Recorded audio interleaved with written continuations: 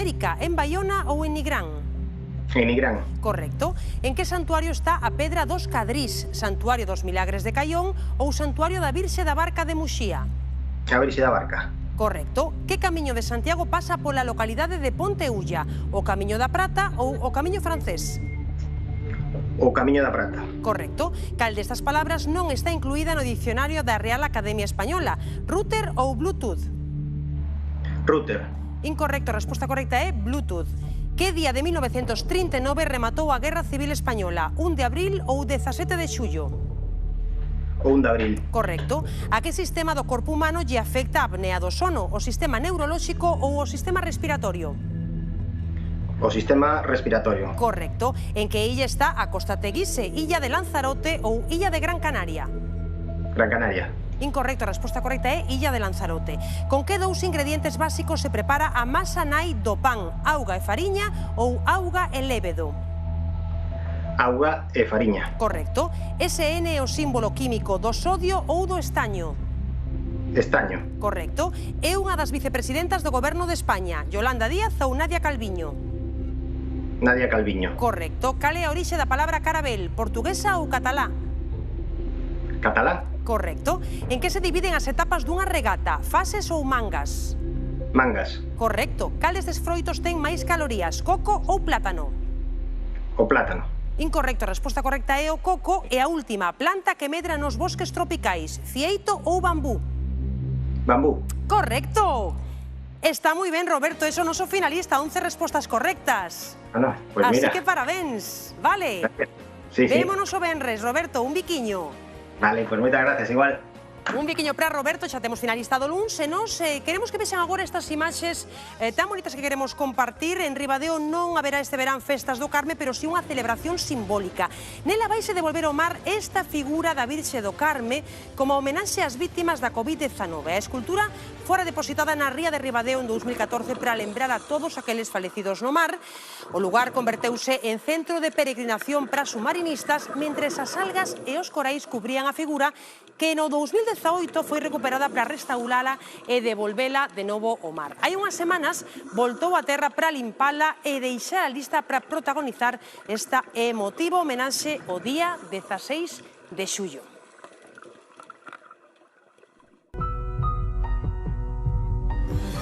Xogar con nós no concurso da Vila Oculta ten premio. Os espectadores que máis vilas acerten ao longo do mes poderán gañar unha estancia para 2 persoas nun dos mellores balnearios de Galicia.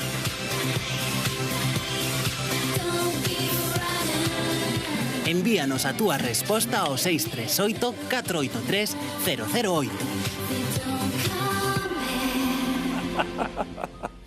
Rise de min, pero nada, nin caso, señores. Se xa sabes.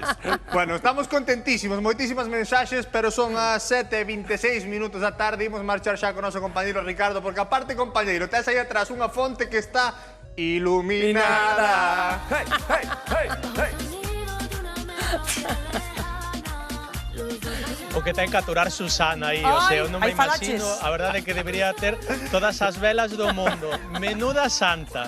Pero imos ir coas pistas, porque hai moitas cousas que decir, non me quero eu... Bueno, non quero ir lento, porque despois hai que decir cousas. Imos ca primeira. Este concello conta cunha festa gastronómica de interese turístico, a Festa do Lacón. Ai, que Segunda maravilla. pista. Nesta vila celebran a festa da Belle Époque e en setembro a festa das dores. Das Moi dores de festeiros. cabeza que ten Susana. Seguinte pista, que esta gústame. Nomearlle, atención a esta, nomearlle polo pinganillo, que é esta cosa que levamos os presentadores para que nos fale o director. O nome deste concello, a nosa presentadora, Susana López, significa unha orde segreda de dirección. Non digas aínda cal é a vila, Susana, pero que significa esa orde segreda? significa que hai que poñerse ben dereito Que eu non o sei. e meter un poquinho a tripa. Así. Posición de presentadora. Ah, mija. Pois a mí que me empecen a dicir picheleiro ou algo así cando pase, porque eu tamén quero que me digan que meta a tripa para dentro. Ai, ai, ai, Seguinte compañeiros. e última pista. E agora xa imos ir descubrindo máis cousas de onde estou, porque me acaba de decir el videocámara, porque senón eu estaba aquí clavado, porque me di, el movuto un pouco para ensinar a igrexa que temos detrás. Efectivamente, temos aquí esta igrexa. Antes de decir a última pista, Veña. Susana, ti fixeches a primeira comunión nesta igrexa? Nesta igrexa non, pero fíxena nunha igrexa dese concello, Non. a nosa Vila Oculta. Ah, porque a nosa presentadora está moi vencellada a esta vila, así que hoxe non serei eu quen diga a Vila Oculta, senón que Susana tes ti a honra de decir Que que bonito, hoxe estou compañeiros. en que concello, en que vila. Hoxe estamos en Cuntis. ¡Claro que sí! ¡Viva Vila! ¡Maravilla, ¡Ay, qué Cuntis! emoción! Se ilumina. Aí está. Iluminouse. Qué maravilla, Cuntis. Maravilloso. Bueno, grazas, compañeros, grazas, Ricardo, qué bonita Susana. Vila Oculta, non me digades que non. Cousa bonita, Un biquiño, nós temos que ir marchando, Temos que ir marchando. Espera, que algo quere decir. Que quere Algo decir, quería Ricardo? A ver. tamén. Ricardo algo estaba a punto de dicir, sí? Sí, algo. Bueno, se non Non sei se nos mañá. escoita. Pois Moitas digo mensaxes. simplemente que toda a xente de Cuntis debe estar na casa vendo a Susana porque está todo isto baleiro e que a xente daqui a quere moito, como a todos nós. Ai, que ben, que alegría. ¡Qué bonito! nosa Cousa raíña. bonita. Bueno, é Vai, bonito que sí. presumir das orixes de unha, non? Home, claro. E non esquecelo nunca. E tedes moi bo campanario para tirar porcos, que me estou fijando desde aquí. Pero non o facemos. Ah, vale, vale. Non te confundas. Bueno, temos que marchar con esta imaxe maravillosa da nosa Vila Oculta de hoxe, a Vila de Cuntis. Compañeros, mañá volveremos, Mañá volvemos. Temos un programa para mañá, bueno, en xeral esta semana. É unha E semana. hai que cantar mañá. Mañá cantamos que se Mañá iluminaba, cantamos. ¿no? Si se iluminaba. Verán que bo día. Vamos ensayando mientras marchamos. Vamos, se iluminaba. marchamos, nos vemos mañá. Sonrían sempre. Ata mañá. Se iluminaba. Talla aí. Se iluminaba. Toda a cadeira. Never quite as it seems. I know I've had like this before.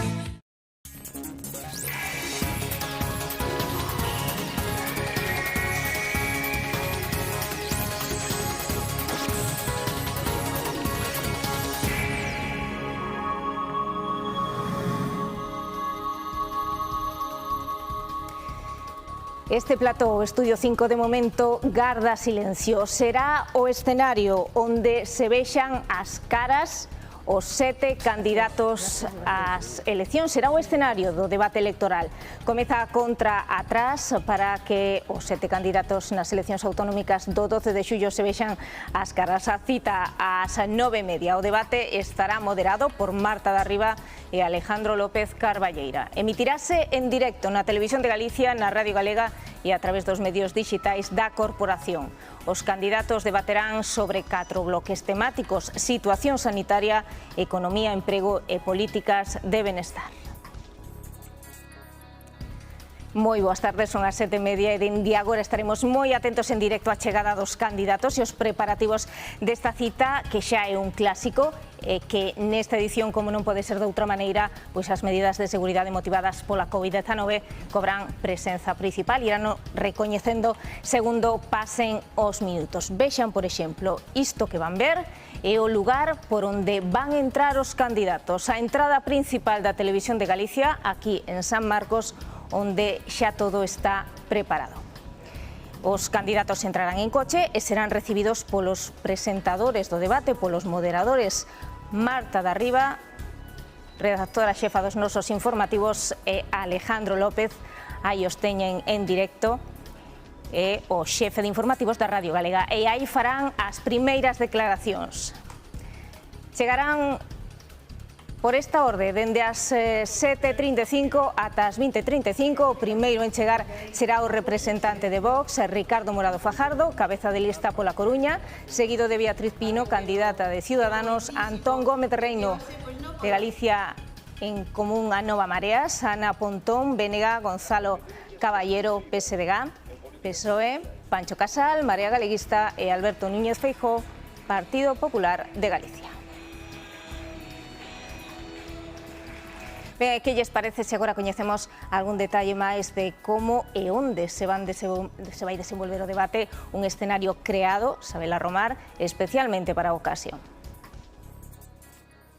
O espazo é este. É o plató de televisión máis grande que ten a Televisión de Galicia aquí nas súas instalacións de San Marcos. O estudo número 5 son 500 metros cadrados que foron pensados, habilitados, distribuídos e diseñados exclusivamente para este evento. Máis dun cento de profesionais, un equipo humano, levan semanas traballando no que é ademais un reto técnico moi importante, entre outras cousas por ese distanciamento social o que obriga o COVID-19. Os atrís dos candidatos, dos 5 candidatos e das 2 candidatas están separados a 1,5 metros de distancia precisamente por esas medidas obrigadas de seguridade, pero aquí no plató, polo que vemos, está xa todo disposto e todo preparado para esa emisión que será en directo o debate electoral a partir das 9:30 da noite.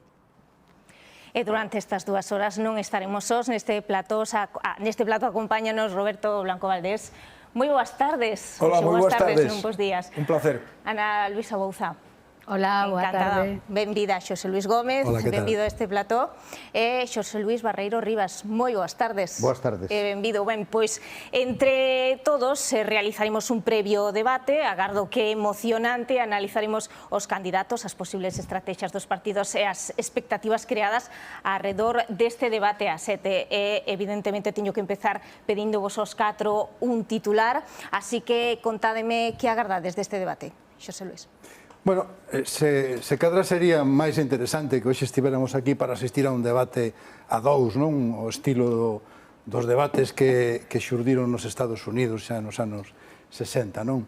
E que todos lembramos a figura de Kennedy, este tipo de cousas. Non íamos a ter ese debate, por lo tanto, como non o íamos a ter, non podemos falar deles, nin instalarnos na melancolía, senón celebrar que a lo menos ímos a ter este debate.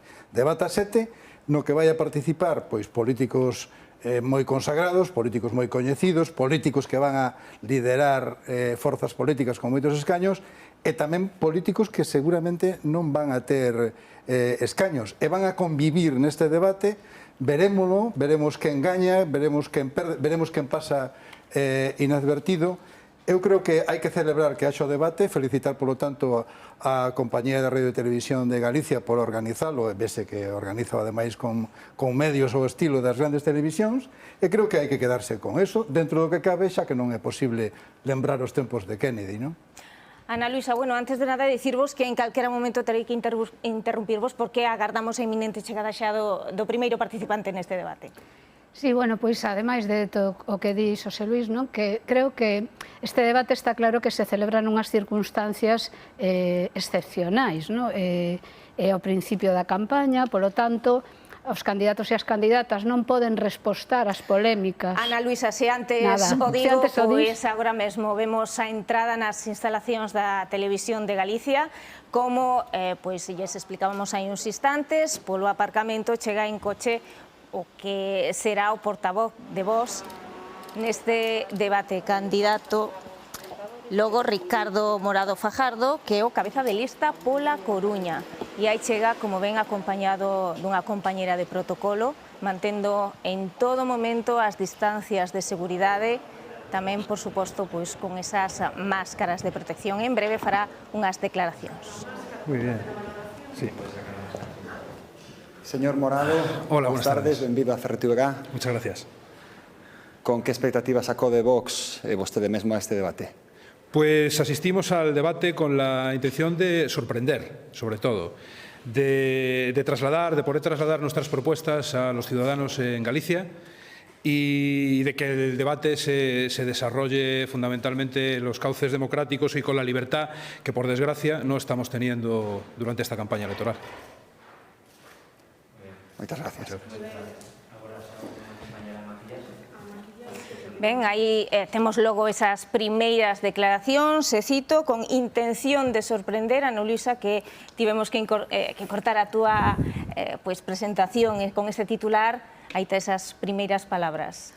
Bueno, pois eu creo que seguramente para moita xente é a primeira vez que ten a oportunidade de ver ao candidato de Vox, non? E efectivamente o que decía, como este debate se produce ao inicio da da campaña, pois non se pode responder ás numerosas polémicas que seguro que irán xurdindo, pero bueno, tamén ten a ventaxa de que pode marcar a xenda e dalle a esa parte dos candidatos e candidatas que son menos coñecidos a oportunidade de darse a coñecer e de sorprendernos, para ben ou para mal, de sorprendernos, non?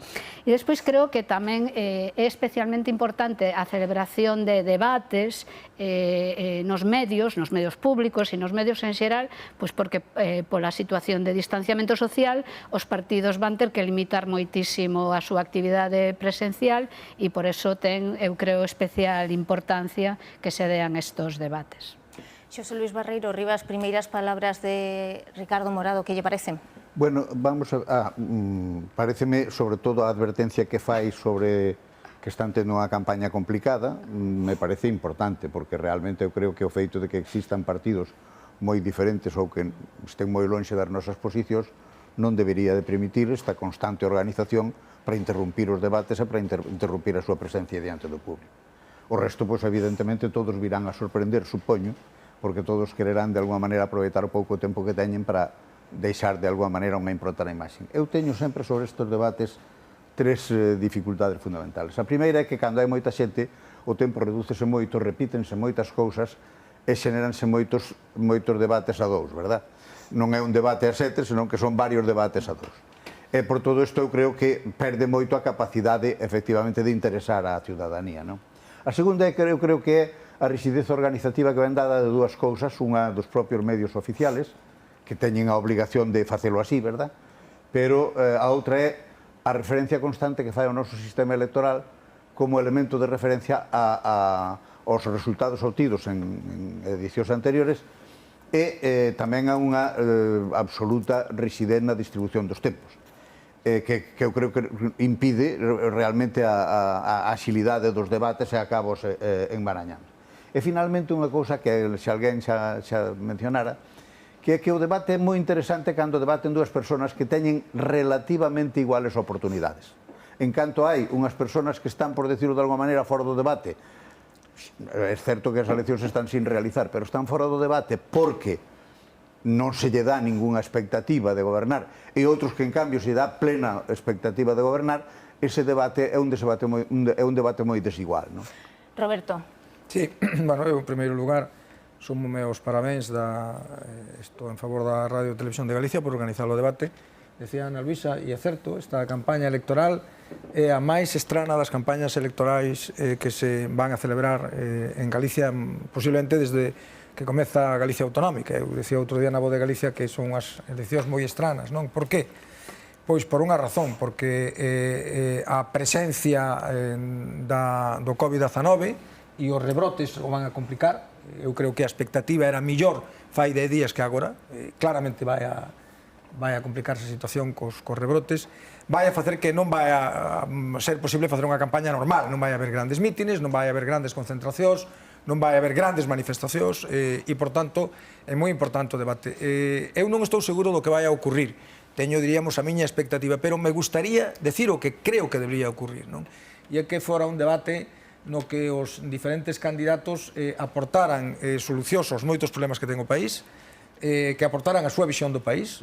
Hai visións moi diferentes do país, hai partidos que están obrigados a explicarnos por que coinciden na súa visión, porque só teñen posibilidade de gobernar se gobernan xuntos, por tanto, sería moi interesante que os partidos que só poden gobernar xuntos nos expliquen en que coinciden, en que difiren, pero en que coinciden, para poder gobernar xuntos, e que haxa unha explicación que permita aos electores, neste caso televidentes electores, formar un voto racional, que eu creo que é o máis interesante, nun país que está moi condicionado por unha, diríamos, país, non me refiro só a Galicia, refiro ao conxunto de España, non? Unha vida política moi polarizada, a introducción de elementos racionais é sempre moi convinte, e eu creo que o debate debería contribuir a eso. Non estou seguro que o faga, pero debería contribuir a eso. En todo caso, quería comentarvos tamén que un dos fins do debate sempre é que a xente na casa visualice os aspirantes, podemos decir, a esa presidencia da Xunta, que os visualice como presidentes. No caso deste candidato do participante Ricardo Morado Fajardo por parte de Vox, non é candidato á Xunta, aproveitamos porque é cabeza de lista pola Coruña, non? O partido non presentou un candidato... Neste caso, Ana Celia, que sea candidato ou non seña candidato é completamente irrelevante. É dicir, que podía ser candidato á presidencia dos Estados Unidos e a relevancia sería a mesma. Digo con certo sentido de humor, as posibilidades que ten de obter representación parlamentaria a Vox, según todas as enquisas, son ningunhas, e, por tanto, o feito de que non presenten candidato á presidencia da Xunta, eu creo que é un dato, diríamos, dun certo realismo, non?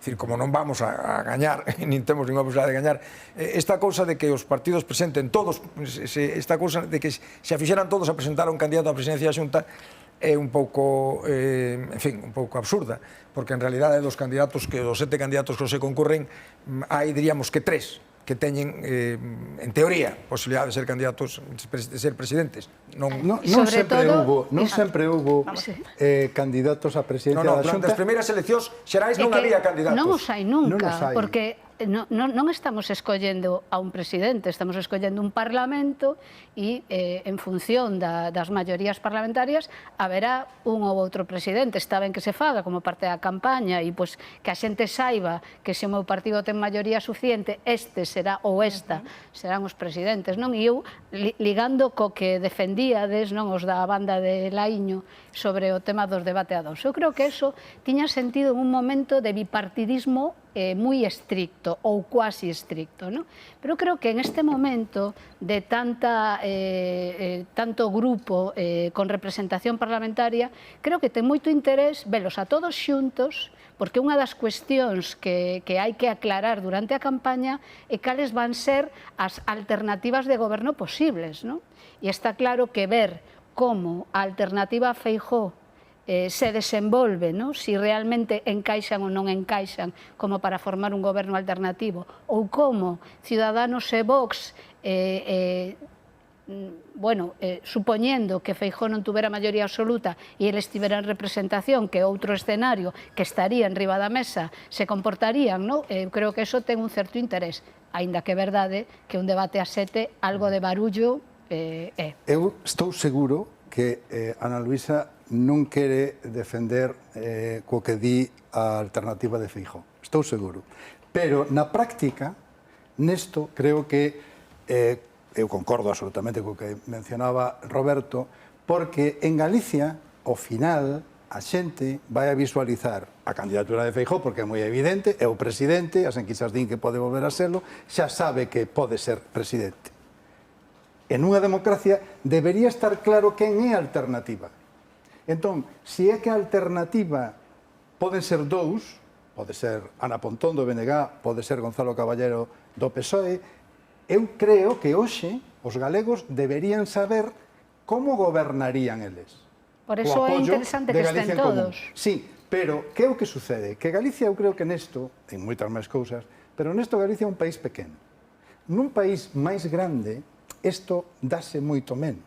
Por exemplo, no conxunto de España, todos sabemos que o goberna o PP, ou goberna, pode gobernar o PP con apoios, xa sexan nacionalistas, geometrías variables, etc., ou goberna o Partido Socialista. Agora, mesmo aí, por primeira vez, un goberno de coalición. Pero sabemos todos quen vai a encabezar ese goberno, se é que ten marche para facelo. En Galicia, nin siquiera isto temos claro. E eu creo que o gran reto que ten a oposición en Galicia é transmitirlle ao conxunto da cidadanía cal é o proxecto, é dicir, ese mínimo común denominador que lle permita visualizar unha alternativa de goberno e que, por lo tanto, diga, bueno, pois, pode gobernar Feijóo, pero se gobernan estos, sei o que van a facer perfectamente. Isto está lonxe de acadarse. Entre outras cousas, eu creo, porque isto é unha cousa que levamos moitos anos facendo, vendo nas instancias municipais, nos concellos, nas deputacións, e non na comunidade autónoma. Por que razón? Porque o BNG tradicionalmente non acepta que o partido líder en Galicia sexa o Partido Socialista. E isto dificulta moito a construcción e a visualización desa alternativa, porque non se lle recoñece ao Partido Socialista esa capacidade de liderado. Ao contrario, póñense a veces paus na roda, co cal, quen sale beneficiado? O Partido Popular. Estamos esperando a chegada xa en cuestión de minutos de Beatriz Pino. Xosé Luís. A ver, no fondo estamos un pouco nunha afición volvendo, o sistema oficial está nunha afición volvendo un pouco á expresión do candidato de Vox de que non é candidato, verdad? non é nadie, porque o electorado primeiro que ten que saber é que incluso ganando o PP, Feijóo pode non ser presidente. E, por tanto, É importante aclarar isto. Xurídicamente non hai ninguna obligación de que o candidato seña o candidato. O candidato. Pode ser calquera parlamentario. Calquera parlamentario do Parlamento pode ser presidente. Podría ser presidente. E no Congreso nin eso. No Congreso nin eso porque ni sequera fai falta que seña diputado. Pode ser de fora, non? Pode ser de fora. Por tanto, eso deberíamos de saber, que por tanto toda esta idea de que o candidato a este ou aquelo ou de máis alá, evidentemente é máis ficción que o que acaba de decir o de vos, que non levamos candidato, se despois temos a oportunidade de decidir, xa decidiremos, pero non temos. A segunda cuestión é a que estábamos antes falando. O debate tamén ten dúas perspectivas. Un é o cumprimento dunha obligación institucional, que hoxe en día é prácticamente incuestionable, que hai que facer debates, verdad? Que hai que facer moitos debates e que hai que meter a todo o mundo no debate. E outra cousa é o que lle interesa ao personal, que non lle interesa ese debate institucional. O que lle interesa é o debate sobre os dous que el pensa que se teñen, sobre os dous lados, por decirlo de alguma maneira, que se van a discutir o poder ao final. Que neste caso, supoño, aínda que eso está nesta ocasión por razóns de números moi pares, está en discusión. Pero o normal é neste momento saber se vai haber un goberno de izquierdas presidido por Caballero ou vai haber un goberno de dereitas presidido. E ese sería o debate que interesaría, porque a ciudadanía non está ahora mismo aquí pensando en que temos que cumplir as normas da televisión, a igualdade non sei que se ten que representar así andando. E, por tanto, eso sería. E a terceira é a cuestión da temática de todo o debate. E é que ao obligar a ir pasando por tramos, pois ainda se reducen máis as posibilidades do debate. Neste momento hai 2 ou 3 problemas encima da mesa. Un é como salir desta e outro é como agarrar polas solapas a crisis económica. Bueno, pois imos a pasar 3/4 partes do debate falando de outra cousa. Unha ficción, imos falar de educación, imos falar de tal.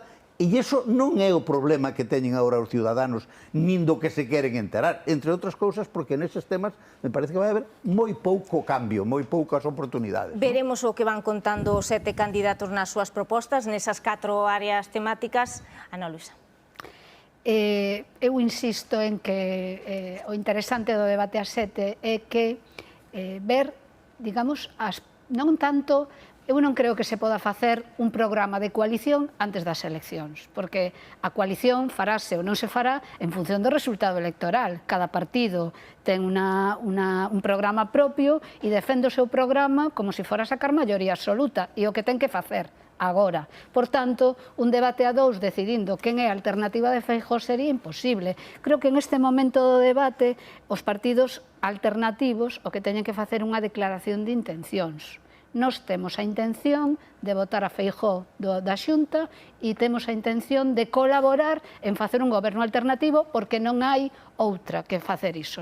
Entón, creo que están en este momento lonxe de decir claramente esa posición. Mais que iso tampouco se lle pode pedir. Eso é que é a ficción, porque non hai ningún galego, que non sepa que só hai 2 posibilidades. Efectivamente. Que é un goberno de izquierdas ou un goberno de Pero creo que teñen que declaralo.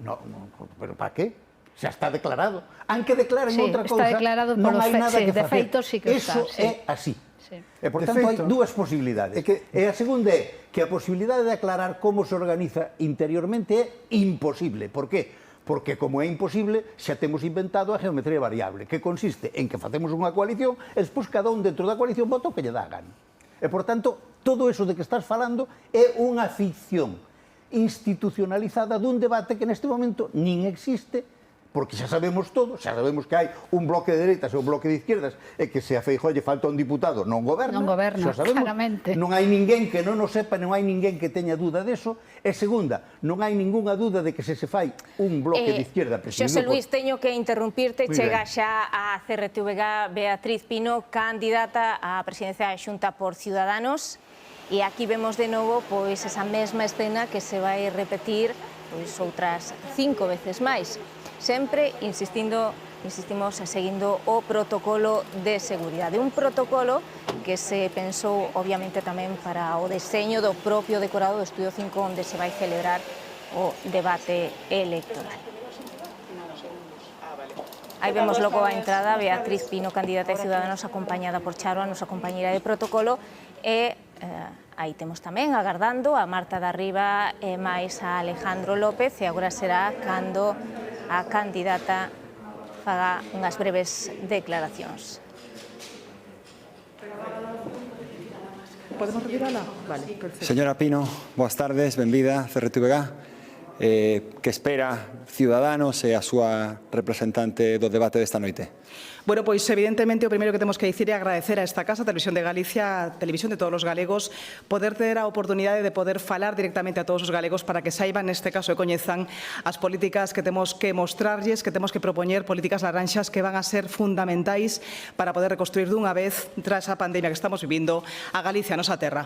Son políticas que van a permitir que Galicia non siga varada 4 anos máis, que van a permitir que lle demos futuro, que lle demos oportunidade a nosa terra para os nosos fillos e os mozos que, lóxicamente, sabemos teñen que irse fora agora mesmo para buscar oportunidade. Así que oportunidade única, vamos a aproveitala. Creo que os galegos é un exercicio democrático que poidan escoitarnos a todas as forzas políticas que participamos nestas eleccións, así que creo que iso é de agradecer. Moitas gracias. Gracias. Por aí. Ben, nuns instantes comentamos nesta mesa esas primeiras declaracións de Beatriz Pino, pero este debate, por suposto, terá ampla cobertura nas redes sociais desta casa e estará á fronte dese seguimento o noso compañeiro de redacción, Carlos Amado. Hola, que tal? Moi boas tardes, Ana Celia, e boas tardes a todos. Pois sí, efectivamente, xa nos medios digitais da Televisión de Galicia estamos facendo un seguimento minuto a minuto do que é este especial informativo previo, que comezou ás 7:30 da tarde, pero poñeremos, por suposto, toda a carne no asador a partir das 9:30, cando xa estean os 7 candidatos debatendo. A través da nosa páxina web pode verse contido exclusivo, como, por exemplo, ese sinal que viron antes da chegada dos diferentes líderes e candidatos políticos. Van a poder ver en exclusiva na web, de tal maneira que se vostedes van a crtvega.gal ou visitan a nosa canle de YouTube, youtube.com/tvg, pois van a poder ver ese sinal en directo do que é a chegada dos diferentes candidatos e, por suposto, tamén terán a oportunidade de ver íntegramente este debate e a través das nosas redes sociais, aquí as teñen, G24 Noticias, tanto en Twitter como Facebook como en Instagram, terán as principais declaracións dos dirixentes políticos neste debate. Por exemplo, na nosa conta de Instagram estamos mostrando cousas algo diferentes. Por exemplo, estamos mostrando como son os camerinos onde se van a aloxar os candidatos, o lugar onde se van maquillar, o percorrido que fan unha vez que entran as instalacións de San Marcos e todo o que realizan ata que chega o momento clave do debate. Así que nos seguimos aquí na redacción actualizando minuto a minuto a nosa páxina web. Grazas, Carlos. E nos continuamos aquí con os nosos 4 tertulianos. Roberto, escoitaches a Beatriz Pino, falaba de oportunidade de exercicio democrático poder asistir a este debate electoral. Sí, no, é evidente que para o representante, a representante neste caso de Ciudadanos, como para o representante de Vox, é unha oportunidade moi significativa, porque son candidatos moi pouco coñecidos. Eu non sei cal é o índice de coñecemento, pero estou seguro que está por baixo do 10% no conxunto da sociedade galega e, por tanto, é unha oportunidade de ouro, non? O poder expoñer aquí as súas ideas, non cabe dúbida, non? Eu quería comentar, se me permites, Ana Celia, en relación co tema que plantexabas antes, non? De que os partidos presentan a súa proposta e logo se chega a un acordo. Bueno, eu creo que non é exactamente así, ou polo menos eu non o vexo exactamente así. Mire, os partidos teñen que explicar como van a gobernar xuntos, porque todo o mundo sabe que ou goberna, bueno, diríamos, cas enquisas neste momento, é obvio que vai a gañar Núñez Feijóo, pero como as enquisas son enquisas, se cadra non se dan os resultados de todas as enquisas, que todas lle dan maioría absoluta. Por tanto, ou goberna Feijóo con maioría absoluta, ou gobernan, se quedan 37 ou en 36, gobernan os demais. Non deixa de ser democráticamente discutible o feito de que alguén que ten 36 diputados se quede na oposición e alguén que ten 18 goberne. Isto é unha cuestión complexa. Pero, en fin, isto non é o debate de hoxe, non toca este debate, pero os demais, xuntos, van a gobernar as tres forzas, é dicir, Galicia en Común, o Partido Socialista e o BNG, non poden non gobernar os tres xuntos. E, por tanto, eu creo que é un exercicio democrático ao que os cidadáns teñen dereito a que nos expliquen como van a facer, en que están de acordo e en que están en desacordo, porque as visións que sabemos que teñen sobre o país, sobre a presencia das forzas nacionalistas, é moi diferente. A cultura política do Partido Socialista é radicalmente distinta da cultura política do BNG. Por tanto, é importante que nos expliquen que teñen en común. Ou é que se cadra só teñen en común que queren gobernar e votar a Feijóo? Hai moitos exemplos de gobernos a 2 e a 3, moitos exemplos onde participan o BNG e o PSOE. As municipais, non, pero non ten nada que ver gobernar un axuntamento con gobernar unha comunidade autónoma, nada que ver. Hai unha diferencia moi importante, Roberto. Nos procesos electorais, que xa levamos moitos anos e, polo tanto, temos moita experiencia e coñecemento, das municipais, sobre todo ali onde coincide que gobernen Partido Socialista e BNG, ou BNG e Partido Socialista, como acontece en Pontevedra, mesmo hai unha cultura de reparto dos puntos fortes. É dicir, o PSOE é tradicional que se apoie máis en nos asuntos do urbanismo, da ordenación do territorio, o BNG está moito máis apegado a cuestións do ensino, do mundo da cultura, é dicir, que eles mesmos, consciente ou inconscientemente, eu creo que conscientemente, se reparten os papeles e o que é máis importante, poñen en positivo nas campañas electorais os seus puntos fortes. Cal é a diferencia co escenario nas autonómicas? Que a oposición fai moi ben o traballo de desgaste e de crítica, neste caso, a Feijóo, Feijóo privatiza, Feijóo recorta, pero fai moi mal, por non decir que non o fai, o traballo de decir a alternativa nosa a Feijóo en ordenación do territorio é esta. A alternativa nosa. José Luis, a vista das enquisas fai mal os dous traballos, tamén o de crítica, porque a vista das enquisas, logo se cadra as enquisas dan outra cousa, pero se hemos de pensar as enquisas, un partido que está en 42, 43, 41, pues tampouco parece que o traballo crítico faga moi ben. No peor dos casos o fai, e mesmo o fai xunto, é dicir, manifestanse xuntos, fan declaracións conxuntas. E outro non o fan en absoluto. O outro non o fan, fano en municipais, porque en municipais non só fan eso, é que en municipais, como se sinten poder, a idea coa que parten é radicalmente distinta, porque ven o PP minimizado, entón, eles dedican moito máis esforzo e traballo a falar do que queren facer, da súa alternativa, que digamos, que a meterse co Partido Popular. O cal dá lugar a que haxa unha cultura política na esfera municipal e agora nas deputacións, porque gobernan en 3 deputacións das de 4, e non na comunidade autónoma. Eu estou convencido de que no caso da comunidade autónoma é que non se recoñece que o Partido Socialista sexa o líder. Non se recoñece. É dicir, o BNG, tradicionalmente, costoulle sempre moito isto. E hoxe ainda lle costa máis. Sobre todo, claro está, si hábilmente, desde a dereita, se insinúa que, ademais, poden gañar os nacionalistas. Isto o PP faino magníficamente ben. E eu creo que hai moita torpeza. É dicir, hoxe que imos a ter un debate, o normal, nun país normal, que queira que haxa alternancia de goberno, é que a oposición actúe de xeito coordinado. De todas maneiras, José Luis, unha cousa e non imos a ver eso. Probablemente imos a ver o contrario. Probablemente imos a ver como entre eles rifan. Sí, pero de todos os xeitos hai unha cousa importante. Eso non só... O conxunto non só se insinúa desde a dereita. Diríamos que eso non só esa cousa de que o BNG pode estar por diante non é unha... Primeiro, é o que dan enquisas, que non son de dereitas, non son de esquerdas, pero é que ese é o resultado do CIS. O CIS, que non está precisamente controlado pola dereita, foi a única enquisa que dou un empate técnico, exactamente empate, entre o candidato entre o Partido Socialista e o BNG, o CIS. Na medida en que hoxe o CIS se poida considerar un instituto de sondeos, que é discutible, pero en fin. A ver, hai unha cousa moi importante, vamos a ver.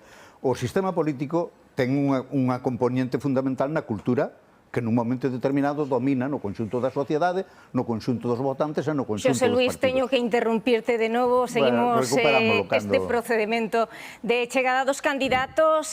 Chegan a Pontón, chegan neste terceiro lugar, pero, bueno, apuntamos que en terceiro lugar teña que ter chegado Antón Gómez Reino, que é o candidato de Galicia en Común a Nova Marea. Se aí vemos logo a entrada de Ana Pontón, candidata a presidencia da Xunta polo BNG, unha das 7 participantes neste debate a 7. Vemos tamén esa presenza das máscaras, os 2 moderadores que a saudarán a entrada deste hall e agora, seguindo as medidas de seguridade, procederá a dar as primeiras palabras. Boa tarde, señora Pontón, benvida a CRTVG.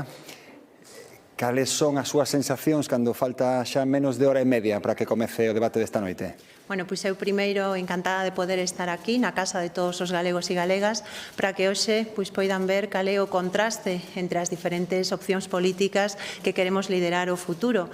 Para min, pois, tamén moita serenidade pensar que vamos a poder trasladarlle aos galegos e galegas cales son as nosas alternativas neste momento e intentar ilusionar a máis xente con ese cambio que representa o BNG, un cambio no que creemos que este país pois é un gran país, que temos moitísimas oportunidades e que nesta crise temos todo para poder sair adiante, enfrentar os problemas e as dificultades que temos. Por lo tanto, esta é pois unha oportunidade que ademais é a esencia da democracia, non entenderíamos unhas eleccións sin un debate e, polo tanto, pois eu agardo que este debate tamén axude a todas esas persoas que hoxe teñen dúbidas a definir o seu voto, porque é importante que o próximo 12 de xullo haxa unha gran movilización e, como non, pois desde o BNG intentaremos convencer a cada día máis galegos e galegas que somos a alternativa para que se poda producir un cambio real. Moi ben, moitas gracias. Ben, pois acabamos de escoitar a Ana Pontón. Tería que ter falado neste momento Antón Gómez Reino, pero escoitamos as palabras da candidata Ana Pontón. Que lle pareceron? Bueno, retomo a idea. O sistema tamén forma parte da cultura que temos. E a cultura neste momento está profundamente cambiada con respecto ás experiencias que temos hasta ahora. Hasta ahora estaban empoderadas as maiorías, como recordaba José Luis Gómez antes, hai dúas que poden gobernar a nivel español, e agora están empoderadas as minorías. Por qué? Porque asumen a idea de quen ten que gobernar, pero non asumen os programas de goberno. É dicir, se nos collemos o exemplo de Zapatero neste momento, de Sánchez, ERC está de acordo con que ten que estar Sánchez na Moncloa, tamén non está o PNV, tamén non está, seguimos por aí, Ciudadanos, pero non teñen nada que ver co que fai, de tal maneira que se permiten que en términos generales se poden ir apartando da coalición por tramos e por temas.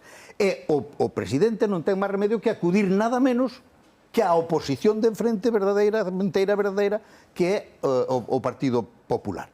Isto é o que se nos está ofrecendo neste momento, digan o que digan. É dicir, se hai o goberno de Feijóo, pois temos unha maioría absoluta. E se non hai o goberno de Feijóo, temos tres partidos que están de acordo en que Feijóo non pode gobernar, pero non están de acordo absolutamente en nada máis. Poñamos un exemplo. En todo o que teña que ver coa política territorial, por poñer un exemplo, pois o Bloque irá radicalmente en contra do Partido Socialista, como está indo a ERC. Será moito máis partidaria de ERC e de Bildu, cos que vai ás eleccións europeas, etc., que non das políticas do Partido Socialista. E, por tanto, o que se nos está dicindo é que se gobernara Gonzalo Caballero, unha parte importante dos elementos fundamentales teríos que pactar co PP, con un PP que, por certo, lle tería 20 diputados por diante, verdad? Ou 20 e tantos diputados por diante. E, por tanto, ese é o que estamos discutindo. E iso sabe o todo o mundo. Nós podemos facer unha versión distinta de que agora vimos aquí a explicar en que coincidimos, en que non coincidimos. Non coinciden en nada, máis que en que non pode gobernar o PP. Ana. Ou o PP en que non pode gobernar unha coalición múltiple, que son as dúas ideas que teñen, non? E eu creo que isto podemos disimular o que queiramos, pero iso neste momento está radicalmente metido na cultura política. E, insisto nesta cuestión que é enormemente importante, as coalicións tradicionalmente na democracia son leales, e agora as coalicións son esencialmente desleales, é dicir, desde o principio se fai a coalición con quen non te deixa dormir. Desde o principio se fai a coalición con quen, cada vez que chegas a un momento culminante, déixate a ver con esas cousas ao aire, non? E, por tanto, esa é a situación. E iso é o que estamos debatindo, é o que, no fondo, a xente vai mirar esta noite. Que nos vai salir dun lado e que nos vai salir do outro. E volvemos outra vez á xeometría variable, verdad?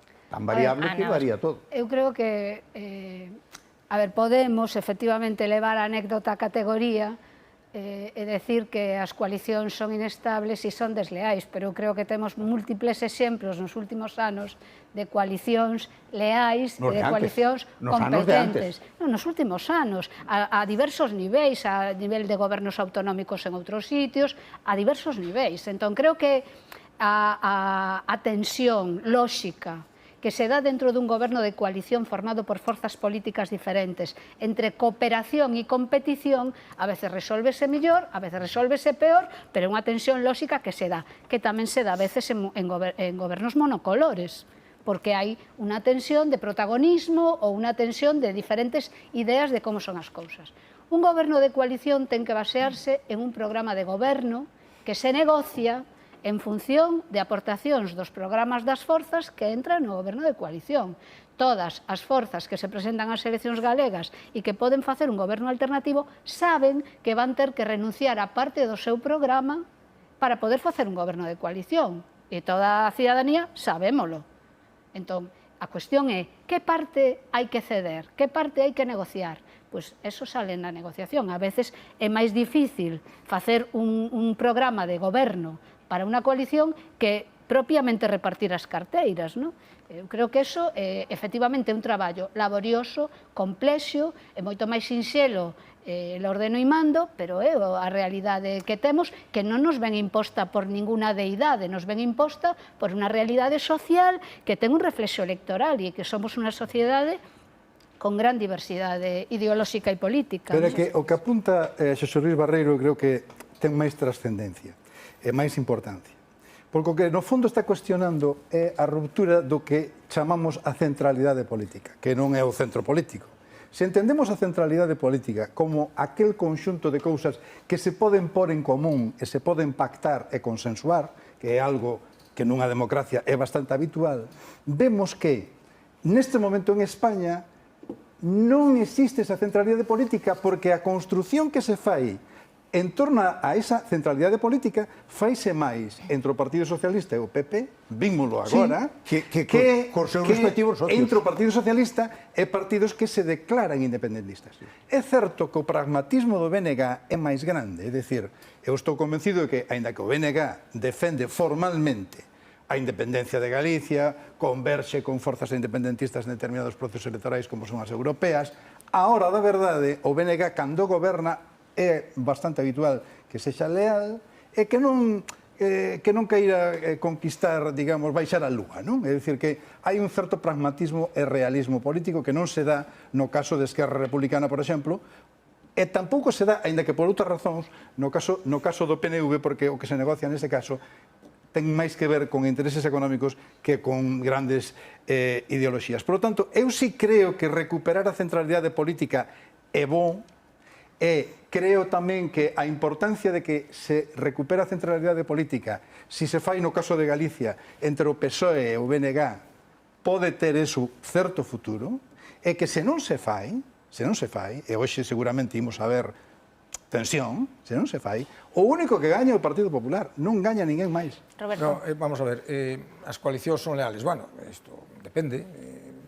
Desde logo, o único exemplo de coalición autonómico no caso de Galicia entre o BNG e o Partido Socialista, que foi a presidida por Emilio Pérez Touriño, pois non foi precisamente unha coalición leal por parte do BNG. E, de feito, todos os análisis coinciden en que os problemas internos do goberno foron os problemas... Pero en Galicia houve outra coalición antes, José, Roberto, que ademais está aquí diante, que foi vicepresidente dela, na que houve lealdade. Coalición Galega e o PNG foron leales co Partido Socialista no momento en que o señor Barreiro foi vicepresidente. Non quería falar dela porque desa pode falar José Luis, que obviamente a coñece moito máis que a min porque foi protagonista dela. Na que houve posteriormente non houve lealdade e é recoñecido de maneira xeral que os problemas da coalición foron os que determinaron finalmente a derrota, non? Os problemas da coalición. Cal é o problema en España? O problema en España é o seguinte: España é un país onde hai un consenso fundamental escaso. É dicir, hai forzas políticas que difiren en temas esenciais. Isto non ocorre en Inglaterra, no Reino Unido, non ocorre en Francia, ahora ocorre porque hai forzas de extrema dereita. Pero hasta que apareceron as forzas de extrema dereita, os partidos en España, perdón, en Francia, nos países nórdicos, por suposto, incluso en Italia, coincidían no esencial, coincidían na organización territorial do Estado, coincidían na forma de goberno, coincidían en valores democráticos esenciais. En España non. En España, entre o Partido Socialista e o BNG, hai diferencias tan absolutamente abismais como a que se refire a forma de goberno, a forma de Estado, a forma de organización territorial. É dicir, o BNG apoia o movimento independentista de Cataluña non é un tema teórico, é un tema práctico, é un tema... O BNG considera que os presos isto que están castigados polo Tribunal Supremo por sedición son presos políticos, e o Partido Socialista isto pensa todo o contrario. Eso non é unha diferencia pequena. A diferencia sobre o programa de organización territorial do Estado é radical, logo é certo que Sánchez dice un día unha cousa e outro día outra, pero cando se van ás decisións fundamentales da decisión, a diferencia é radical, e logo hai unha diferencia que vai sendo máis importante a medida que pasa o tempo, que non o foi en tempos, que a diferencia sobre a forma de goberno. O Partido Socialista é un partido que defende a monarquía, bueno, de feito agora, por que se derrotou a petición dunha comisión para investigar ao rei? Bueno, o rei emérito, quer dizer, porque votaron a favor o Partido Popular e o Partido Socialista. E como en ese tema, hai en todos os temas que expresan a centralidade política, os partidos que votan xuntos son o Partido Popular e o Partido Socialista. Eu estou cansado de dicilo. Culturalmente, o Partido Socialista e o Partido Popular están moito máis cerca, logo en políticas concretas non, sobre todo cando hai crisis económica onde dice que eu fago unha política de diríamos, de gasto e tú non, bueno, depende. Zapatero fixo política de gasto hasta que deixou de facela. E xa veremos canto tempo pode facer política de gasto Sánchez, hasta que deixe de facela. Onte, nunha entrevista na Voz de Galicia, a ministra de Economía, a vicepresidenta económica do goberno, decía, bueno, despois de, diríamos, de relanzar a economía, teremos que facer políticas de ajuste fiscal, de consolidación fiscal, como é obvio. Hai unha cuestión que quería recordar. Cando se fixo aquí o último goberno de coalición PSOE-BNG, que tiñan unha maioría absoluta e, por tanto, podían facer... por outra parte, era unha coalición preentendida, que iba contra o Partido Popular, e, por tanto, tiñan todas as oportunidades de gobernar xuntos. Despois analizaba Roberto que non foi así de todo. Pero eu vou recordar unha cousa que foi a reforma do Estatuto. Estábamos nunha situación en que todos estaban reformando o Estatuto. En realidad, só quedan 2 estatutos sin reformar en España, que son o vasco e malo noso. E o noso por que non se reforma?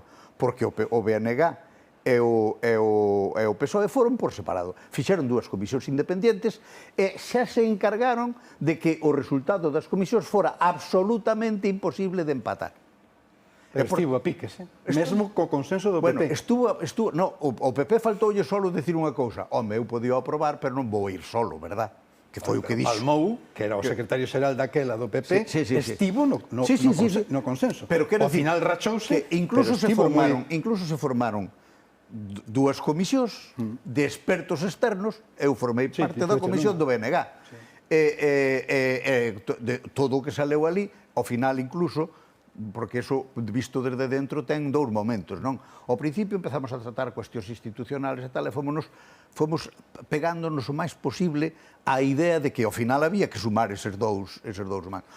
Pero cando empezou a cuestión, cando chegou o populismo innecesario, o que empezamos foi a pedir cada vez máis e cada vez máis profundamente, e aquilo do en nada. Ese é o problema fundamental deste tema, que o mesmo pasaría en cuestións económicas e o mesmo pasaría en cuestións educativas, etc. E, por tanto, ese é o problema que ten agora mesmo España, porque prodúcese por 2 cousas, unha por cuestión de número, porque antes as diferencias entre BNG e PSOE eran moi grandes, e eso, de alguma maneira, soluciona o problema porque xenera un líder natural, non? E agora son pequenas e, por tanto, non hai líder natural, que é o que lle pasa a Sánchez en Madrid. E a outra é porque a cultura cambiou completamente e estamos na idea de que o que intenta é o barullo na área, que aí é onde se poden marcar máis goles. E xa está, entonces todo o asunto está ordenado a facer barullo na área. Roberto, eu creo que esa é a cuestión a que apunta José Luis agora, é a cuestión fundamental, non? E por eso é tan importante que nun debate como este, partidos que teñen posicións tan radicalmente diferentes en tantos temas centrais, porque non son temas obxectivos. Nun axuntamento é igual, nunha diputación provincial é máis ou menos igual. Por que no axuntamento que gobernas o urbanismo, que gobernas... En nunha comunidade autónoma que ti plantexas tamén. Cuidado. Nunha comunidade autónoma, o tema territorial é absolutamente... O tema da independencia de Cataluña... E a forma de Estado? Es que non é competencia da comunidade autónoma. Pero non é problema de que sea competencia, o problema é que tú tes unha confluencia cos teus socios e de pronto, en temas absolutamente esenciais, cando se aproban, os parlamentos autonómicos se aproban resolucións. No Parlamento de Galicia se teñen aprobado resolucións sobre Cataluña. Bueno, pois se produce a circunstancia curiosa de que aprobas a resolución ou paras a resolución ca oposición Isto e non, Galicia non, porque hai maioría absoluta do goberno. Pero eso non ten por que afectar a que ti xestión do observas goberno. está... Sí, claro, como eu creo que... aparte que afecta moitas outras cousas que non solamente son estes dous temas. Eu apuntaba estes dous temas porque son temas centrais, pero hai outros moitos temas. Eu estou de acordo en que esos temas... Que Ana pedía a palabra e un momento estaba a falar Roberto e negaba coa cabeza. Claro, a ver, referíame a que as cousas das que falaban, que efectivamente hai diferencias de fondo, ideolóxicas, políticas, entre as tres forzas que terían que ser a alternativa a Feijóo. Pero son diferencias que non teñen que ver ou que non son fundamentalmente non teñen fundamentalmente que ver coa xestión de goberno da comunidade autónoma. Da mesma maneira que non teñen fundamentalmente que ver coa xestión do goberno dun concello ou dunha diputación. Eu creo que especialmente en este momento de crise hai moitas cousas que teñen en común as tres forzas. A reivindicación do público e a reversión das privatizacións dos servizos públicos. O sea, hai unha serie de cousas, o apoio ao emprego intensivo frente ao capital intensivo. Ana, de que Partido Socialista hablamos cando falamos de reversión de privatizacións? Falo dos programas. Porque, claro, se hai alguén que privatizou aquí, isto foi o Partido Socialista. E se hai alguén que frena ahora todo o intento de privatización, e outra cousa é o Partido importante, que falaba antes José Luis da pragmática do BNG. Eu creo que a diferencia entre o que se di en campaña, incluso o que di nos programas, e o que logo a realidade se permite facer, é moi grande. O sea, o que Podemos decía no programa e o que pode facer agora estando no goberno son cousas moi diferentes. Todos os partidos sábenno, porque os programas políticos son un compromiso de intentar facer, pero están tan constreñidas por tantas cousas, e vos lo digo dende a experiencia de xestionar dende o goberno, e seguro que Xosé Luis tamén o pode decir, que as cousas que queres facer, a dificultade non política, a veces simplemente burocrática, ou simplemente de normativa que tes para poñer en marcha determinadas políticas, fan que sexan moi difíciles de cumplir. Entón, esa pragmática... E o que ti faz, finalmente, é unha das... A ver, Roberto. En toda Europa, perdón, isto, Ana Celia, só un minuto, esa diferencia entre o que ti prometes facer e o que faz é unha diferencia que en toda Europa está provocando un alonxamento dos electorados tradicionais. En toda Europa, porque cando tú te empeñas en decir que vas a facer o que non se pode facer, cando tú te empeñas a decir vou crear 3.000 plazas de non sei que, non vas a crear nada porque non se pode. Porque as posibilidades son as posibilidades presupostarias que tes. E gobernar con ese realismo é un elemento fundamental. E outro é engañar aos electores. Engañar aos electores. Hai que dicirlo con claridade. Xosé Luis Gómez. Sí, eu quería decir dúas cousas, porque eu estou de acordo co que observa Roberto, con que hai unhas grandes contradicións entre o Partido Socialista e, por exemplo, o independentismo catalán, que a bandeira Esquerra Republicana de Cataluña. É que aplicado esas contradicións a política que se fai no conxunto do Estado dá pé a unhas tensións dun calado extraordinario. En cambio, non creo, Roberto, e eu creo que se reparas neso imos a coincidir tamén, en que eso mesmo aplicado ao goberno da Generalitat de Cataluña, donde xa gobernou o Partido Socialista con a Esquerra Republicana, e aquelo acabou como acabou. Bueno, acabou. Deixando o Partido Socialista reducido a nada. Bueno, pero gobernar. O PSC. Gobernar. E aquí en Galicia tamén. Mal gobernado. E aquí en Galicia tamén. Por lo tanto, cal sexa a posición do BNG con respecto a esta cuestión de independentismo, etc., eu creo que ten un claro componente, digamos, electoral. É dicir, o BNG expresa ese tipo de posición, sobre todo cando hai eleccións en Europa, porque vai da man de partidos independentistas. Claro, se vai ás eleccións con Esquerra Republicana, que Esquerra Republicana vai dicir, oye, que nós defendemos o independentismo. E o BNG súmase. Pero a lección práctica da política do BNG é que cando o BNG ten representación no Congreso... Gómez, teño que interrumpirte, fai entrada nas instalacións da Televisión de Galicia, Antón Gómez Reino. Recorden que tiña que ter entrado hai 20 minutos, case, e agora escoitámolo tamén pois con esas declaracións previas ao debate. Señor Gómez Reino, boas tardes. Benvido a CRTVG. Contenos que agardan vostede e a súa formación do debate desta noite. Bueno, moi boa tarde a todo, en primer lugar, a todo o persoal da Radio Televisión Pública de Galicia, a todos os galegos e as galegas. Acabamos de estar agora mesmo cos traballadores da Alcoa, San Cibrao, que están na porta da Radio Televisión Pública de Galicia. Baixamos, evidentemente, a mostrarlles o noso apoio. imprescindible salvar os máis de 500 postos de traballo que hai agora mesmo en Sogo na Mariña. Ademais diso, pois é un placer estar nesta casa. Tamén dicir que, bueno, o noso compromiso de Galicia en Común é, bueno, acabar co control político do Partido Popular na Radio e Televisión Pública de Galicia. Hoxe vamos a trasladarlle aos galegos e as galegas a nosa proposta de futuro para gobernar e cambiar este país. E hoxe esperamos empezar a deixar atrás a Galicia do pasado e a Galicia do Partido Popular. Moitas gracias. Moitas gracias a vos. Por aí. Vale.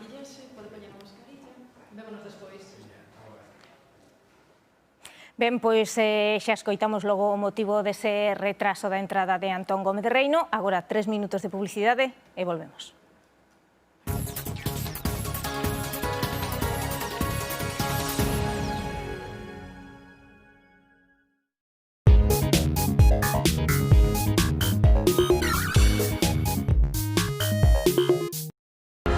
O 12 de xullo, os galegos e as galegas xogámonos o futuro e queremos reconstruir Galicia sen que ninguén quede atrás. Porque o PP quere entregar o futuro da nosa universidade ao sector privado. Porque recortar na sanidade pública é recortar nas nosas vidas. O noso compromiso é defender a sanidade pública. Somos o cambio con garantías. Faino por Galicia, faino por min. Faino por Galicia, faino por min. Faino por Galicia, faino por ti. Pois que aposte pola igualdade. Para min, un país aberto que apoia o talento da xente nova. Que defende un rural vivo. Que invista en I+D. Que poña no centro a saúde, a dependencia, a educación, a vida das persoas. Con emprego, para ter futuro aquí. Para min, un país que avance, moderno e cunha muller presidenta. Unha Galiza viva, forte e con futuro é unha nova Galiza. O 12 de xullo, vota a Ana Pontón. Vota a BNG. Non foi nin será sinxelo. Rúas ou prazas quedaron baleiras. Pero todos xuntos fomos quen de encher Galicia de respostas coordinadas, de solidariedade, de sentidiño.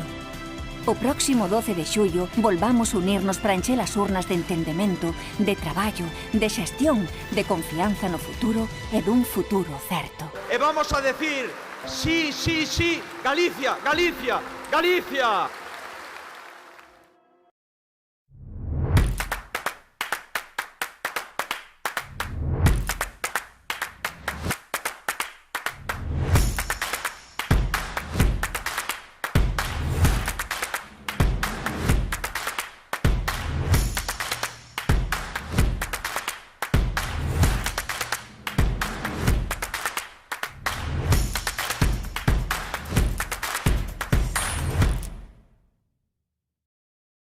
Defendimos la unidad y la solidaridad frente al COVID, la salud y la vida primero.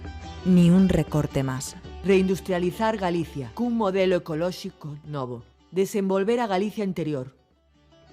Ganar a la pandemia sanitaria es prevenirla. Ganar a la pandemia económica es redistribuir la riqueza. A saúde e a vida, o primeiro. Vota redistribuir a riqueza. Vota recortes cero, espazo común os verdes municipalistas.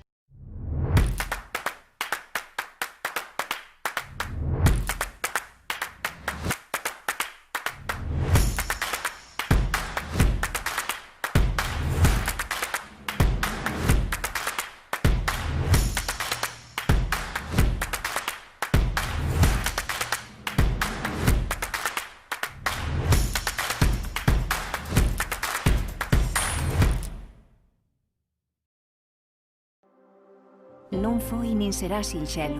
Rúas ou prazas quedaron baleiras. Pero todos xuntos fomos quen de encher Galicia de respostas coordinadas, de solidariedade, de sentidiño. O próximo 12 de xullo volvamos unirnos para encher as urnas de entendemento, de traballo, de xestión, de confianza no futuro e dun futuro certo. E vamos a decir, sí, sí, sí, Galicia, Galicia, Galicia. O 12 de xullo, os galegos e as galegas xogámonos o futuro e queremos reconstruir Galicia sen que ninguén quede atrás. Porque recortar na sanidade pública é recortar nas nosas vidas. Porque as residencias non poden ser máis un negocio. O noso compromiso é defender a sanidade pública. Somos o cambio con garantías. Faino por Galicia, faino por min. Faino por Galicia, faino por min. Faino por Galicia, faino por ti.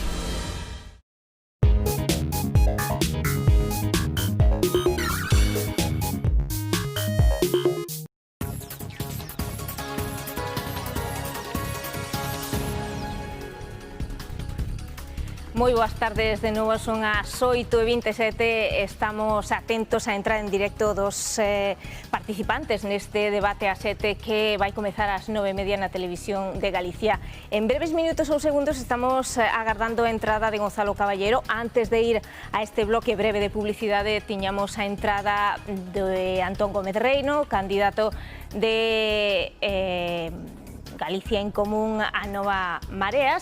Quería escoitar pois algunha referencia ás súas palabras. Vemos, estánme dicindo que xa non podemos, que inmediatamente imos ver esa entrada de Gonzalo Caballero, candidato á presidencia da Xunta polo PSDG.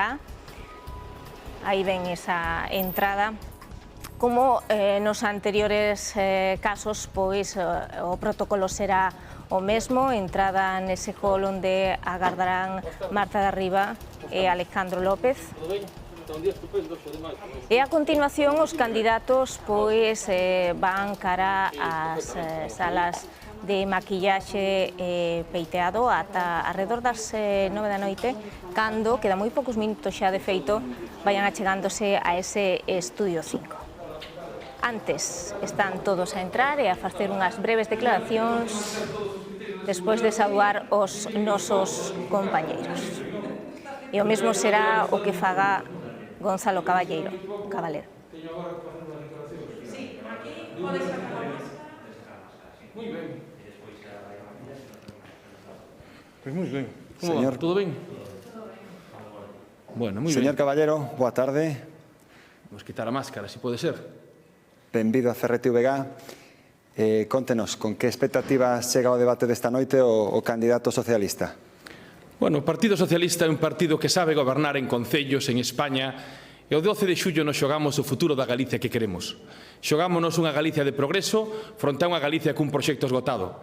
Xogámonos unha Galicia liderada polo Partido Popular ou unha Galicia liderada polo Partido Socialista. E nós cremos que nunha crise como esta non é o mesmo que goberna a dereita a que goberna a esquerda, que necesitamos políticas progresistas para defender os servizos públicos, a sanidade pública, o estado do benestar e tamén para facer unha nova política na reconstrucción na que ninguén quede na cuneta. Así que con todas as ganas, con todo impulso, gustaríanos a verdade que houvese máis debates tamén aquí na canle pública, de debates de televisión cara a cara co presidente da Xunta, máis Feijóo e o Partido Popular que dirixen o ente teñen marcado outra xenda, a nosa xenda sería distinta e dende logo estamos cos venres negros e defendendo sempre a galega. Gustaríanos máis programación para as eleccións, máis debates electorais, porque estamos nunha crise moi profunda e queremos dicirlle aos galegos e as galegas que temos un proxecto para o benestar, para a igualdade, para a defensa dos máis vulnerables, polo emprego, para todos os galegos e galegas. Somos o cambio coa garantías, o cambio no que poden confiar. Moitas gracias. Moitas gracias a vostede. Vamos a poñer outra vez a máscara para cumprir todas as... E acompáñanos ata maquillaxe, logo xa nos vemos. Moi ben, moitas gracias, moi atentos os dous. Moi ben. Por aquí. Ben, palabras de Gonzalo Caballero. Antes escoitábamos tamén a Gómez Reino. Xosé Luís, non sabemos se xa polo ton dos candidatos nestas declaracións previas podemos albiscar algo do que nos queda por diante neste debate. Sí, seguramente, non? É dicir, bueno, vese a Gonzalo Caballero motivado, é dicir, entrou non? Con ímpetu. Lembra que os tempos se cadra a voz del, non? Cando iba a programas de televisión, que se defendía bastante ben, non? É dicir, eu creo que hoxe está veselle tono de mellorar o que vimos nos últimos días, que non era precisamente o máis brillante. O de Gómez Reino, bueno, o Gómez Reino é un tanto propagandístico, non? O isto de que estaban os traballadores, paro o coche, baixo ali, porque Gómez Reino é deputado no Congreso e, polo tanto, pode facer política institucional. Eso de baixar no coche, pois pode facer un sindicalista ou alguén que non ten acceso ás institucións. Pero Gómez Reino é deputado no Congreso e, ademais, forma parte do goberno dun partido que sustenta a acción de goberno en España. Teño que volver a interrumpirte, fai entrada tamén nas nosas instalacións de seguido. Pancho Casal, de María Galeguista, aí o teñen. Pois repetiremos escena con Charo agardando e fará tamén pois esas breves declaracións á súa entrada. Recordemos que este non será o único debate que celebre a Televisión de Galicia, en total serán 9, porque agardamos tamén a celebración dos debates provinciais, uns debates que se van emitir o día 1. Aí vemos de novo pois esa mesma escena, os nosos compañeiros Marta e Alejandro saudando aí fan ese sinal do cóbado nestes días común, e escoitamos a Pancho Casal. Hola. Boa tarde, señor Casal, benvido a CRTVG. Moitas grazas. Que agarda, cal é o obxectivo da Marea Galeguista no debate desta noite? A verdade é que veño con moita ilusión, tamén con moita responsabilidade, porque o 12 de xullo se vai decidir un Parlamento, que hai que recordar que non se elixe un presidente, se elixe un Parlamento que vai definir o que vai ser o futuro de Galicia, con toda a reconstrucción nesta nova normalidade. E, bueno, unha das cousas que veño a conseguir é que Alcoa non se peche, entre outras, moitas cousas, bueno, a realidade é que vamos a ter 4 minutos por bloque en cousas que o señor Feijóo tivo 4 meses no telexornal da Televisión de Galicia. Pero, bueno, o intentaremos ainda así. Moitas gracias. Grazas. Moi ben, moitas grazas. Vale, grazas. Ben, Xulse Luís, engado logo estas declaracións de Pancho Casal tamén a túa intervención anterior que tivemos que cortar. Decía que Gómez Reino ten magníficas oportunidades de poder influir na política que se fai desde o goberno alrededor de Alcoa nas instancias legislativas, Congreso dos Deputados, do que ele é membro, e presionando o goberno que el mesmo apoia co seu voto cada día. Por lo tanto, creo que non compre facer ese outro tipo de política, que é moito máis propia de sindicalistas ou ben de líderes que están alleos a este tipo de posición tan privilexiada como a que ten Gómez Reino. Pancho Casal, teno moi complicado, non? É dicir, eu entendo que Pancho Casal se queixe, teno moi complicado. É dicir, Pancho Casal estaba en Podemos, pasou de Podemos a Marea, agora é candidato de Marea cando Podemos ten outra candidatura. Teno complicado mesmo para explicar a súa propia situación persoal, pero, supoño que o intentará. El ten certas dotes tivo dotes boas para o cine, e supoño que tamén terá boas dotes para a política. Ana Luisa.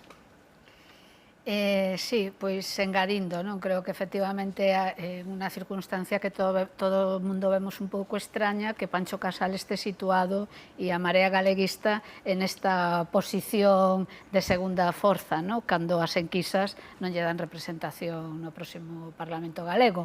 E é unha situación que tamén ten que ser difícil de xestionar para o propio Casal. Creo que el ten que facer valer, pois, efectivamente, o que decíamos, que de non haber maiorías absolutas, un voto é importante, Bueno, pois o que teñen que facer valer, pois o BNG cando hai eleccións ao Parlamento Español, ou as forzas pois que non teñen opción de ter posición de formar goberno, Seguramente, tanto Vox como Ciudadanos veremos ao longo do debate que intentarán convencernos de que eles van ser a conciencia activa para que quen teña que gobernar, goberne como ten que ser. Bueno, pois é o papel de Pepito Grillo que lles queda ás forzas moi minoritarias. Dúas cousas breves. A primeira é que Gonzalo Caballero, volvendo un pouco atrás, que non comentei nada del, entrou como eu veño aquí a debatir con Feijóo, pero el non ven Barreiro Rivas, teño que interrumpirte, xa non me saía a palabra. Vemos a entrada ás instalacións da Televisión de Galicia de Alberto Núñez Feijóo, candidato á presidencia da Xunta polo PPDG. E vemos tamén pois esa mesma entrada, ese acompañamento pola nosa compañeira de protocolo con esas medidas de seguridade que caracterizan non só este momento previo de saúdo chegada ás instalacións da corporación, senón tamén que condicionaron incluso a creación do propio Estudio 5 onde se vai celebrar o debate. Escoitamos agora en segundos pois esas primeiras palabras antes do debate de Alberto Núñez Feijóo. Señor Núñez Feijóo, boa tarde, benvido a CRTVG. Como afronta o debate en que vai tomar parte en menos dunha hora xa? Temos a oportunidade de facer un debate entre as distintas opcións para presidir a Comunidade Autónoma a partir do 12 de xullo. Estou convencido de que vai ser un debate respetuoso. Respetuoso, en primeiro lugar, entre os candidatos, porque cando hai argumentos non é necesario utilizar ningún outro mecanismo. Respetuoso tamén cos cidadáns, porque os cidadáns acaban, e estamos todavía, cos efectos dunha profunda pandemia, e especialmente coas familiares das víctimas, os que nin siquiera se puderon despedir como merecían os propios falecidos. Respetuoso porque Galicia é un pobo respetuoso, por conseguinte, espero desexo que o debate sexa útil. Útil para que os cidadáns, os galegos, miremos as dúas opcións para gobernar Galicia. Ou ben un multipartito de bastantes partidos, ou ben un partido mayoritario que teña un presidente cun goberno unido e que se poña a gobernar dende o primeiro día e que aplique o seu programa electoral dende o primeiro instante. Eu espero desexo que sexa un debate clarificador dentro do formato posible. E eu supoño que estarei moi orgulloso de poder ofrecerlle aos cidadáns non solamente os anos de experiencia, que é unha década de experiencia, senón tamén esa experiencia de disposición de este período complexo que vamos a enfrontar. A pandemia económica e a pandemia social non van a ser fáciles, pero estou convencido que, no meu caso, o que podo comprometer o poderei cumplir, e no meu caso o programa electoral que fixemos o podemos aplicar dende o primeiro instante. Serei, se os galegos así o queren, un presidente libre para un pobo libre que libremente elixa o seu presidente e o Parlamento de Galicia o próximo 12 de xullo. Moitas grazas. Moi ben. A vos. Moi ben. Perfecto. Vale, moitas grazas. Hasta logo. Ben, Xosé Luís Barreiro Rivas, quedabas coa palabra, agora podemos engadir o teu discurso pois as palabras de Alberto Núñez Feijóo. Primeiro que foi máis largo que os demais, verdad? Bueno, o resto da perorata pareceme institucional e esperada. Vamos a ver, eu estaba dicindo que Caballero entraba coa idea de que ven a debatir con Feijóo, pero non ven a debatir con Feijóo, ven a debatir con Pontón. Por qué? Porque, obviamente, se faltase ese diputado ao que se refería antes a Ana Luisa, obviamente hai que decidir quen é o presidente. E iso sí que pode estar en xogo. Eso sí que pode estar... Se foran, vamos a ver, eu basome para isto solo nas enquisas, que din que hai casi un empate técnico moi cercanos, non? E, por tanto, se pode producir a variación de un escano que sería realmente o que deixaría además de ter que lle ganar a Feijóo, ten que lle ganar a Pontón, senón Pontón sería presidente do goberno e iso cambiaría o panorama de Galicia sustancialmente. Permíteme, José Luis, só unha cousa breve. Según a dinámica que se ven manexando onde hai tempo, e que o que perde pode non gobernar, o que gana, incluso ganando con moita diferencia, pode non gobernar, tamén podría darse o caso de que Pontón, con un menos, decida que teña o apoio, e sería absolutamente legítimo, e non podría o Partido Socialista queixarse deso, dado que o Partido Socialista está disposto a gobernar con 15, 16 ou 17 diputados e deixar fora do goberno a que pode ter 37. Por tanto, sería perfectamente legítimo e perfectamente normal. Tan normal como o outro, quero dicir, vamos.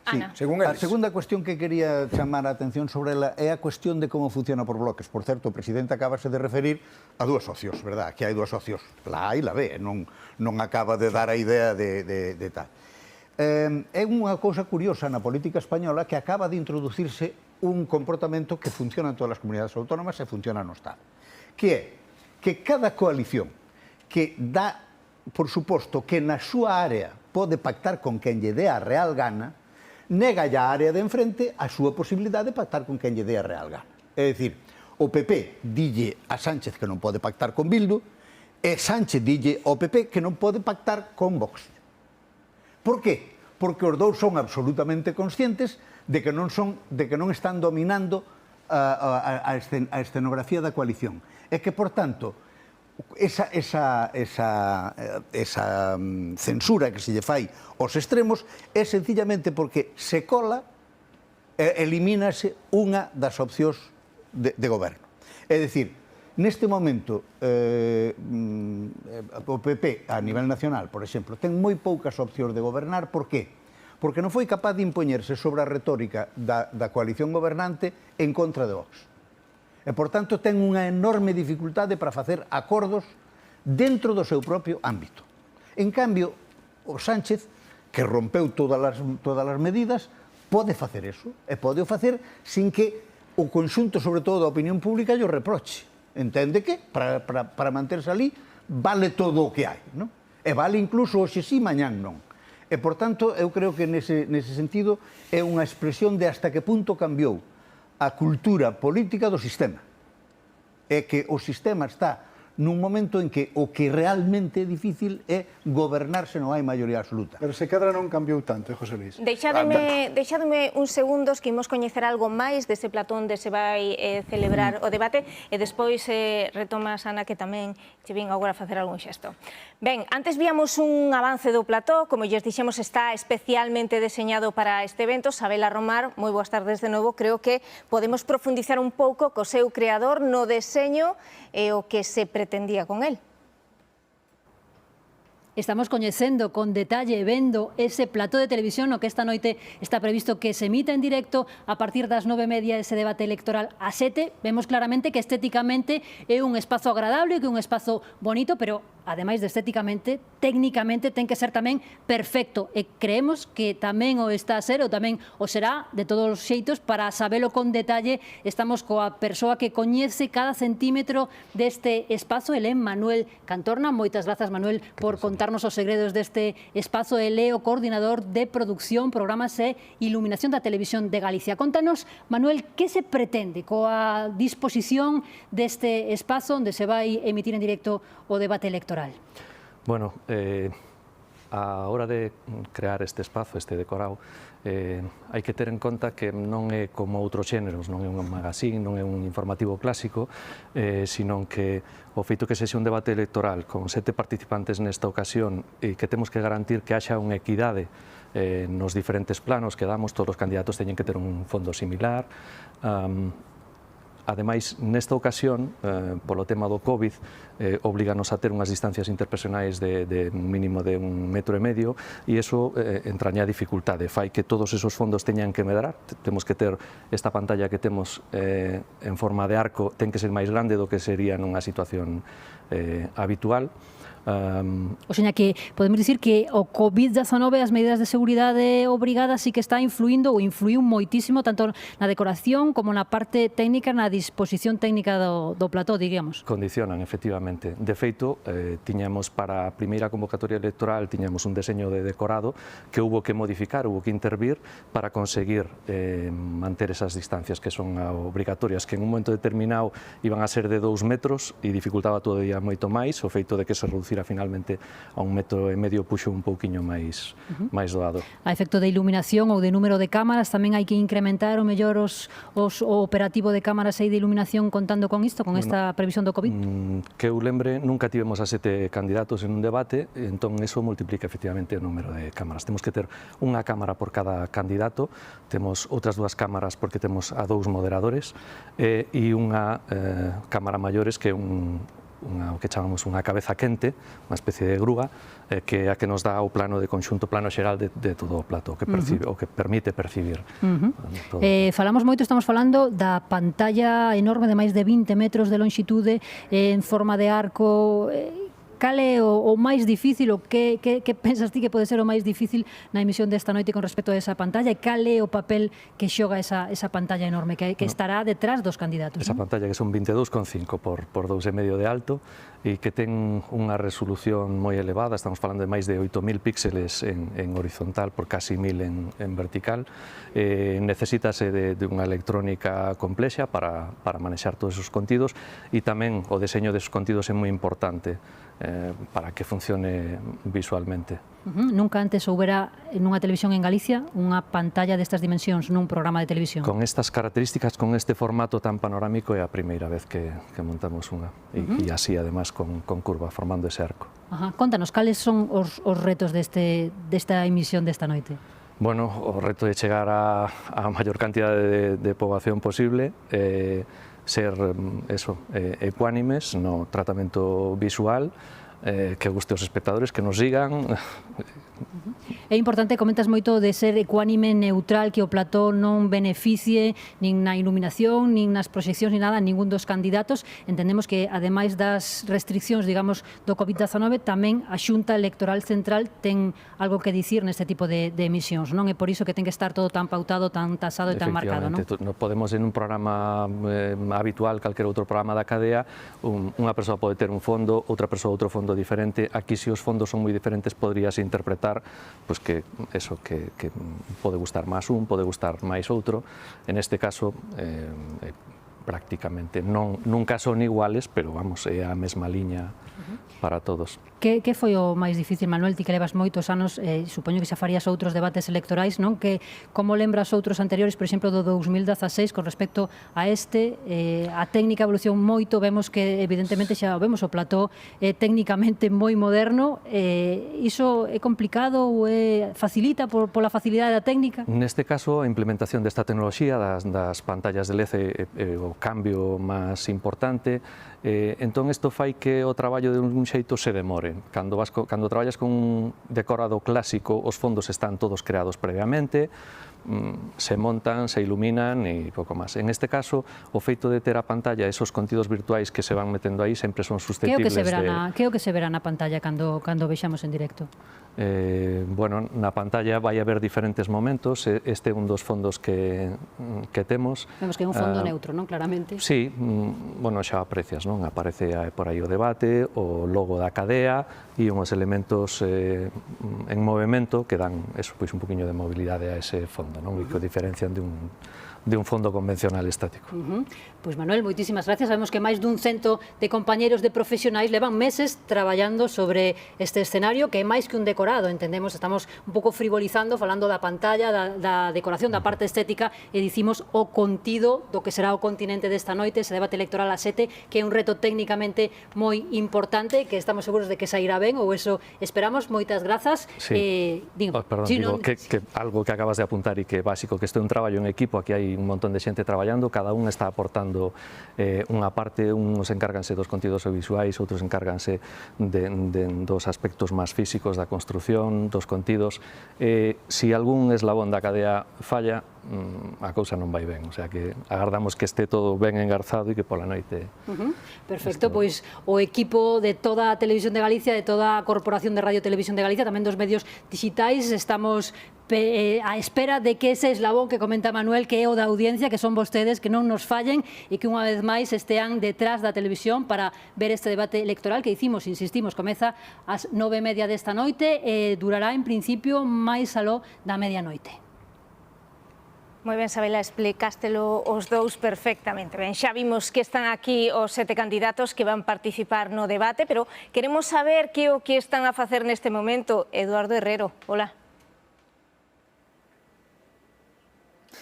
Boas tardes, pois agora mesmo están na sala de maquillaxe. Supoñemos que os primeiros candidatos en chegar, o de Vox e a de Ciudadanos, xa remataron ese paso pola sala de maquillaxe. De aí marchan todos os 7 candidatos que van tomar parte neste debate a un camerino individual. Ali poden ter a compaña dun asesor, aí poden dar un último repaso, digamos, o guión que teñen previsto pro debate. Supoñemos que lle darán especial importancia tanto a intervención inicial como ese último minuto que terán cada un deles, e despois está previsto que unha vez sexan xa as 9 da noite, a menos xa de media hora de que comece o debate propiamente dito, os 7 se trasladen xa ao plató, a ese estudio 5 da Televisión de Galicia. Ali van facer un posado pros compañeros dos medios gráficos, porque é moita, lóxicamente, a expectación que xerou este debate non só entre os medios galegos, senón tamén do resto de España. Calcúlase que ese posado pode durar aproximadamente outros 10 minutos, estaríamos falando xa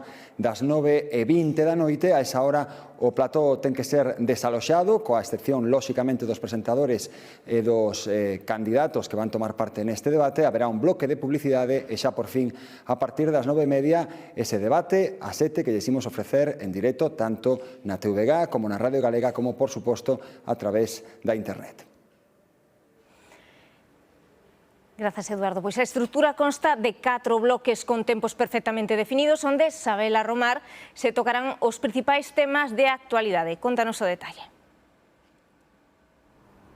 O debate será en directo, estámoslo contando, a partir das 9:30 desta noite, vaise prolongar pois, pasadas as 12 da noite desta medianoite. Durante ese tempo, en directo, insistimos, os candidatos falarán, xa o estás dicindo, de 4 grandes bloques. O debate está pensado para que se distribúa e se organice en 4 grandes bloques de temas. O primeiro deses bloques levará os 5 candidatos e as 2 candidatas á Xunta de Galicia a falar sobre a pandemia, sobre o coronavirus. Concretarán como lles parece a eles que foi a xestión do coronavirus en Galicia. Falarán tamén desa nova normalidade, unha nova normalidade que, por certo, vemos aquí, estámoslo contando, os candidatos e as candidatas terán que estar separados, estarán separados a ese 1,5 metro de seguridade, o que obriga o coronavirus. Tamén os moderadores, a moderadora e o moderador estarán lateralmente distanciados a ese 1,5 metro. Seguimos, o segundo bloque será sobre políticas económicas. O terceiro bloque do que falarán, sobre o que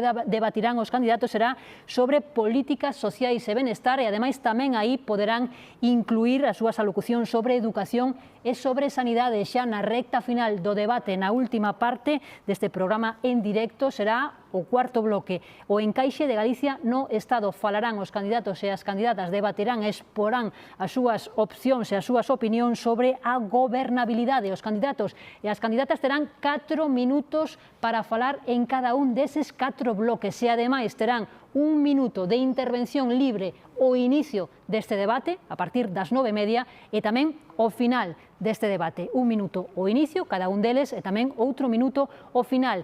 E quen inicia cada un deses 4 bloques, con eses 4 minutos, tamén foi pactado por consenso e acordado entre os partidos.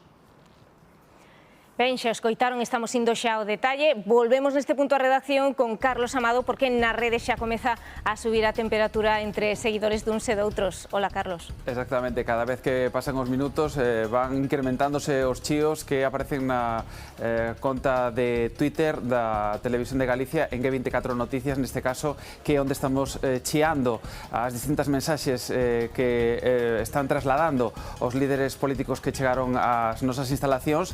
A través de Twitter vemos tamén como hai máis ou menos seguidores dependendo dos partidos políticos, dos líderes. Nos animamos a xente que participe, a que utilice o cancelo Debate TVG e que exprese a súa opinión libremente en Twitter, e tamén o pode facer a través da nosa canle de YouTube, porque en YouTube sí que é certo que estamos notando moita participación no chat. A xente está facendo os seus pronósticos sobre o que pensa que pode ser o resultado final das eleccións. Están opinando tamén sobre se pode ser decisivo este debate ou non. En fin, en calquera caso, hai moitas maneiras de participar na conversa pública a través das redes sociais e, por suposto, animamos a toda a xente a que o faga en Twitter co cancelo Debate TVG.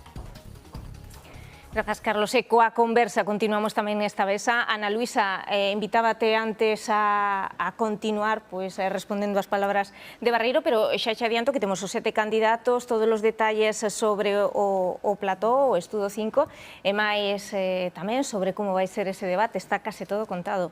Agora, toca agardar. Igual queda unha cousiña por contar entre todo, que dixemos que ten un certo interés, e que hai outra cousa que hai de especial nestas eleccións e que na que este debate vai ser moi importante, e é que o número de indecisos que dan as enquisas casi duplica o de 2016.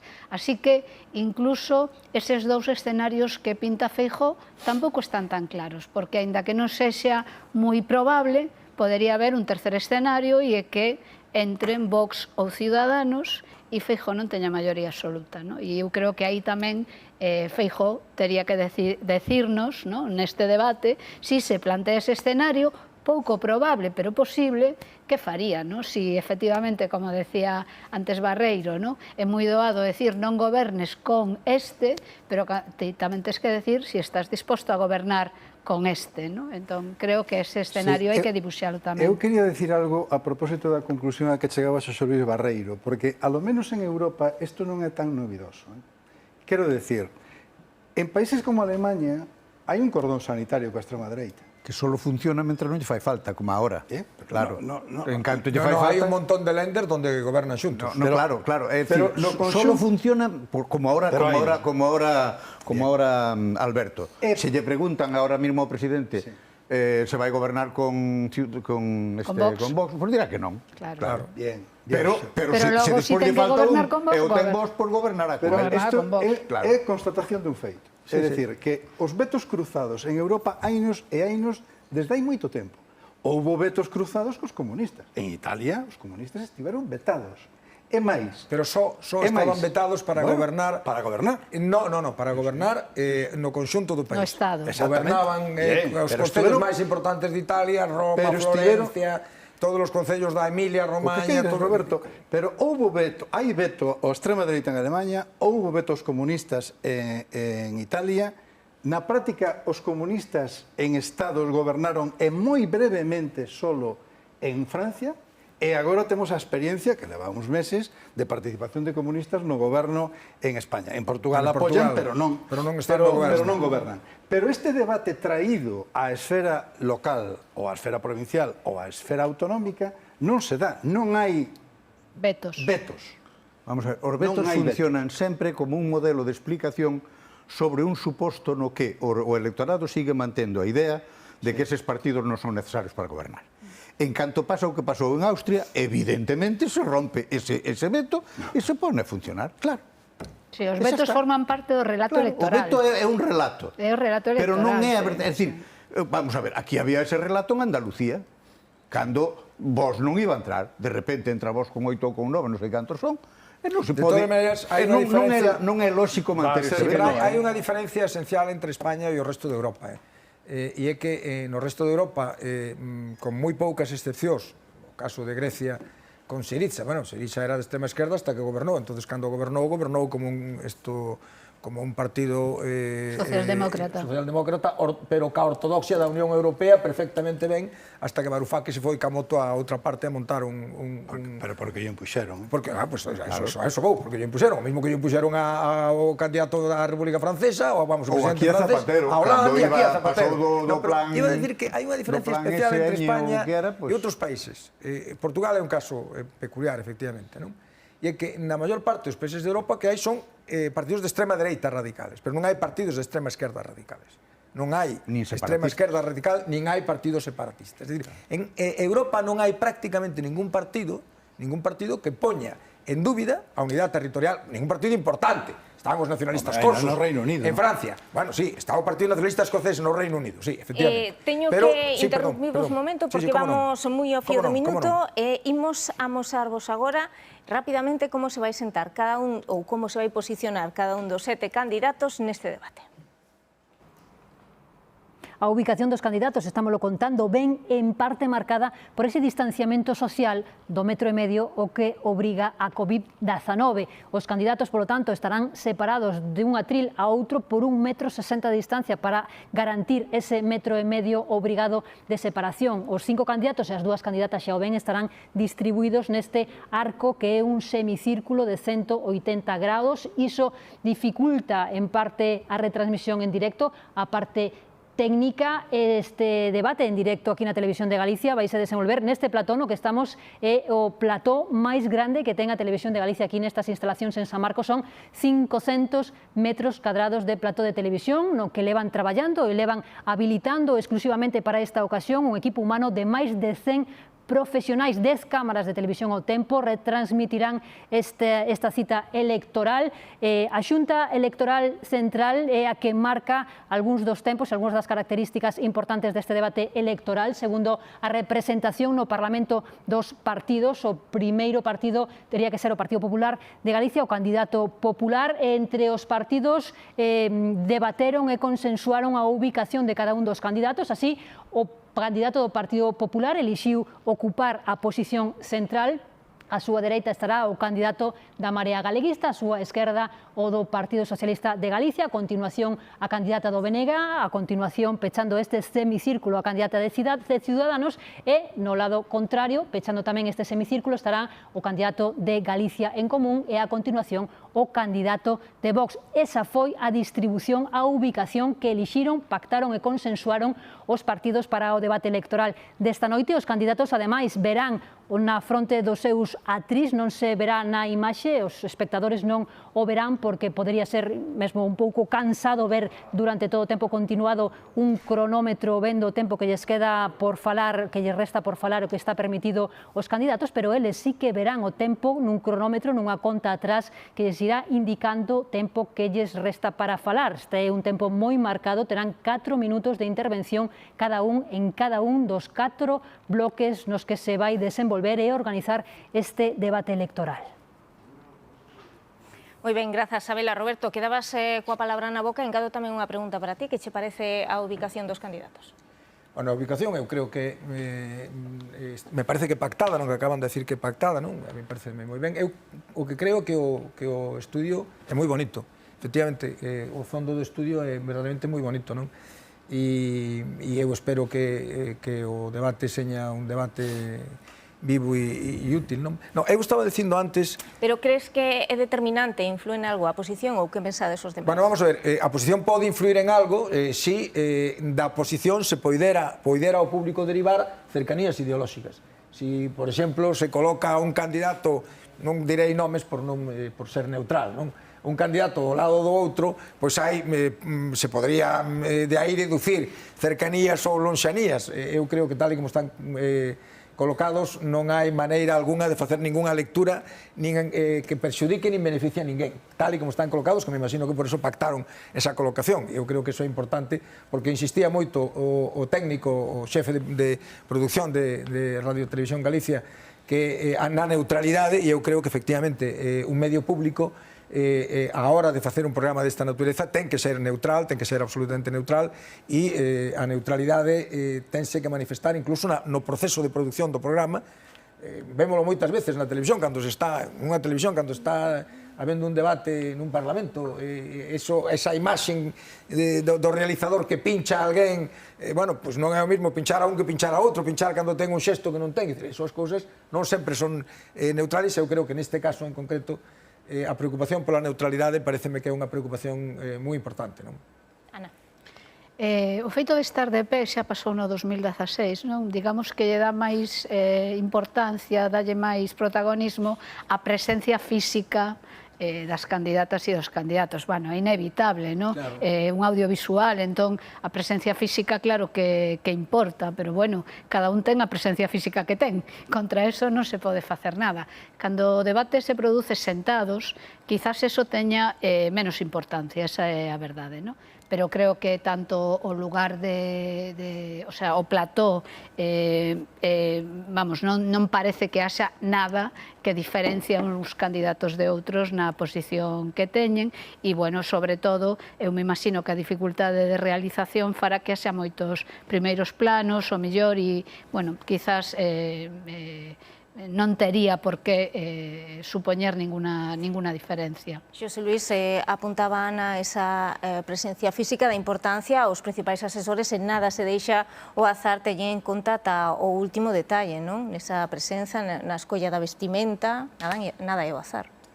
Sí, non sei incluso se mesmo nos coches nos que chegaron, non? Porque non chegaron todos en Citroën, que é o coche que se fabrica en Galicia, algúns elexiron outro tipo de marca, pero sí que ten importancia hasta o coche no que va, non? E suele ser bastante tradicional que en Galicia pois haxa un certo trato de favor á compra de Citroën por fabricarse en Vigo, non os modelos que levan, senón outros, non?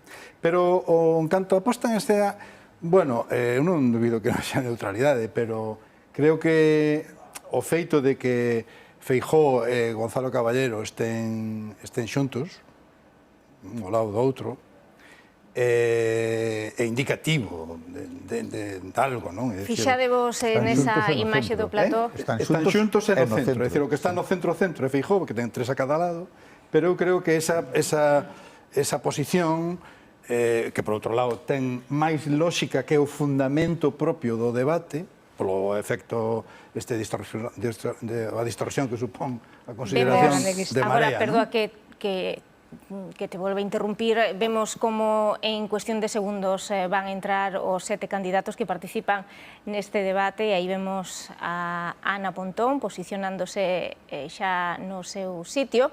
Recordamos que os 7 poden estar acompañados ata dentro dos minutos tan só por un asesor. Son exactamente as 9:06 minutos, diríxense a este Estudo 5, como ven, correspóndese coas explicacións que demos nestes vídeos que nos presentou Sabela. Posarán uns minutos tamén para os medios gráficos, recordemos que é a primeira vez, aí ven a entrada dos candidatos, vemos tamén o representante de Vox, Ricardo Morado, posicionándose no seu atril. A continuación vemos tamén a Gómez Reino, todos están a facerse a esa posición na que terán que estar nos vindeiros minutos nese debate que xa saben que vai estar estructurado en 4 áreas temáticas. Continuaremos despois vendo en directo as entradas e tamén ese momento desa fotografía de rigor co acompañamento dos moderadores do programa, xa saben, Marta de Arriba, que é a redactora xefa de informativos da Televisión de Galicia, e máis tamén con Alejandro López, que é o xefe de informativos da Radio Galega. Os dous serán os encargados de conducir este debate histórico, esta cita histórica a 7 na Televisión de Galicia. Nos, mentres tanto, continuamos neste plató. Xosé Luís, quedabas coa palabra falando da importancia deste posicionamento, e vemos xa como Ana Pontón foi a primeira en entrar, despois a continuación entrou Ricardo Morado. Sí, e despois vemos tamén o candidato de Galicia en Común. Quedan os outros, aínda tardan un pouquiño por entrar, por facerse ese escenario, non sei se agardan por algo ou simplemente que non lles tocou entrar. Pero eu creo que a posición na que están Feijóo e Gonzalo Caballero vai a propiciar non só que hoxe nos fixemos en que están xuntos, porque haberá momentos de interpelación, haberá imágenes, senón que aquí tamén vai haber un postpartido, é dicir, de cara á prensa, por exemplo, de cara aos informativos que se van a facer, non só nesta televisión, senón noutros medios, eu creo que esa imaxe vai a ter importancia, porque é a imaxe que polariza cal poden ser as alternativas de goberno neste país. Por lo tanto, sin menospreciar este criterio xeneroso de Roberto de que a independencia é total, eu creo que sí ten unha certa importancia, Roberto, que Feijóo e Gonzalo Caballero estén xuntos, porque van a salir xuntos en moitas fotos. A ver, eu deduzo que estamos discurrindo moito e creo que están exactamente por puro protocolo parlamentario de maior a menor. No centro está Feijóo, que é o maior. A súa dereita está o de Marea, que é o primeiro partido, despois está a súa izquierda está Gonzalo, que é o segundo partido, despois están nos dous lados están Ana e Gómez Reino, e dos dous extremos están os que non están. É así, eu creo que... Pero están os que están onde teñen que estar. Sí, están onde... Pero están por eso, están exactamente como se organizaría un debate parlamentario. E, por tanto, eu creo que esa é a cuestión. Unha anécdota, non? Cando estábamos no Parlamento de Galicia, subía Sánchez Castiñeiras, e Sánchez Castiñeiras salía ya a cabeza por riba da mesa do presidente, verdad? E quedaban os micrófonos ala baixo e poñerse cunha elegancia extraordinaria falando no Parlamento. A continuación viña Ceferino Díaz e Ceferino asomaba por debaixo, os micrófonos quedabanlle por riba da cabeza, casi non se vía, e cando quería dicir algunha cosa moi importante tiña que se poñer de puntillas.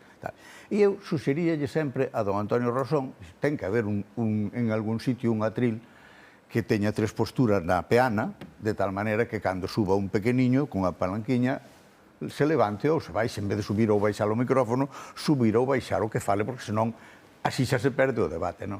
E don Antonio sempre se ría, sempre consideraba que eso era unha tontería. Barreiro Rivas, temos que ir encantados desta anécdota. Hai eses atriles, solamente decir que eses atriles existen. Imos ver en directo xa esa foto de familia que estábamos a agardar dos 7 candidatos acompañados polos moderadores. Aí vemos a imaxe, están todos xa probando a súa posición.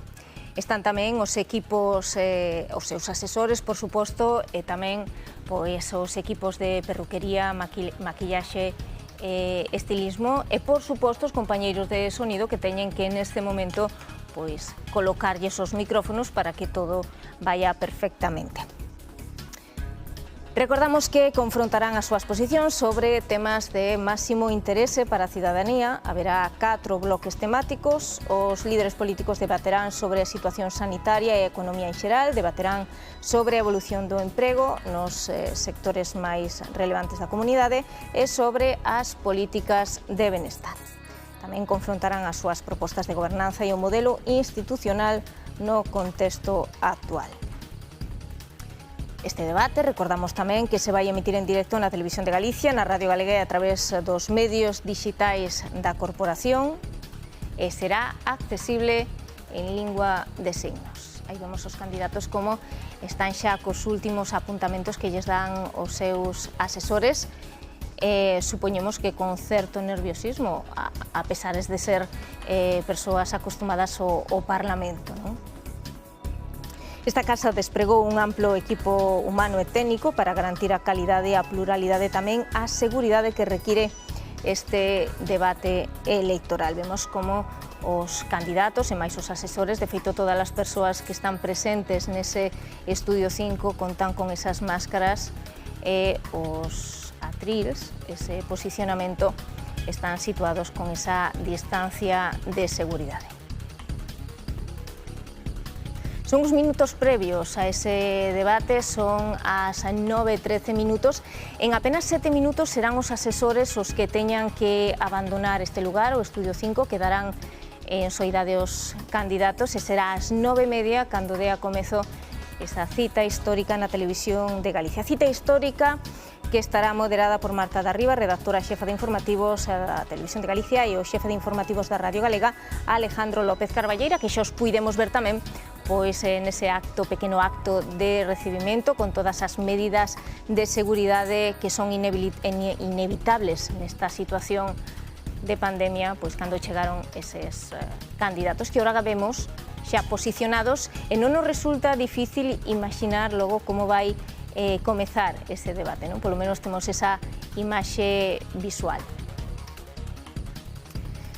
Coñecendo un pouco máis polo miúdo a estrutura do debate, como xa dixemos, serán eses 4 bloques, cunha duración de 28 minutos por bloque, sendo 7 candidatos, cada un dedicaralle 4 minutos a cada asunto. Ademais, cada candidato contará cun minuto inicial e outro de final, de despedida. Todo estará cronometrado e os candidatos poderán ver eses cronómetros situados en diferentes puntos do plató. En todo momento saberán canto lles queda por gastar ou por empregar dese tempo que lles queda asignado. Xa se están posicionando para esa foto de familia, foto histórica, foto de época COVID. Pensen que se non fora pola pandemia xamais se tería dado unha imaxe como esta.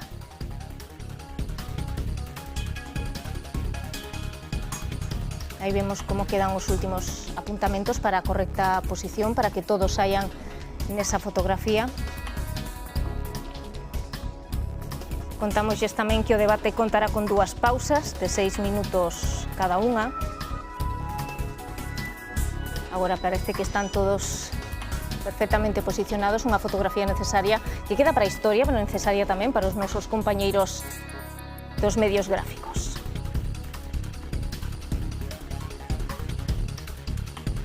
Por suposto, como non podía ser de outra maneira, e cumprindo cos protocolos de seguridade, despois desta foto de familia procederase á limpeza e desinfección dese plató, dese Estudio 5, para garantir en todo momento a seguridade dos candidatos e tamén dos traballadores da Televisión de Galicia que participan activamente no interior dese Estudio 5.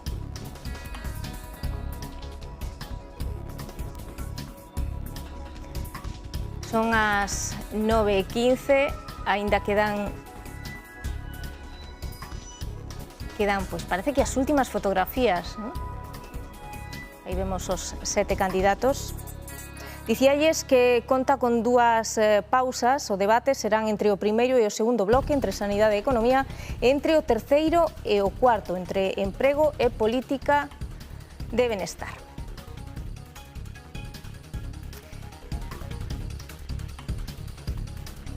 Derredor das 12 da noite será cando contamos que remate este debate segundo os tempos marcados. Agora, os meus tertulianos teñolles que pedir un titular para ir finalizando porque quedanos apenas un par de minutos de programa, así que comezamos. Ana Luisa, breve, por favor. Bueno, pois teñen a oportunidade de marcar a tendencia e, sobre todo, de facer que tantas e tantos indecisos vayan decidindo que votar. É unha oportunidade moi importante que non deben perder. Roberto. Sí, eu creo que isto é un acto de xenerosidade dos partidos grandes, isto que admiten competir en igualdade de condicións nun debate con partidos que ou non teñen representación parlamentaria ou están a gran distancia dele. É un acto de xenerosidade dos grandes partidos, porque isto, diríamos que rompe todas as reglas de proporcionalidade que rixen a actuación dos medios públicos de comunicación nun proceso electoral, non? Todos van a ter o mesmo tempo e isto é un acto de xenerosidade dos grandes cara aos pequenos, claro. Xosé Luis. Pois eu creo que estamos probablemente diante do episodio máis importante desta campaña electoral e que, polo tanto, pode ter a súa importancia de cara ao resultado que salga das urnas o 12 de xullo. Bueno, pois eu, poñéndome no outro lado de Ana Luisa, tamén teño unha gran oportunidade de equivocarse, verdad? Eso é moi importante porque normalmente é moito máis fácil destacar polas equivocacións que polas xenialidades neste tipo de debate, non? E, por tanto, eu creo que tamén hai que estar atentos a iso, a quen é o que vai meter a pata primeiro e vai quedar un pouco descentrado do propio debate. O debate perxudica moito máis que beneficia, perxudica que o fai máis moito máis que beneficia o que o fai ben. Fundamental é que non todos os partidos buscan a mesma imaxe, é dicir, que pode haber un partido que busque unha gran posición institucional.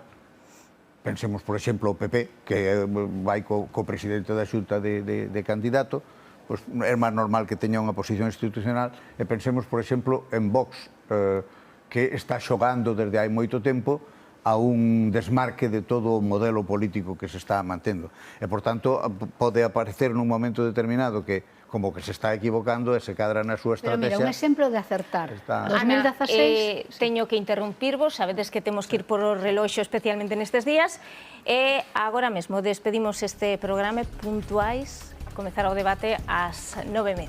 Non o perdan.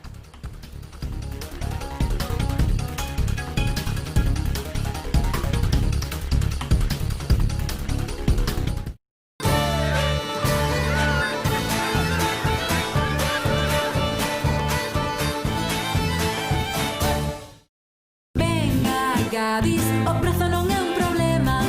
Mañá, queixo barra Oro del Valle kilo, 4,25 €. ¿Qué es la vida? Un frenesí. ¿Qué es la vida? Una ilusión. Una sombra. Una ficción. Y el mayor bien es pequeño. Que toda la vida es sueño. Y los sueños, sueños son.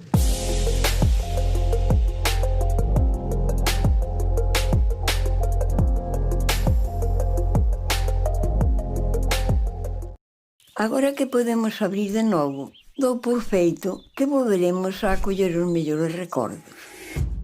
Sei que o tempo pasou moi lento, pero seguimos buscando a maxia dos momentos con meigallo. Hai que tirar para adiante, e se aínda quedan tesouros como estes, de aquí non nos move ninguén. As boas historias sempre volven. Galicia volve. A vida é actitude, porque non é o mesmo ver o vaso medio baleiro que medio cheo, nin imaginalo que logralo. Porque podes beber auga ou beber a mellor auga do mundo. Non te conformes con algo bo cando podes elexir o mellor. Mondarízate. A vida é como a tomas. Con las tazas batidora de los Minions, son tan de tomarse el colacao fresquito. Gratis en los Colacao Grandes. O 12 de xullo celebranse eleccións ao Parlamento de Galicia. Se resides de forma permanente no estranxeiro e estás inscrito no censo de residentes ausentes, tes que cubrir a solicitude oficial para votar e remitila ata o 16 de xuño por fax, por correo ou a través da sede electrónica do INE. Tras recibir a documentación, terás ata o día 11 de xullo incluído para remitila por correo. Alternativamente, poderás depositar o teu voto en urna nas dependencias consulares a partir do día 8 e ata as 20 horas do 12 de xullo, horario peninsular. Se tes algunha dúbida, podes informarte no teléfono gratuito 900 825 520 ou na páxina web elecciónsgalicia2020.gal. 12 de xullo, eleccións ao Parlamento de Galicia.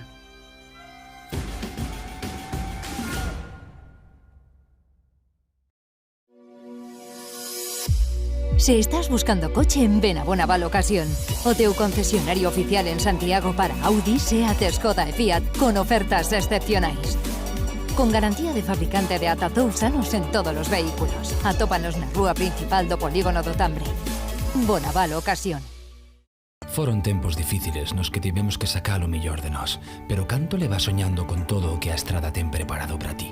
Os seus restaurantes, os seus bares coas súas terraciñas. Pois xa é hora de deixar de soñar e empezar a vivir.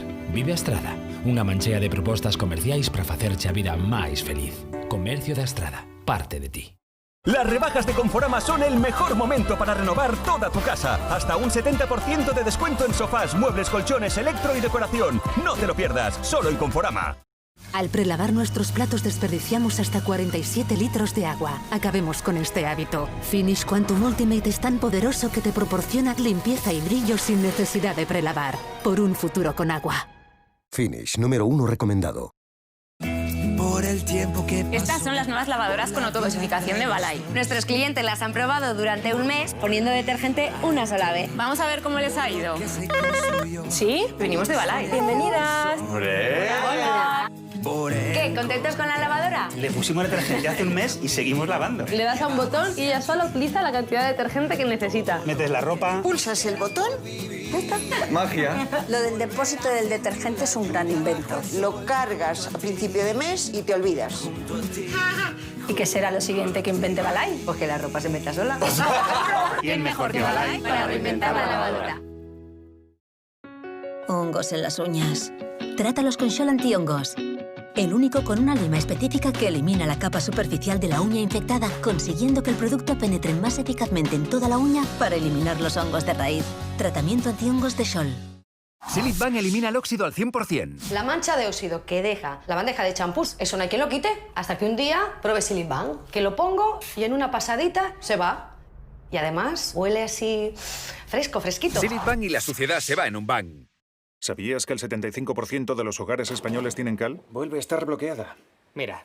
Hola, soy Alex. ¿Lavadora bloqueada? Seguramente es la cal. Puedes ver el daño que causa en tu ducha. Con la lavadora es lo mismo, solo que no lo ves. Y se puede acumular hasta 1 kilo de cal. Usa Calgón 3 en 1 en cada lavado y evita que se acumule la cal.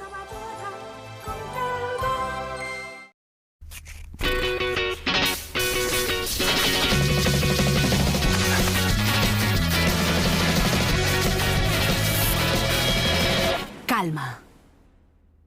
Cuando tu piel reacciona, Talquistina actúa suavemente aliviando la piel de grandes y pequeños. Talquistina. Piel en calma. O 11 de xullo de 2019, o cártel do leite foi sancionado pola Comisión Nacional dos Mercados e a Competencia. Gandeiro.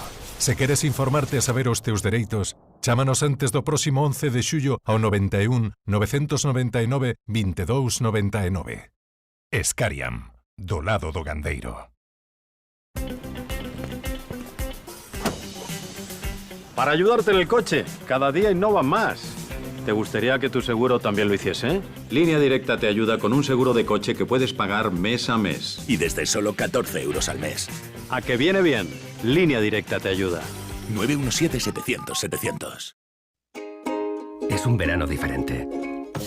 Los planes han cambiado. Los viajes son distintos. Las aventuras son de otra manera. Sí, es un verano diferente, pero mis ganas de sol son las mismas. Y nuestras ganas de protegerte también. Eastin, love your skin. Hay días que parece que la cabeza me va... Cuando siento un dolor de cabeza así, mi solución es Dolalgial, que se absorbe rápidamente actuando en el centro del dolor. Dolalgial, despeja tu mente. Lea las instrucciones de este medicamento y consulte al farmacéutico. Al prelavar nuestros platos desperdiciamos hasta 47 litros de agua. Acabemos con este hábito. Finish Quantum Ultimate es tan poderoso que te proporciona nuestra mejor limpieza y brillo sin necesidad de prelavar. Por un futuro con agua. Finish, número 1 recomendado. Oh, ¿piel irritada? Fenistil Gel alivia rápidamente el picor, calma la irritación y refresca la piel. Fenistil. Lea las instrucciones de este medicamento y consulte al farmacéutico. Ábrete y viaja. Viaja cerca, viajando hacia adentro por campos de olivos, viñedos y almendros. Que crucemos juntos el camino de Santiago al Mediterráneo, un destino para volver a vernos. Ábrete y no te cierres, que sé muy bien lo que pasa. Que el paraíso lo tienes al salir de casa.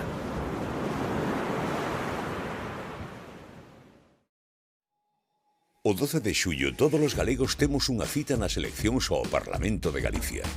Existe un protocolo supervisado polas autoridades sanitarias que garante todas as medidas de seguridade pros votantes, así como todos os cidadáns que ese día formen parte das mesas electorais. Tomaránse todas as precaucións higiénicas e de limpeza necesarias para poder exercer o voto con tranquilidade e normalidade.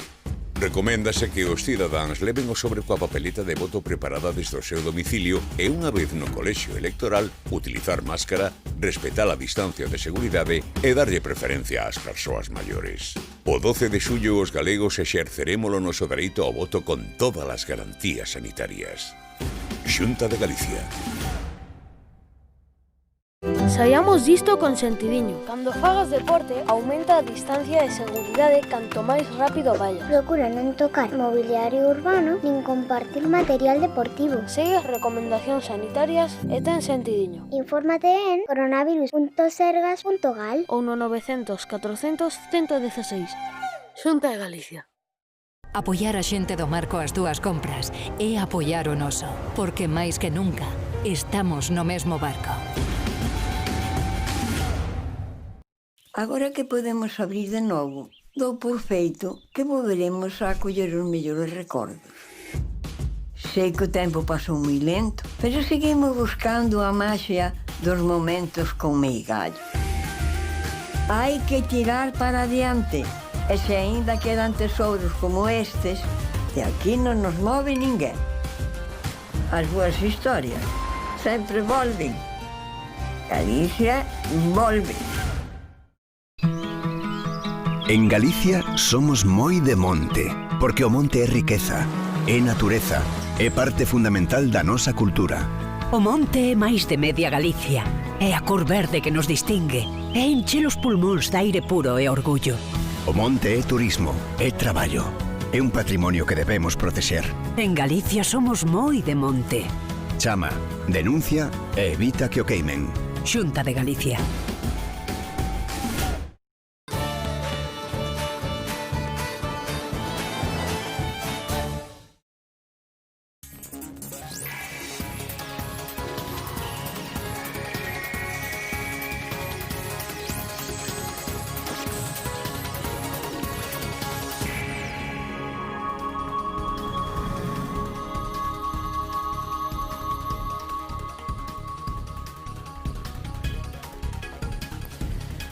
Moi boas noites, benvidos ao debate electoral organizado pola Corporación da Radiotelevisión de Galicia. Benvidos a unha das citas máis relevantes desta campaña electoral. O próximo 12 de xullo, os galegos elixiremos os 75 deputados que coas as urnas por segunda vez.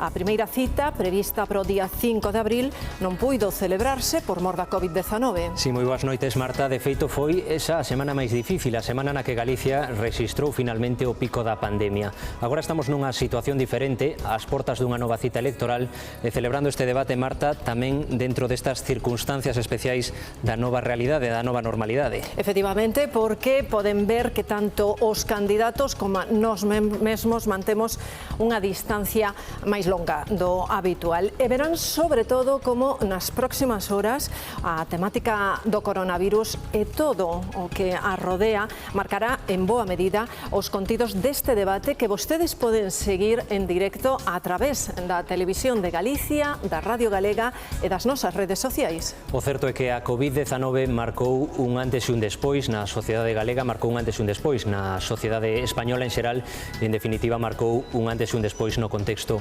internacional. Por iso marcará en boa medida os contidos deste debate, como dicimos.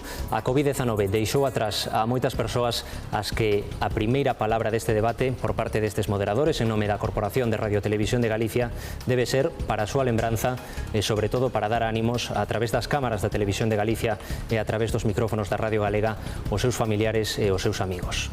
E sen máis, saudamos xa os participantes neste debate electoral. O candidato do Partido Popular de Galicia, Alberto Núñez Feijóo, moi boa noite. Boas noites.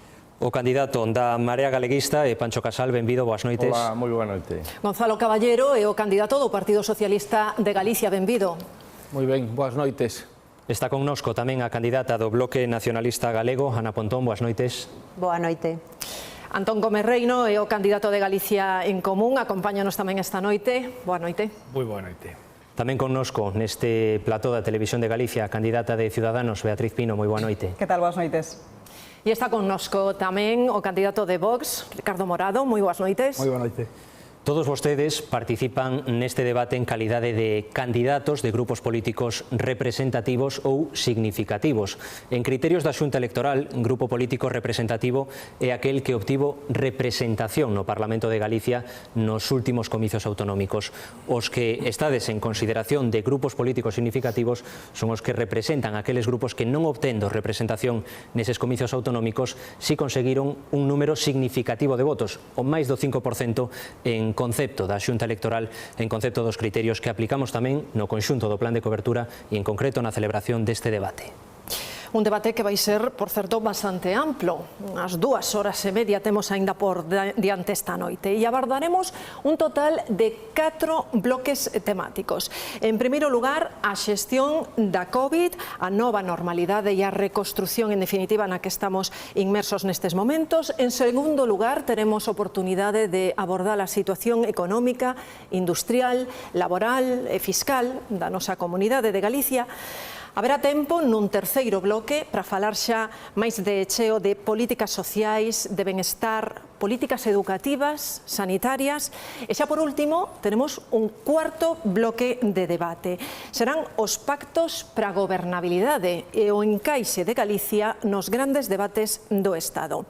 Pro debate interno de cada un destes bloques, todos vostedes, os candidatos, dispoñen de 4 minutos que poden utilizar libremente. Os temas do debate foron escollidos por unha dirección de xornalistas na pretensión de cumplir co interese xeral e na pretensión, intentámolo, de cumprir coa confianza que os cidadáns teñen depositada en nós como medio público. A partir de agora, disporán dun minuto inicial que abrirán de maior a menor representación. Ao finalizar o debate puro dos bloques, disporán tamén dun minuto final para referirse a cidadanía sen solapamentos doutras formacións. Nese caso, abrirase de menor a maior representación. Así que, por tanto, ten a primeira palabra e comezamos co primeiro minuto dando a quenda o candidato do Partido Popular de Galicia, Alberto Núñez Feijóo. Moi boas noites a todos os galegos e galegas que nos siguen a través da televisión pública. Quixera comenzar agradecendo o comportamento exemplar do pobo galego, dos profesionais sanitarios, pero tamén de todos os que se quedaron nas súas casas. Grazas a eles, Galicia foi a primeira comunidade autónoma que saliu do estado de alarma e gracias a eles, probablemente, moitas vidas se salvaron. Pídolles que sigamos con esa responsabilidade nos próximos meses. Pero, sobre todo, quero mandar unha mensaxe a todas as familias que perderon as 619 personas que lamentablemente non pudimos salvarlles a vida e tamén esas familias que non puderon acompañalos. E en segundo lugar, quixera mandar un mensaxe de ánimo a todas as persoas que están preocupadas polo futuro. Oxalá este debate sexa útil para ver as dúas posibilidades que ten próximamente Galicia. Un multipartito, que como se ve hai 10 partidos aquí representados, ou, pola contra, propoño representar a un partido que consiga, se vostedes queren unha maioría, na que podamos traballar, na que podamos ter un goberno que goberne, e dende logo un goberno que goberne dende o primeiro día. Esgotou o tempo, completou ese minuto o candidato do Partido Popular de Galicia. Ten agora os seus 60 segundos Pancho Casal, que é o candidato da Marea Galeguista. Adiante. Moitas grazas. Moi boa noite. Son Pancho Casal, o candidato da Marea Galeguista á presidencia da Xunta de Galicia. Levo 4 anos nun Parlamento de Galicia que o PP amordazou para non atender os vosos problemas. Por exemplo, o enorme problema, a enorme tragedia que tivemos en Galicia nos últimos 4 meses e prácticamente o Partido Popular impediu que a Diputación Permanente actuara e está moi ben agora decirlle aos familiares perfecto, pero todo eso tiña que haberse debatido durante estes 4 meses no Parlamento, que é onde está a soberanía dos galegos. Nestas eleccións hai 3 opcións. Votar a Feijóo, votar ao Partido Popular para que siga desatendendo as necesidades do país, votar o tripartito do señor Sánchez ou votar a Marea Galeguista. Un proxecto progresista que quere unha nova normalidade xusta e sostible que non deixa ninguén atrás. Porque nós somos a única forza que non ten as mans atadas, que decide dende Galicia sin ter ningún tipo de pacto previo en outro tipo de institucións. Señor Casado, señor Casal, rematou o seu tempo, ese primeiro minuto. Moi ben. A intervención do candidato da Marea Galeguista, de Pancho Casal, excedeuse, como tamén a do primeiro candidato. Estamos sendo flexibles coa concesión destes 60 segundos, non teñen que ser estrictos, pero si pedimos que respecten as normas internas do debate, neste caso marcadas polos tempos. Ten agora a palabra o candidato do Partido Socialista de Galicia, Gonzalo Caballero. Boas noites a todos os galegos e a todas as galegas que nos siguen a través da canle pública. En primeiro lugar, quero facer un recoñecemento ao orgullo de sentirnos galegos, ao traballo feito por todos co confinamento e seguindo as instruccións que deron as autoridades competentes ao longo desta crise para conseguir parar o virus, para defender a saúde de todos e de todas. E tamén, dende logo, unha lembranza e un apoio a aquelas familias que perderon un ser querido e a aqueles que sufriron a COVID. En Galicia, o día 12 de xullo, nos xogamos moito. Xogámonos o futuro do país no que vivimos. Xogámonos como imos sair desta crise, se imos sair pola esquerda ou imos sair pola dereita, porque non é o mesmo cando goberna o Partido Socialista que cando goberna o Partido Popular, porque hai 2 modelos e nós queremos ter un modelo que defenda a sanidade pública, o estado do benestar, que non deixa ninguén na cuneta. E hoxe participamos aquí neste debate no que a Televisión de Galicia ofrece a posibilidade de falar ás distintas forzas e gustaríanos que houvese moitas máis forzas representadas en distintos debates, pero tamén debates cara a cara co presidente da Xunta de Galicia, cunha televisión pública que utilizou de forma sesgada e manipulada ao longo de toda esta crise. Defendemos a galega. Esgotou o tempo, señor Caballero, moitísimas grazas. É o momento, ao turno dese minuto inicial para a candidata do Bloque Nacionalista Galego, Ana Pontón. Adiante. Quero empezar lembrando as 619 persoas falecidas polo COVID no noso país, especialmente as que despois dunha vida de duro esforzo foron abandonadas no momento en que máis necesitaban as institucións, principalmente a Xunta de Galiza.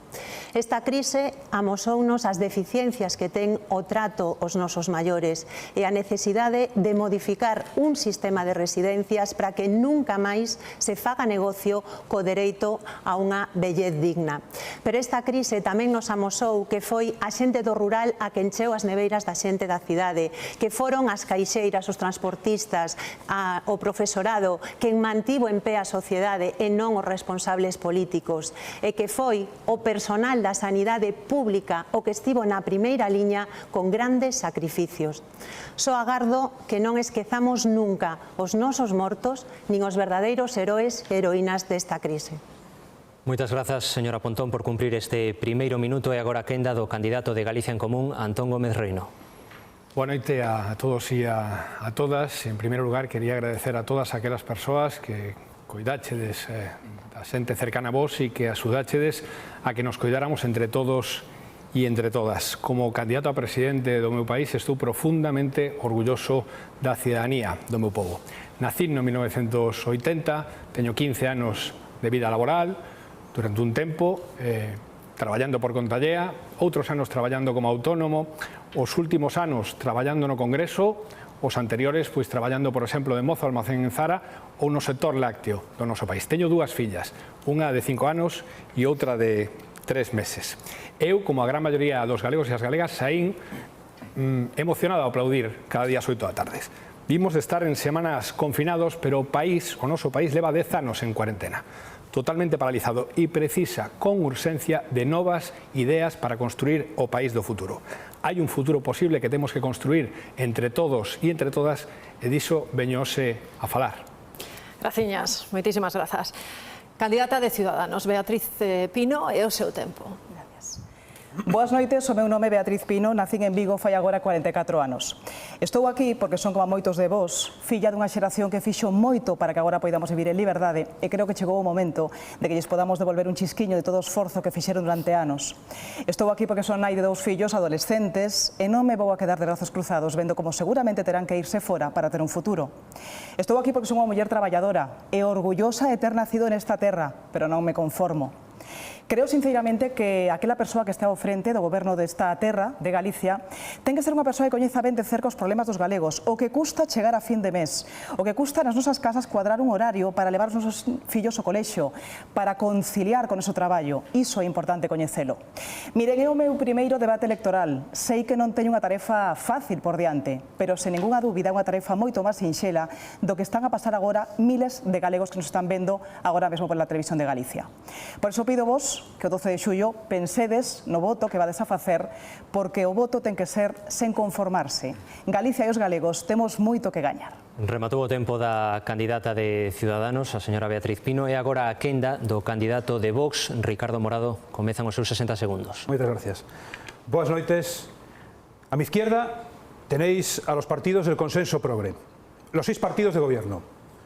Unos son parte del gobierno criminal y otros lo apoyan. Todos son responsables del clima antidemocrático y violento en el que se está transcurriendo la campaña electoral aquí y en el País Vasco. Aquí tenéis al alumno aventajado del gobierno y del nacionalismo, el candidato del PP, que nos dice quién es buen gallego y quién no es buen gallego, mientras alaba la gestión de un gobierno responsable de más de 40.000 muertos. Desde aquí mandamos nuestras condolencias a sus familias y amigos. Nosotros somos Vox, una alternativa real. Una alternativa que defiende lo mismo antes y después de la campaña. Lo mismo aquí y en Murcia, en Tui y en Burela. Una alternativa que defiende el campo, el mar y la industria. Una alternativa que defiende a los padres y a su derecho de escolarizar a los niños en el idioma que quieran, sin imposiciones nacionalistas. Una alternativa que quiere defender tu voz en el Parlamento de Galicia. Nosotros somos el verdadero voto útil. 60 segundos que rematan para o candidato de Vox. Grazas tamén pola súa intervención. Ata aquí o primeiro minuto, a primeira exposición dos candidatos sobre aqueles asuntos máis destacados da súa liña programática de cara a estes comicios que estamos a piques de comezar. Quedan moitos temas, queda moita noite por diante, Marta, e falamos agora do primeiro gran bloque temático. Entramos en materia con este primeiro bloque, como di Alejandro. O pasado 13 de marzo a Xunta decretaba a situación de emerxencia sanitaria en Galicia, e tan só un día despois, o 14 de marzo, era o Goberno Central quen decretaba o estado de alarma en todo o país. Un estado de alarma e un confinamento que, con sucesivas prórrogas, se convertiría no máis longo da historia da democracia. Faleceron polo virus, en cifras oficiais do Ministerio, máis de 28.000 persoas en España, máis de 600 delas aquí, en Galicia. Os cálculos de sobremortalidade baseados en series históricas elevan esa cifra no Estado por riba dos 40.000 falecidos. Hai exactamente 2 semanas, en base aos indicadores de contaxio que había, Galicia convertíase na primeira autonomía en poder saír do estado de alarma. Hoxe, gran parte da preocupación social, gran parte da preocupación dos galegos céntrase na xestión dos rebrotes e tamén na situación económica. Por iso, a partir de agora, queremos que vostedes expoñan, pero tamén confronten cal é a súa valoración sobre a xestión da COVID-19 en Galicia e sobre a xestión da COVID-19 no contexto estatal. Queremos que fagan esa valoración atendendo o contexto de recuperación económica, de recuperación social, como grandes retos do partido ou partidos que finalmente ocupen o goberno de Galicia. Pechará este bloque o candidato do Partido Popular de Galicia, Alberto Núñez Feijóo. Abrirá este bloque a candidata do Bloque Nacionalista Galego, Ana Pontón. Eu quero empezar dunha maneira moi clara e creo que ninguén estaba preparado para poder enfrentar unha pandemia e desde logo non vou ser eu quen diga que xestionar unha situación así é fácil. Pero estou segura que todos e todas coincidiremos en que é importante aprender dos erros, sobre todo para non volver a cometelos, e é moito máis importante porque seguimos no medio dunha pandemia onde temos ameazas de novos rebrotes. Por eso eu creo que é importante que o candidato do Partido Popular recoñeza os seus erros. E foi un erro que non exixira pechar Madrid. Foi outro erro a súa falta de anticipación, por eso non había suficientes EPIs e máscaras, e vostede, en vez de escoitar os profesionais que o denunciaban, o que facía era cesalos. Foi outro erro non blindar as residencias e por iso concentran a metade dos falecementos por COVID. E foi un erro mayúsculo, unha década de recortes e privatizacións na sanidade pública que nos deixan profesionais precarizados, menos medios e menos camas. Segundo o propio Instituto Galego de Estadística, 563 camas menos. E preocúpame moito que o candidato do PP, que criticou tanto a improvisación do Goberno Central, agora caia nesa mesma improvisación cos rebrotes. Estamos vendo estes días un rebrote na Mariña que fai a Xunta recomendacións. Onde está o protocolo, señor Feijóo? Tivo vostede 4 meses para poder elaboralo.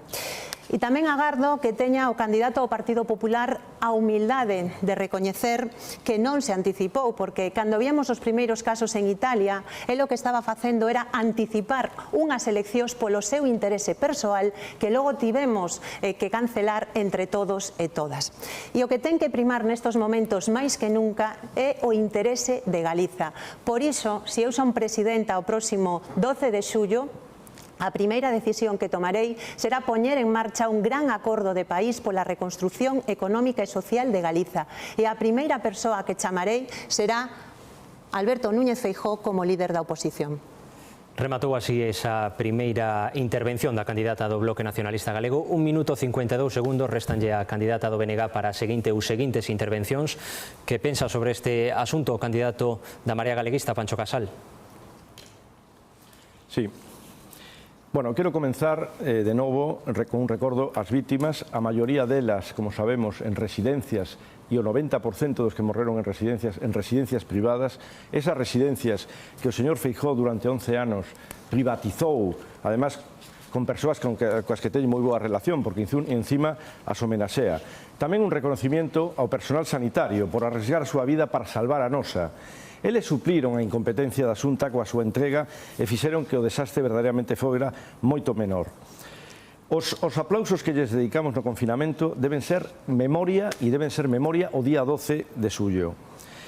A pandemia puso en evidencia que a privatización dos hospitais, das residencias, non é un bo negocio para a saúde. A sanidade privada apenas acolleu enfermos de coronavirus porque non querían pringarse nunha actividade que non lles era rendible. En Galicia, como decía, o 60% das plazas de residencias son privadas. Isto non pode ser. Non se pode facer negocio cas residencias. Pero, ademais, o señor Feijóo, durante todo o desarrollo desta pandemia, foi un nefasto xestor. E vou poñer exemplos moi concretos. Os sergas do señor Feijóo recomendaba aos sanitarios que non pusesen as mascarillas. E depois se lo reclamaban a outros que fixeran o mesmo. Eloína Núñez, xerente da área sanitaria de Compostela e prima do señor Feijóo, chegou a culpar aos sanitarios dos contagios por tomar café no traballo. E despois de contratar personal sanitario para a emerxencia e expoñelos a contagio, agora o señor Feijóo lles dá unha patada e os despide inmediatamente despois de salvarnos a vida. Realmente, Galicia é a única comunidade autónoma que non ten abertos os centros de día. Señor Feijóo, por que non están abertos os centros de día? Se están abertos en toda España. Fale cas familias. Outro día estiven en Berín e estaban verdadeiramente escandalizadas de que non lles permita levar as súas persoas dependentes a estos centros. E o mesmo que as escolas infantís.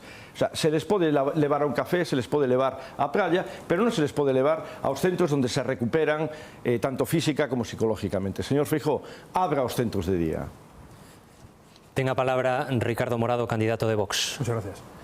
Lo primero que nosotros queremos remarcar es que queremos formar parte de una sociedad que respeta y que honra a sus muertos. Nos parece intolerable que el Gobierno diga que hay 27.000 muertos y que hayan perdido 13.000 en algún cajón, que no encuentran en sus listados. Y tenemos al candidato del PP, que es también Gobierno, derritiéndose al mismo tiempo en elogios hacia el señor Sánchez. En Galicia, aquí, en Galicia, casi la mitad de los fallecidos estaban en residencias de ancianos. ¿Por qué les abandonaron? ¿Por qué se permitió esa locura? ¿Por qué a nuestros mayores se les ha privado de tener un futuro? Yo es que me lo pregunto constantemente. Esta crisis nos ha demostrado dos cosas. Por un lado, que tenemos gobiernos incompetentes, y hablo en plural, gobiernos incompetentes, cuando no criminales, y que la sanidad pública se gestiona muchísimo mejor de forma centralizada y no en los reinos de taifas y de nacionalistas. Señor Caballero, candidato do Partido Socialista. Bueno, en primeiro lugar eu quero decir que este tipo de afirmacións que fai unha forza de ultradereita non son de recibo e ademais é un erro no conxunto político do noso país e tamén neste debate que unha forza política que non ten ningunha representación en ningún concello, en ningún parlamento, en ningún lugar de Galicia veña aquí a establecer o seu acordo coa dereita en Galicia. E quero decir cal é a nosa posición ante esta crise da Covid. Unha crise tan complexa na que a principios de ano ningún goberno do mundo podía predecir o que iba a ocurrir. A todos colleunos esta crise nun nivel de falla de anticipación. Eu lle dixen ao señor Feijóo de forma continua que non intentara colocarse medallas para plantexar os seus éxitos cando foi o conxunto da cidadanía que se mantivo nas casas o que permitiu loitar contra os contaxios e frear a curva de crecemento dos contaxios. Houve unha decisión fundamental, o estado de alarma. O venres 13 de marzo, ás 13:20 da tarde, o presidente do Goberno de España compareceu ante todos os medios de comunicación para decir que iba a decretar o estado de alarma e establecer o confinamento. E 4 horas máis tarde compareceu na televisión pública, nos medios de comunicación, o señor Feijóo para trasladar que declaraba a emerxencia sanitaria. En Galicia, desgraciadamente, non houve anticipación. Eu non lle xixo ao señor Feijóo e ao Partido Popular que se tiveran anticipado, pero sí que sexan leais, que trasladen á cidadanía a realidade. Non houve anticipación. 2 días antes vostede estaba nun acto electoral con 500 persoas, como recollen os medios de comunicación do Partido Popular nas propias redes. E unha semana despois de decretarse o estado de alarma, vostedes cesaron a xefa de cirurxía plástica e estética do Hospital de Vigo porque pedía poder utilizar unha máscara, unha médica que quería protexerse cunha máscara. E máis, o que pasou nas residencias foi moi grave. E eu quero lembrar aquí o que escribiu a directora da residencia do Musví en San Lázaro, en Santiago de Compostela, onde houve dúcias de falecidos. Dice ella, mi sorpresa es que me indican que el protocolo indica derivar únicamente a los más válidos a los autónomos, por lo que nos quedaban en el centro los grandes dependientes más frágiles y casi seguro los que peor evolucionarán ante un contagio. Esta situación é a falla de xestión e vostede, o Partido Popular, errouse cando pediu o día 3 de maio levantar o estado de alarma. E eu quero agradecer ás forzas políticas, nomeadamente a Podemos Galicia en Común e tamén a Ciudadanos que de forma continua mantiveran sempre o respaldo o estado de alarma que todos os galegos sabemos que foi fundamental para frear o virus e para defender a saúde. Queremos poñer a saúde como prioridade e o Partido Popular entrou nunha escalada de irresponsabilidade en competencia coa ultradereita que puxo en risco a desescalada. Agradecemos que os candidatos estean respectando con este silencio sepulcral as intervencións dos candidatos, que o debate se desenvolva nestas características. Coñecemos tamén a valoración do candidato de Galicia en Común, Antón Gómez Reino. Sí, moitas gracias. Creo que é evidente que a COVID ten cambiado as nosas vidas, especialmente as familias que perdíchedes a un ser querido e das familias que o estades pasando especialmente mal a nivel económico. Creo que un político que non minta ten que dicir con claridade que nada vai a volver a ser igual e tampouco en Galicia. E agora é o momento de entender que nos trouxo a todo aquí, cales son as responsabilidades e o responsable político e que cousas temos que cambiar para que non volva a suceder. Creo que é evidente que a nosa sanidade sufriu profundamente nestes últimos anos. Un 21% menos de gasto en atención primaria, 970 camas menos, peche de 4 de 11 áreas sanitarias, un recorde de 1.334 millóns desde o ano 2009. E que pasou nas residencias? Pois privatizacións, privatizacións e privatizacións. O 93% dos contaxios en residencias foi en residencias privatizadas. O 98% dos galegos e galegas falecidas foi en residencias privatizadas. E como foron, por certo, privatizadas polo Partido Popular esas residencias? Pois empregando a privatización das caixas que deseñou precisamente o señor Feijóo e o Partido Popular na maior estafa bancaria, hai que lembralo, 17.000 millóns de euros. Por certo, decir, desde xa, que si nós estamos no goberno o día 13, a banca vai a devolver todas e cada unha das cláusulas abusivas cobradas estas semanas. Por lo demais, creo que é importante que o señor Feijóo recoñeza que os recortes xeraron moito sufrimento neste país nestes últimos anos e, sobre todo, o fundamental é que todos e todas como sociedade asumamos que, dunha vez por todas, acabou o tempo das privatizacións. Son numerosas as alusións nestas primeiras intervencións, tanto o Goberno Central como o Goberno da Xunta de Galicia. Ten a palabra o candidato do Partido Popular, Alberto Núñez Feijóo. Bueno, moitas gracias. Eu creo que sorprende moito que se intenta ahora reescribir a historia do que pasou na pandemia en Galicia. O resumo é que o Goberno Central o fixo todo ben e que a Xunta de Galicia o fixo todo mal. Eu tive discrepancias co Goberno Central, é evidente, porque creo que cometeu erros, algúns deles imperdonables, tardou en reaccionar, non funcionou o estado de alarma epidemiolóxica, houve contradicións evidentes, non nos deixou comprar a todos os servicios de saúde durante unha semana, cando compraba el, comprou algunhas cousas defectuosas, hai improvisacións constantes e aí está o Boletín Oficial do Estado. Para min, lamento por un dos candidatos, a mí non me importa decir que o Goberno Central tuvo que afrontar unha pandemia, a primeira en España, e iso era tremendamente complexo. Pero para vostedes todo o que fixo a Xunta está mal. Saben que non é verdade. É que, ademais, non é xusto. Pero non é xusto para os sanitarios, non é xusto para o personal dos servicios sociales, non é xusto para o personal da discapacidade. E o resultado se mide dunha forma moi sinxela. O número de falecidos por o número de contaxiados, que a taxa de letalidade. Pois Galicia e Canarias e Galicia foron as dúas comunidades autónomas que durante toda a pandemia tuveron o menor número de falecidos por número de contaxiados.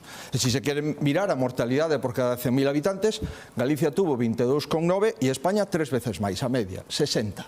Por tanto, decir aquí que todo o que fixo a Xunta de Galicia, o que fixeron os galegos, fixémolo mal, debe ser xente que non viu aquí. Sobre as residencias, o principal foco do problema da pandemia efectivamente foron as residencias. Un goberno que dita un estado de alarma, que exerce un mando único, e que ten unha vicepresidencia de Asuntos Sociales, se desentende absolutamente das residencias. Nos deixou solos. Bueno, será isto un plantexamento razonable. Mire, como non hai datos, porque se negan a dar datos sobre residencias, eu quixera dar dous datos. Un positivo. Esta tarde se consigue que dos 25.000 personas usuarias de residencias e centros de discapacidade, 0 estén contaxiados. 0. De 25.000, 0. Non está mal. Estamos facendo o segundo turno de test. E por último, como non hai datos, vou a coller os de Radio Televisión Española. Dice Radio Televisión Española que morreron 19.577 personas nas residencias. A Galicia lle corresponde ao 44%. Saben a media de España de personas que faleceron en residencias? O 69%. Isto non son datos meus, son datos dunha canle pública, Radio Televisión Española. Un minuto e medio aproximadamente restalle o candidato do Partido Popular, señora Pontón. Un minuto e medio para pechar ese bloque. Lembre que vostede quen de pechar este bloque. Damos a palabra á candidata que aínda non tomou a palabra neste bloque, que é a candidata de Ciudadanos, Beatriz Pino. Despois tomará a palabra a candidata do Bloque Nacionalista Galego, Ana Pontón. Bueno, está claro que os galegos estamos vivindo unha crisis sen precedentes. Teño que empezar tamén este bloque temático facendo un sentido recordo ás víctimas que nos deixamos polo camiño, especialmente aquí en Galicia. Unha gravísima e altísima peaxe que tivemos que pagar a causa desta COVID. En calquera caso, moitos familiares tiveron que ver como se iban os seus falecidos nas familias sen poder nin sequera despedilos. Xunto a todo isto, moita preocupación por ver como pechaban os seus negocios, moita preocupación engadida porque hai negocios pechados cada día, ata 35 negocios diariamente pechan en Galicia. Seguimos con preocupación por os nosos maiores porque non sabemos que vai a pasar a partir do mes de setembro, de outubro, cando veña esa anunciada segunda ola. Pero que ademais, nais e pais, como a min, por exemplo, estamos especialmente preocupados porque non sabemos como vamos a voltar ao colexio no mes de setembro. Como vamos a facer, por exemplo, eu cos 2 fillos que teño. En calquera caso, os galegos, dentro desta preocupación, están facendo esforzos tremendos, exaxerados, excepcionais, para aguantar o ritmo, para seguir adiante e para aguantar como poden. Por iso creo que este debate que está montado, no que somos 7 forzas políticas que concurrimos ás eleccións o 12 de xullo, temos unha obriga é estar á altura dos galegos. Isto non pode ser solamente un debate electoral nada máis. Creo que estamos obrigados a que sexa máis dun debate e temos a obriga, polo menos eu persoalmente, de pedir disculpas e dar as gracias. Pedir disculpas especialmente porque mentre os galegos estaban preocupadísimos, tentando facer múltiples xestións para poder tramitar os seus ERTEs, mentres tanto veían como os políticos estaban nunha situación bochornosa, gritándose e faltándose o respeto nos hemiciclos que temos a nivel nacional. Ademais diso, había moitos galegos preocupados, como digo, por ver se iban a poder cobrar ou non, e seguíamos, sin embargo, vendo unha vez máis a políticos gritando unha vez máis e faltándose o respeto un día máis tras outro. Así que disculpas porque tivamos que facer cousas mellor, non as fixemos mellor, así que hai que pedir perdón sen ningún problema ademais. E quero dar as gracias, tamén gracias a toda a xente valiente en Galicia que puido sacar adiante a todos nós, manternos vivos, e digo vivos porque puidemos comer. Os nosos agricultores, a xente do mar, a pesca, transportistas, supermercados, sector da limpieza, tanta xente que deu a cara e os nosos sanitarios. Muro de contención absoluto en precario, coas súas condicións, para poder salvaguardarnos desta pandemia. Así que creo que merecen, como dicía, máis que un debate, merecen pola nosa banda un compromiso. Así o vou a facer eu. Quero plantexar un compromiso que será un primeiro acordo que poremos en práctica a partir do día 12 de xullo. Un compromiso que será un pacto de unidade pola reconstrucción, porque hai que reconstruir Galicia e hai que facelo de forma valiente e decidida. Aí estará Ciudadanos ao frente dese pacto. Grazas, señora Pino. Ten a palabra a candidata do BNG. Nos estamos moi acostumbrados a ver a Feijóo comportarse como un mal alumno que sempre se compara coa media, pero que nunca se compara cos mellores. Pero que compare os nosos mortos con unha media, señor Feijóo, paréceme lamentable. E eu creo que as familias deste país se merecen unha desculpa, porque houve moita xente que o pasou moi mal e quizáis a vostede eso lle poda causar gracia, pero é un tema o suficientemente serio como para que polo menos vostede, que sinala tanto os erros do demais, teña un pouco de humildade e recoñeza por unha vez que houbo problemas na xestión, porque recoñecer os erros é garantizar que non vamos a volver a cometelos no futuro. E que tamén podería explicarnos por que vostede miraba para outro lado cando o propio Consello de Contas nun informe de hai 2 anos lle advertía dos problemas que había nas residencias, que faltaban medios e material e vostede non fixo nada. E tamén lle podería explicar aos galegos e as galegas por que nos leva prometendo durante 11 anos 7 residencias e non fixo absolutamente ningunha súa praza pública de residencias na súa etapa. E eu quero deixar aquí un compromiso moi claro por parte do BNG. É urxente cambiar este modelo privatizador das residencias e poñer en marcha unha aposta de futuro donde garantizamos que nunca máis ninguén volva a facer negocio co dereito a unha vellez digna. Hai varias palabras pedidas, repartiremos por orde de petición. Ten en primeiro lugar agora a quenda o candidato da Marea Galeguista, Pancho Casal. Moitas grazas. O dixo vostede, señor Feijóo, Canarias e Galicia. Eso chámase meridiano, chámase geografía. Non me diga que eso é un mérito de vostede. Esa é a realidade, igual que Portugal. Para a Marea Galeguista agora hai que reconstruir o país. Por elo, plantexamos 5 propostas fundamentais. Primeiro, desenvolver unha renda básica universal para toda a poboación. É evidente que o ingreso mínimo vital é un paso necesario, pero tamén un paso claramente insuficiente. E queremos que tamén esta renda mínima vital se xestione desde Galicia. O BNG, o Partido Socialista e Podemos pactaron en Madrid que todo o que se concedera ao País Vasco e a Cataluña se concedería a Galicia. Pero de momento parece que a Galicia non vai levar a xestión deste ingreso mínimo vital. Queremos que as mulleres, o traballo das mulleres coidando na casa aos nenos, teñan un salario digno. Tamén que teñan posibilidade de conciliar con garderías públicas de 0 a 3 anos e con centros de día ben atendidos para persoas dependentes. Queremos reconstruir o país con unha reindustrialización verde e sostible, porque a industria ou é verde e sostible ou non será. Os servicios públicos non son un negocio, por elo queremos que sexan 100% públicos. E queremos que os máis ricos paguen tamén esta reconstrucción e que non o fagan os de sempre. Por eso plantexamos unha fiscalidade xusta. Nós non faremos como PSOE e Podemos, que parece ser que a semana pasada anunciaron que renunciaban a que o imposto ás grandes fortunas. Por eso aí nós imos ser claros. Subiremos o imposto de patrimonio a 6.000 persoas máis ricas de Galicia e crearemos un imposto para as grandes superficies comerciais. Grazas, señor Casal. Rematou xa o tempo que tiña previsto para este bloque, apenas 3 segundos que restarían para apenas ninguna intervención máis.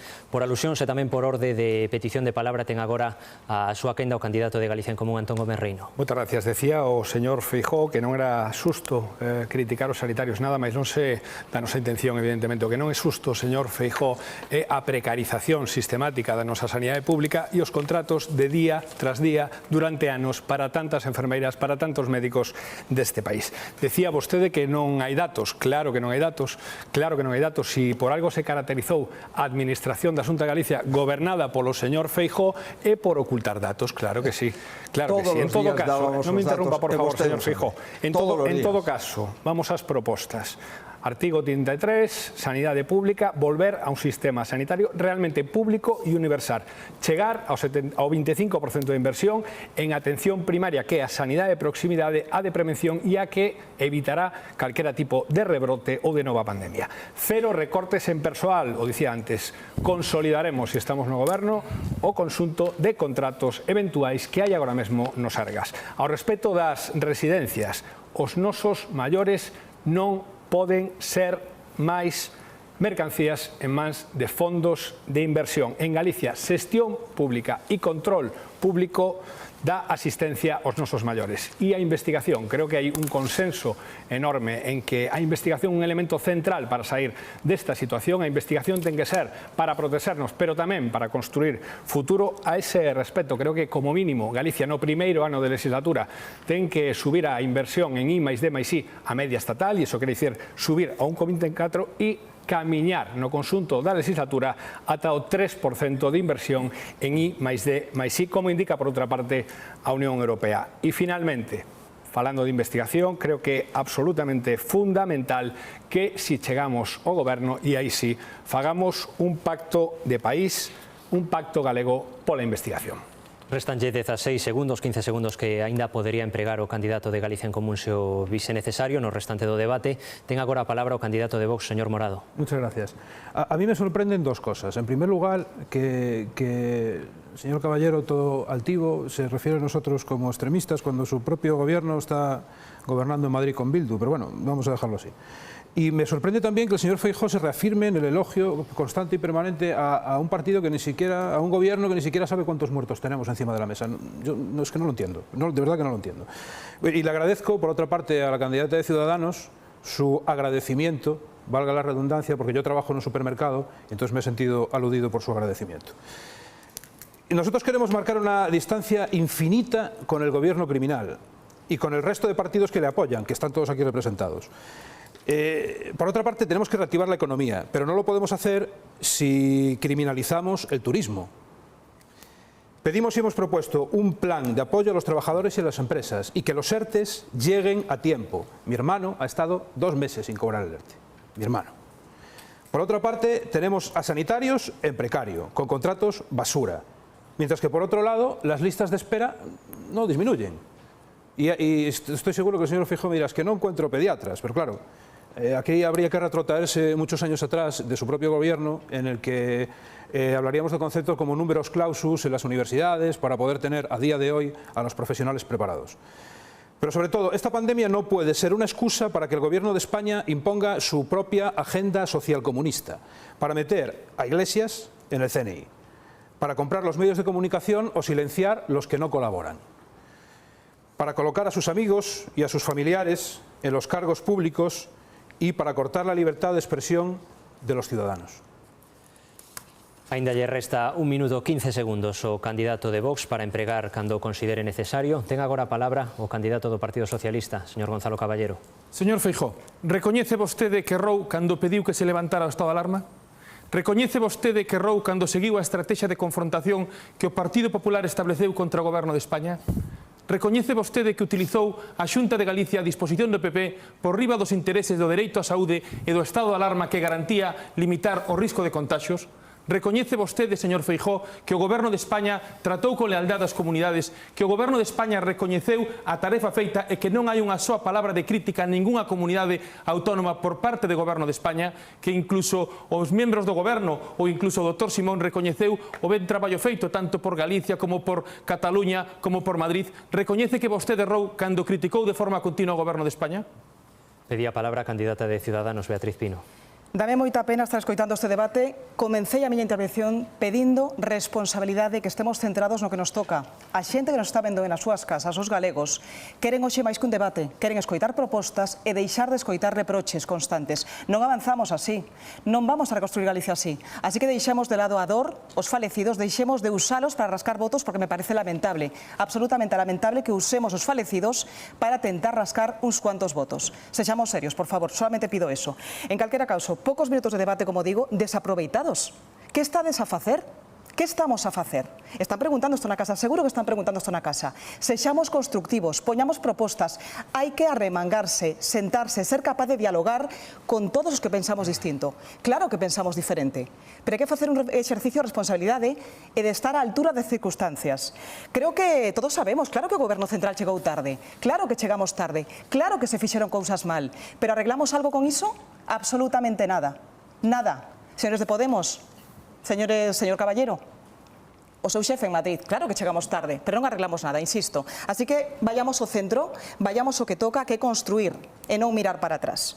En calquera caso, o BNG enchese a boca, señora Pontón, dicindo que fala en nome de todos os galegos. A mí pareceme simpático que escoitara nestes términos, señora Pontón, porque ao final quen conseguiu cousas para os galegos ou para estes españoles foi este partido, Ciudadanos, ampliando os ERTEs, eliminando os ERTEs debaixo do estado de alarma. Eso é facer política útil.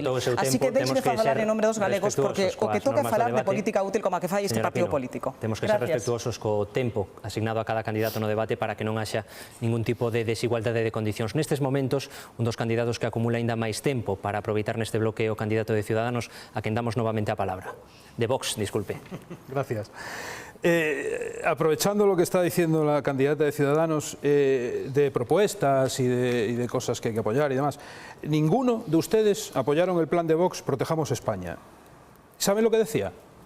¿Alguno de ustedes se molestó en leerlo? Eso fue una propuesta. Hay que elaborar un plan de emergencia sanitaria que incluya pruebas masivas de COVID-19 a toda la población. Eso decía. Hay que distribuir equipos de protección individual, los famosos EPI, a todo el personal sanitario, a las fuerzas y cuerpos de seguridad del Estado, a las Fuerzas Armadas Españolas y a todos los trabajadores de servicios esenciales. Eso decía. No solo a los gallegos, señor Feijóo, a todos nuestros compatriotas, porque Galicia es España y es imposible mantener una Galicia sana con una España enferma. Eso es lo que desde Vox le queremos hacer entender desde el Parlamento de Galicia. Que su deriva hacia el nacionalismo nos está debilitando muchísimo. Ahora estamos en este concepto tan raro que es la nueva normalidad. ¿Cómo puede especificar cómo se va a implementar eso en Galicia, señor Feijóo? ¿Puede aclararnos qué es lo que nos va a imponer en Galicia? Voy a decírselo yo. Eso va a ser un nuevo estado de propaganda, única y exclusivamente. Candidato de Vox, Ricardo Morado, rematou o seu tempo asignado neste bloque. Ten agora a palabra o candidato do Partido Socialista de Galicia, Gonzalo Caballero. Miren, desta crise hai que sair con políticas de progreso, con políticas que protexan a cidadanía. Cando o Partido Popular gobernaba en España noutras crises, salvaba os bancos pero non protexía a cidadanía. E un goberno progresista en España está tomando moi importantes medidas para protexer a cidadanía, para facer un escudo protector para protexer os máis vulnerables. E tamén en Galicia é necesario que goberne un goberno progresista, porque non é o mesmo que goberne o Partido Popular que goberne o Partido Socialista, porque non é o mesmo os que recortan en sanidade, en servicios, os que privatizan as residencias, que aqueles que creemos no público. E vostede, señor Feijóo, soamente cree no individualismo, no privado, no sistema neoliberal. E nós cremos que o público é importantísimo para o fundamental, para defender a sanidade, para defender os servicios sociais, para facer unha saída desta crise sen que ninguén quede na cuneta. Rematou tamén o seu tempo, candidato do Partido Socialista. 30 segundos restan a candidata do Bloque Nacionalista, 15 segundos o candidato de Galicia en Común e rematará, pechando o bloque como está establecido, o candidato do Partido Popular de Galicia. Estou segura que as persoas que nos están vendo desde as súas casas hoxe agradecerían moito que faláramos de Galiza, non? Porque vexo aquí que queren facer xirar o debate non sobre o Estado, o goberno do Estado, e o que nos debe de interesar é Galiza, non? Tanta subordinación a Madrid, a verdade é que arrepía, sobre todo cando estamos falando de que hai que avaliar a xestión da crise aquí. E hai moitas familias que están preocupadas, señor Feijóo, porque poden ir a verbenas, pero vostede mantén os centros de días pechados, porque poden organizar unha unha festa infantil, pero están as garderías pechadas e está creando un verdadeiro problema na conciliación. Explíquelles como ese modelo de desescalada. Ten agora a palabra o candidato de Galicia en Común. Bueno, en primeiro lugar, quero dicir que si de algo estamos orgullosos e orgullosas desde Galicia en Común, precisamente foi da ingente movilización de recursos públicos para conseguir os ERTES, que é un logro fundamentalmente do conxunto do goberno progresista, pero dunha ministra galega que é Yolanda Díaz. E por lo demais, lle pediría ao señor Feijóo que non se ríe, que non se mofa cando falamos de privatizacións no sistema sanitario e de residencias do noso país. É unha situación moi grave. O seu tempo, haberá noite aínda por diante para seguir debatendo, terán máis tempo en próximos bloques para recuperar incluso algún asunto que non tratasen neste primeiro bloque do debate. Conclúe e pecha este bloque o candidato do Partido Popular de Galicia, a quen lle resta 1 minuto e 25 segundos. Si vostedes estuveran ao fronte da pandemia, probablemente non falarían con tanta lixereza e con tanta demagoxia. Si vostedes tiveran que dar o parte diario do número de persoas que estaban ingresadas, chegaron a ser máis de 1000, hoxe hai 4, o número de persoas que estaban en UCI chegaron a ser 174, hoxe hai ninguna. Si vostedes tuveran que xestionar a pandemia, probablemente non falarían con tanta demagoxia e con tanta lixereza. Mire, en Galicia non se deu unha sola vida por perdida. E que se deron altas nos hospitais a persoas de 107 anos, de 104, de 103, varios centenarios. Quen manda a xente ao hospital son os médicos, non os políticos. E me parece sorprendente que se este cuestionando o labor dos médicos, do personal sanitario e tamén o labor da xente das residencias. Que non houbo anticipación. 26 días antes o Goberno da Xunta de Galicia creou a Comisión do COVID.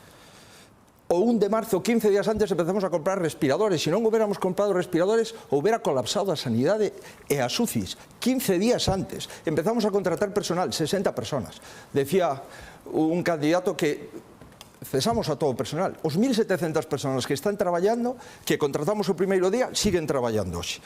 Restringimos as visitas as residencias, os hospitais, 5 días antes, baixamos os aforos, 5 días antes.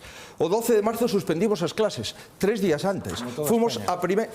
Como toda España, dice, ni siquiera o candidato ao Partido Socialista se entera de que non foi así, pero da igual. Fomos a primeira comunidade autónoma. A súa intervención rematamos aquí este primeiro bloque e haberá noite, haberá tempo para seguir debatendo. Nestes momentos concluímos o tempo de todos os candidatos da mesma forma. Marta. Concluímos, pero moitos dos temas dos que están a falar nestes momentos, tanto de ERTES, eido laboral, como do eido sanitario, van ser abordados nos próximos bloques temáticos, así que non se preocupen que terán oportunidade de fixar aínda máis o seu posicionamento cada un. Digo que imos facer agora unha pequena pausa, imos coller un pouquiño de aire, pero por diante aínda nos quedan 3 bloques temáticos para abordar, como digo, economía, políticas sociais, sanitarias, a educación e os pactos, a gobernabilidade, o encaixe de Galicia.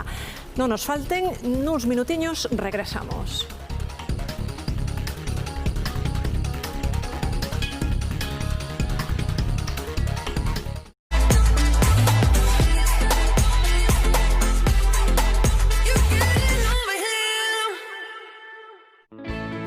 Comezamos de ben nenos, de aquela pois non había nadie que practicase a cetrería e casi todo fixemos de forma intuitiva e polo que veíamos no programa de Félix Rodríguez Lafuente de Fauna Ibérica.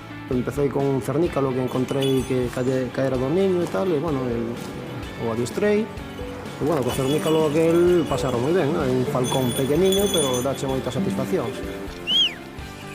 Unha vez que levas anos con un páxaro, que cazas con ele habitualmente, que o voas habitualmente, produces esa pequena chispa de que ao cetreiro só lle fai falta mirarlle os ollos e xa sabe como está a ave. É algo, un vínculo moi forte.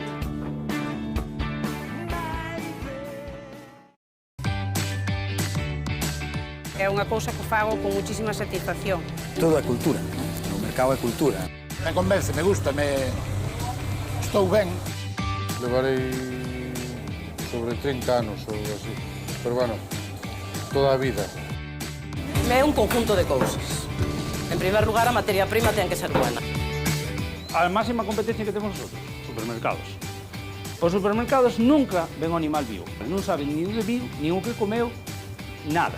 Eu sei. É a xente inteligente, a xente que lle gusta comer bien e hacer así.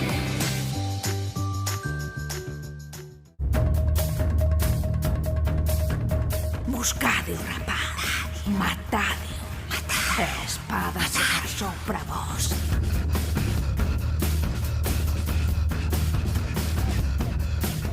Enganadesvos de persoa. Eu nacín nun bordel.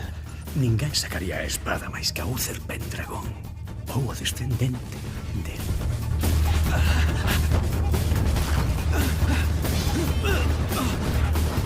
Va ser ti a súa guía.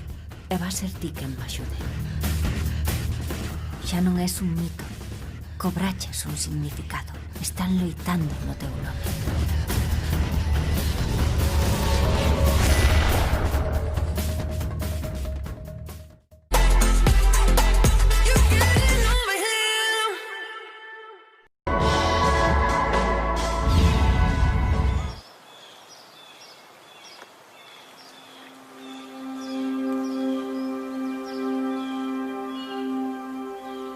Unha das anécdotas que me sucederon durante a miña carreira profesional de médico pediatra, que empecé alá polos anos 70, estaba no meu cubículo, era un día de guardia que era un domingo.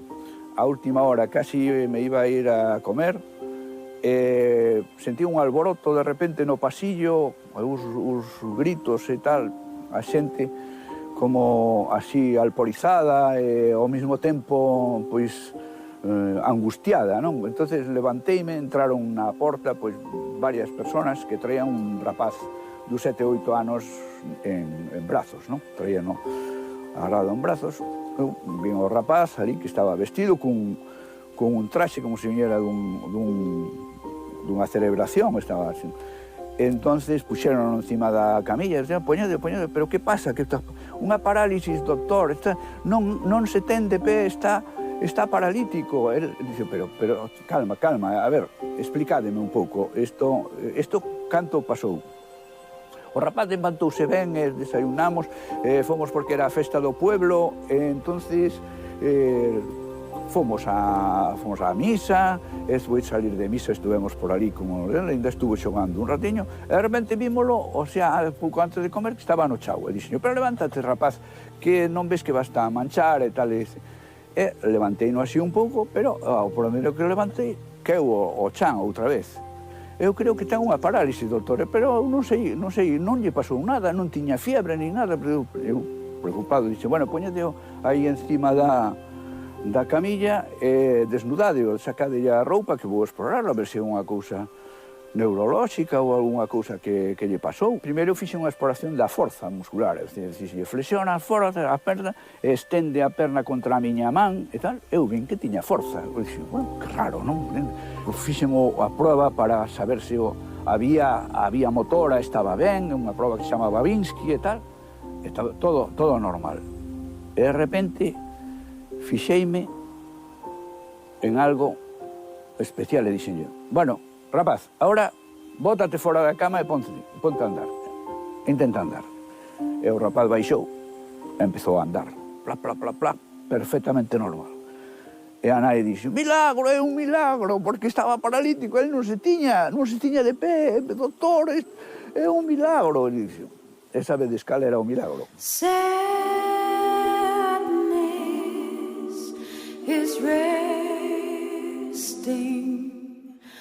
on my blue soul. Fixeime despois que tiña os zapatiños de charol negros e dixenlle eu, mira, destes zapatiños son os causantes do problema, porque eu noteille que tiña unhas marcas aquí, no empeine, e nos cotelos dos dedos, que probablemente foron porque lle estaba apretando. E o rapaz non dixo nada, pois se cadra non dixo nada porque tiña medo a que lle quitara de los zapatos. Entón, a cousa terminou ríndonos todos un pouco da algarabía que se montara por culpa dos zapatos de charol que o rapaz non quería deixar que ellos cambiasen nin por outra cousa distinta, non?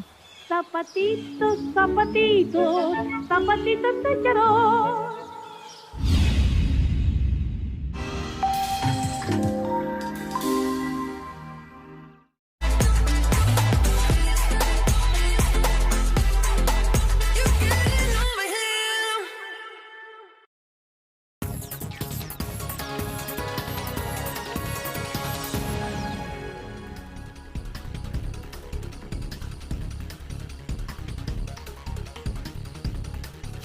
Moi boas noites de novo, estamos xa de volta para seguir con este debate cos 7 candidatos que temos esta noite no plató da televisión.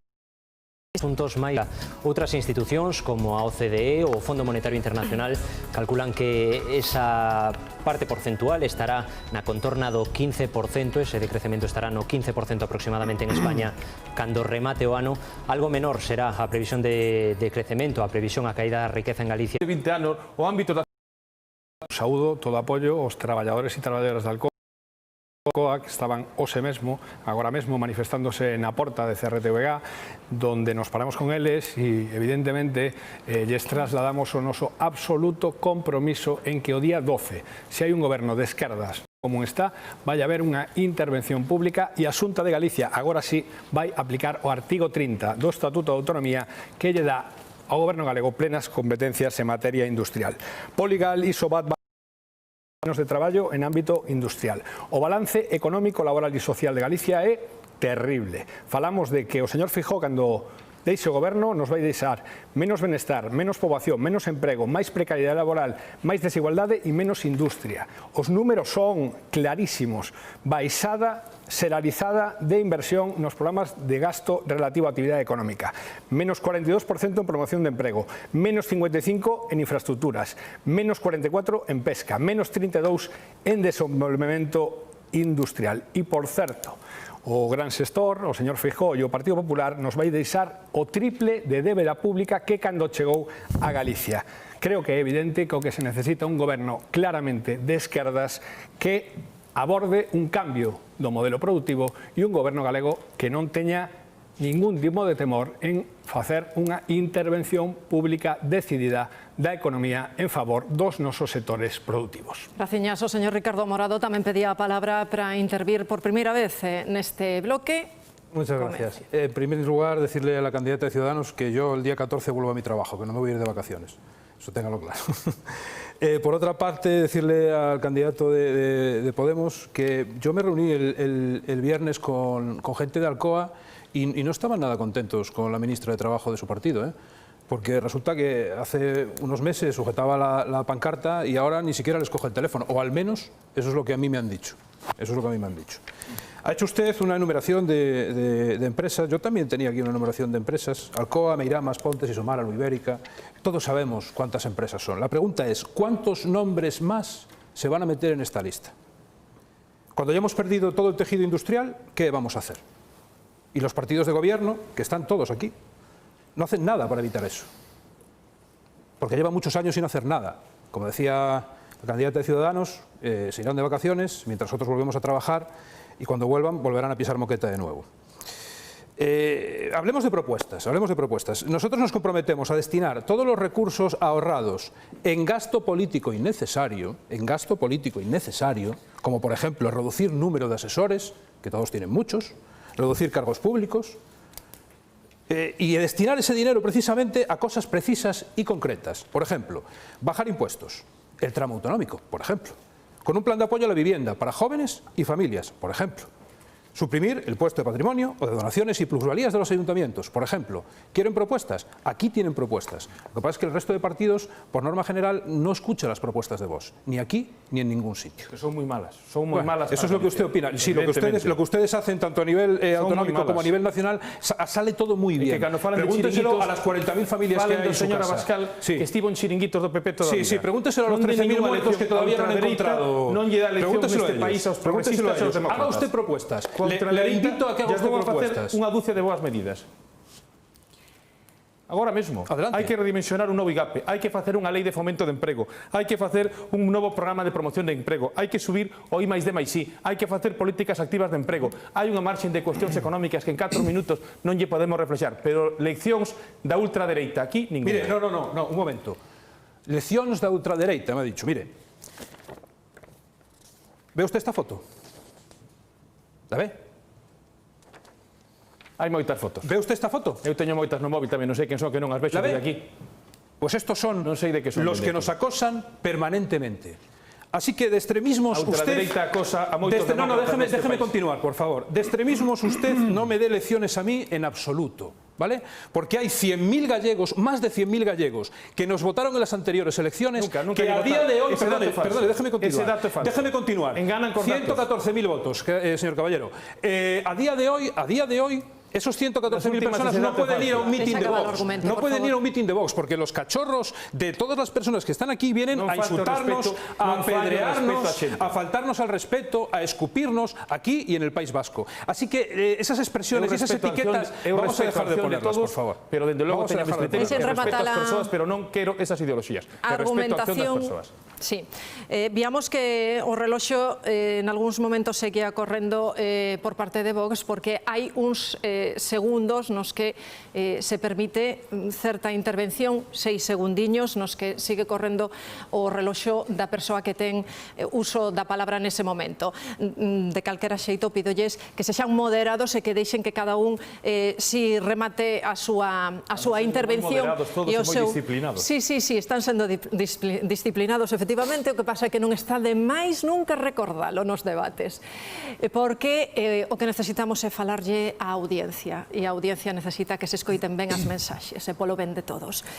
Quedan aínda 3 forzas políticas por intervir neste bloque temático: o Partido Popular, Marea Galeguista e o Bloque Nacionalista Galego. Señora Ana Pontón. Ben, invítannos hoxe aquí a falar de reconstruir e eu pregúntome como pode construir quen durante todos estes anos o único que fixo foi destruir, porque o goberno que presidiu Feijóo destruiu as caixas galegas, regalollas a un empresario venezolano que, por certo, agora está desangrando cunhas comisións abusivas aos seus clientes sin que faga absolutamente nada, xa sabemos a quen se defende. Destruiu tamén a galeguidade de moitas empresas emblemáticas do noso país, estamos falando desde Pescanova, a R, o Banco Pastor, a Celtia, que acabaron en mans de fondos estranxeiros. Destruiu moito emprego, fíxense, na súa presidencia, candidato do Partido Popular, destruíronse 3 de cada 10 empregos na agricultura. Estamos falando de 23.000 empregos perdidos, e que as súas cifras dan medo. Pero tamén se destruiu tecido industrial, porque mentres vostede viaxaba en coche oficial a esos platós, a defender o partido que agora pretende esconder nos cartéis nesta campaña, mentres vostede facía eso, neste país había moita xente que quedaba sin emprego porque moitas empresas colgaban o cartel de pechado sin que a súa política industrial aparecera. E miren, se a reconstrucción da que nos falan é volver a esa bella normalidade, desde logo non é o que eu quero. Se eu son presidenta, apostarei por darlle un impulso á ciencia e á innovación, duplicando os fondos e acabando coa precariedade. Cambiarei ese modelo de economía verde, onde teñamos menos eucalipto e poñamos máis monte multifuncional que non arda, con enerxías renovables ou cunha tarifa eléctrica galega que permita que as familias teñan a luz máis baixa, pero tamén que as nosas empresas sexan máis competitivas. E isto é o futuro, e as políticas do PP o que representan é o pasado. Imos avanzando neste debate. Grazas, señora Pontón. Candidato do Partido Popular de Galicia.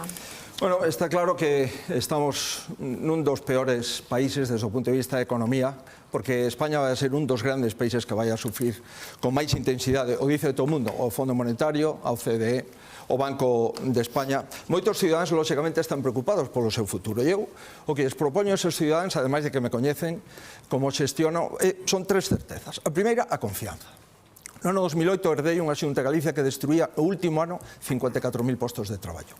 Agora, nesta última legislatura, Galicia foi a segunda comunidade autónoma na que máis descendeu 100%. O paro en Galicia descendeu 37.000 personas, a segunda mellor de España.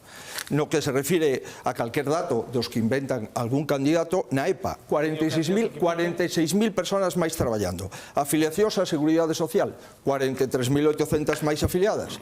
Emprego femenino, récord de afiliadas á Seguridade Social. Por tanto, esa confianza do que fomos capaces de facer entre todos, vamos a seguir facendo. Estabilidade. Nós levamos 11 anos aprobando os presupostos todos os anos. E aquí, en Madrid, non aproban un solo presuposto. Será por algo. Galicia cumpriu o déficit todos os anos. Se fala de débeda pública. Fomos a comunidade autónoma que menos incrementou a débeda pública en 10 anos. A pesar diso, pagamos as facturas a 18 días. Por tanto, eu o que veño a propoñer aquí é xestión, certezas. o único que neste momento pode decir que o programa se pode aplicar de forma inmediata se temos a maioría, son eu.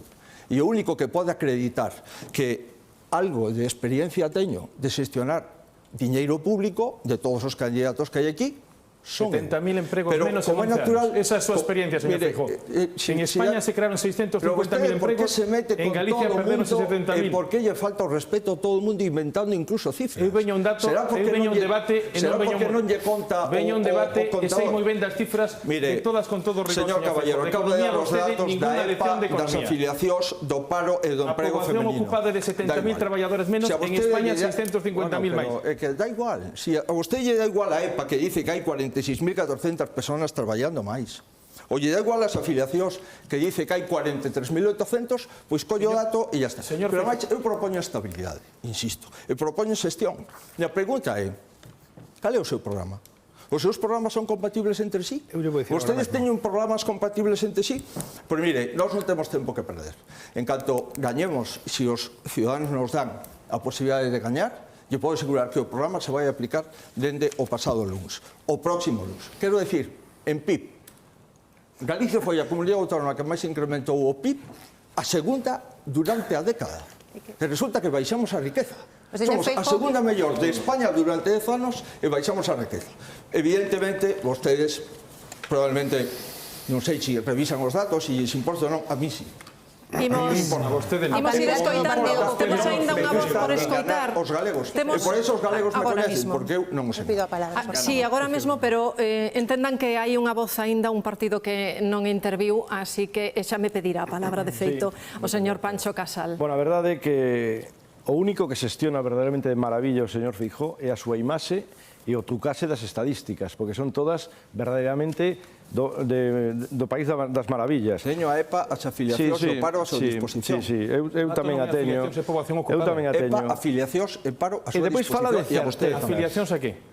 A Seguridade Social. Hai outros sistemas contributivos, señor Feijóo, non engane. As pensións non contributivas non. Hai sistemas de... Pero me está bajando el tiempo. Está correndo, neste momento teño que... Un momentiño, por favor. Un momentiño, porque estaba facendo uso da súa palabra o señor Pancho Casal. Non entre... Agora está parado o tempo, non se preocupe. Porque temos eses 6 segundos de marxe que deixamos para que alguén interpele, porque é un debate... Hai unha cortesía, pero é certo... Pero non que me desconten a mí e non a eles. É certo que estaban os dous aí un pouco... Estaba no uso da palabra o señor Pancho Casal. Fala o señor Feijóo de certezas.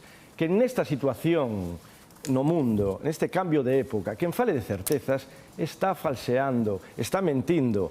Non se pode falar de certezas. Hai que falar, en todo caso, de seguridades, de procesos que poden levar a objetivos. Pero falar de certezas é verdadeiramente unha falacia. E di o lema do Partido Popular, Galicia é moito.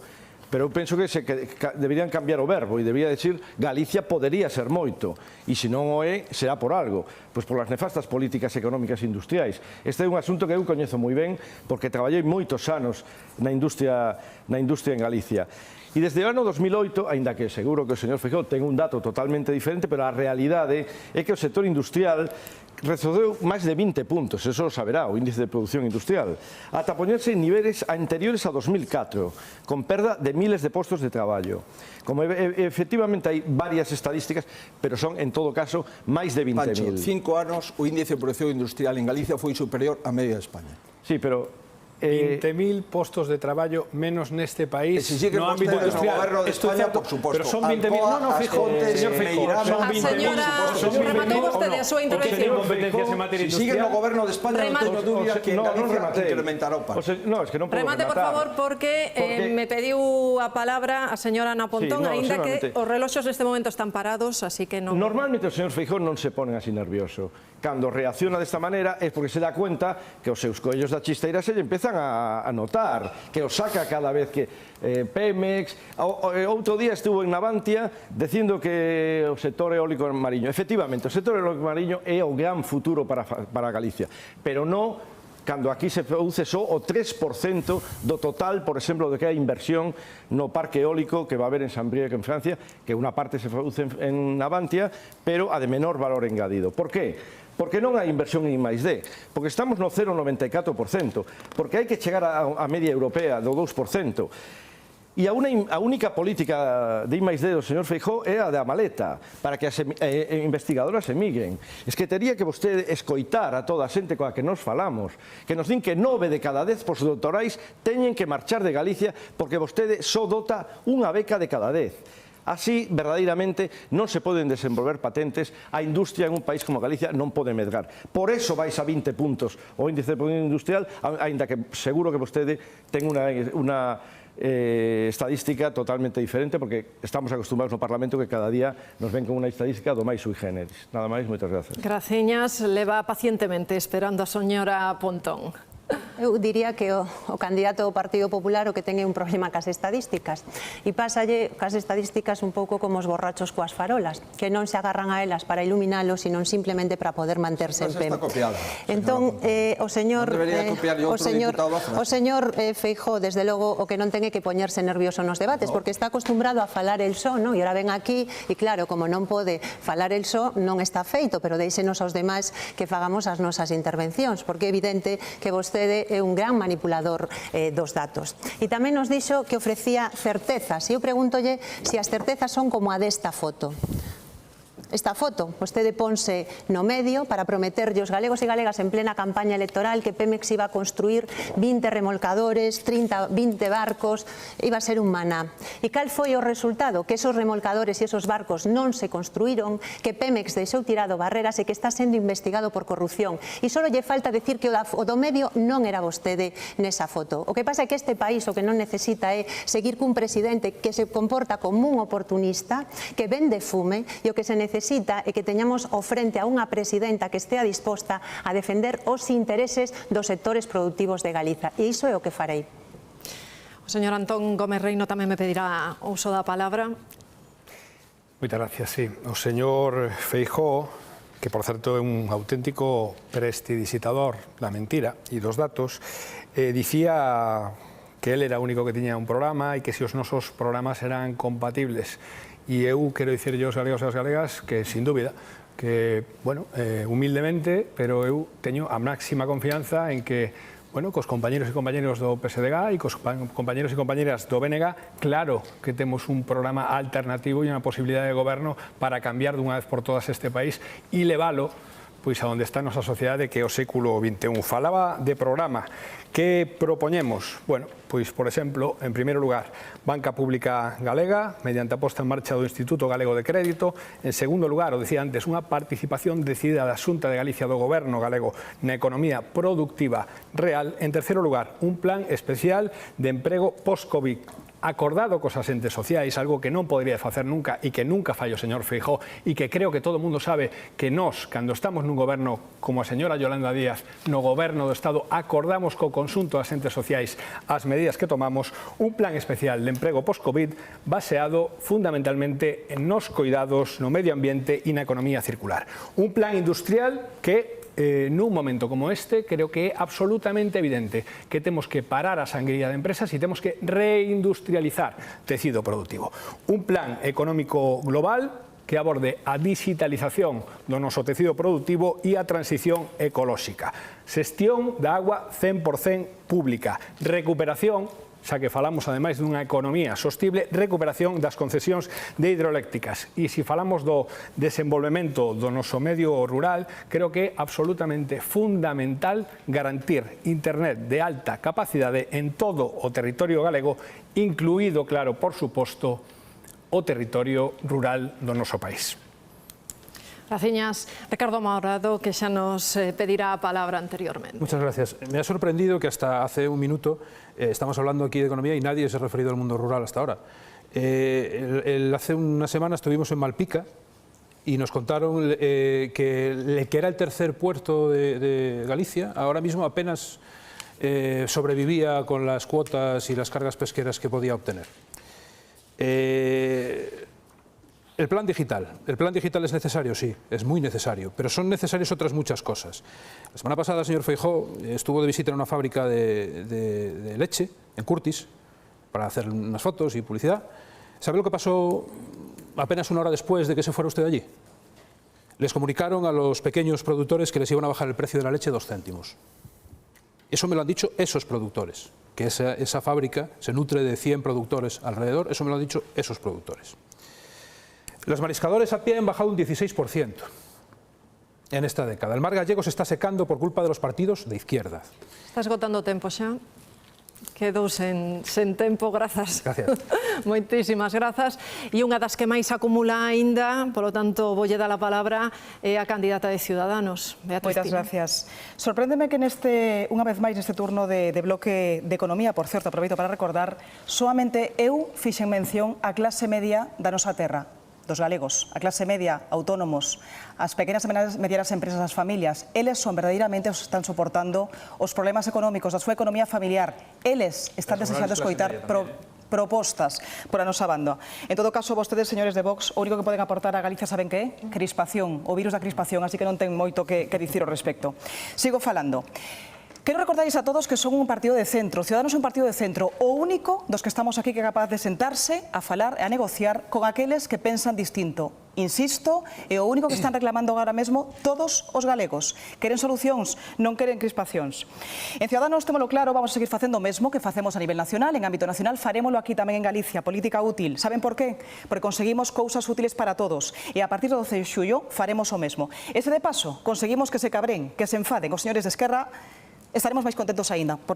Tamén isto vai para o mensaxe para a señora Pontón, porque no Bloque Nacionalista Galego, os seus amigos, os que se van da man, bueno, pois teñen claro que teñen unha amistade que ven de longo, ademais. Porque quero recordarles a todos os galegos que nas pasadas eleccións europeas, miren, esta era a papeleta que tiña a señora Pontón no seu partido. Aí está, a que presentaban aquí en Galicia. Pero, curiosamente, iban da man nas eleccións europeas con esta papeleta. Junqueras era o seu candidato, sabe, o verdade? É que os galegos o mellor non teñen claro isto, pero convén recordalo. Por qué? Sabe canto lle importa a Galicia aos señores de Esquerra? Cero, digo eu, cero. Canto van a facer por Galicia ou canto fixeron por Galicia? Absolutamente nada. Nada, non van a facer nada. Así que recapacite, porque hai que estar con socios realmente que aporten e non que resten. Moitísimas grazas, moitísimas grazas. E non sei se quere tomar a palabra Ana Pontón ou o candidato... Sí, anímase. Ben. A mí o que me parece que é moi importante que falemos de como vai ser o futuro da reconstrucción deste país, pero que non podemos permitir que se peche a industria que temos, porque un país sin industria non vai ter futuro. E pareceme incrible que nin o candidato do Partido Popular, nin tampouco o candidato do Partido Socialista falara sobre Alcoa, a pesar de que temos en risco a un sector estratégico como é a produción de aluminio e 2.000 postos de traballo. E isto require que haxa alternativas. Supoño que ahora veremos un pim-pam-pum no que un di que a culpa é do PSOE e outro di que a culpa é do PP, pero a realidade é que eso non lle vale para nada aos traballadores e as traballadoras. Nos propoñemos que a Xunta, desde logo, se eu son presidenta, Sánchez terá sobre a mesa unha proposta para que a Xunta participe nesa intervención pública, porque estou absolutamente convencida de que se en vez de estar falando do 30% do Produto Interior Bruto de Galiza, faláramos do 30% do Produto Interior Bruto de Madrid, a solución xa estaría sobre a mesa. Moitísimas grazas, señor Caballero. Os debates implican que hai que acertar nas solucións. Querida Ana, realmente o dato non é do 30% do PIB de Galicia, é o 30% da Mariña Oriental de Lugo. E é un tema moi importante, e temos que traballar para a intervención na cuestión se se chega que non hai outra posibilidade. Ese é o compromiso que nós temos dentro do Partido Socialista. Pero a política económica é moito máis que facer este plantexamentos que fai o Partido Popular. E un goberno socialista en Galicia será quen de facer unha nova política económica e unha nova política industrial. De facelo co resto das forzas políticas progresistas, co BNG e con Galicia en Común. Quero presidir Galicia para darlle unha nova política económica e industrial ao país, porque xa sei o que representa o señor Feijóo. Contéstenos, señor Feijóo, por que en 11 anos de goberno vostede destruiu aquí 70.000 ocupados, mentres en España se xeraron 650.000, e que os maiores datas de ocupación de cotizantes á Seguridade Social foron cun goberno socialista en Galicia, e tamén a menor tasa de desemprego, tamén en Galicia.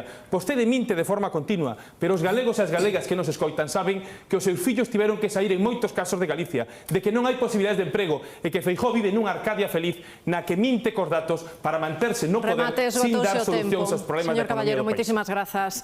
Señor Feijóo, adiante. O que importa non é o que diga o señor Caballero, o que importa é o que diga a EPA, o que diga a Seguridade Social e o que diga o paro registrado. E, volvo a reiterar, nesta última legislatura creamos en Galicia 43.800 afiliados máis. En esta legislatura fomos a segunda comunidade autónoma que baixou o paro. E dende que cheguei á Xunta que había 210.000 parados no ano 9, hoxe hai 166.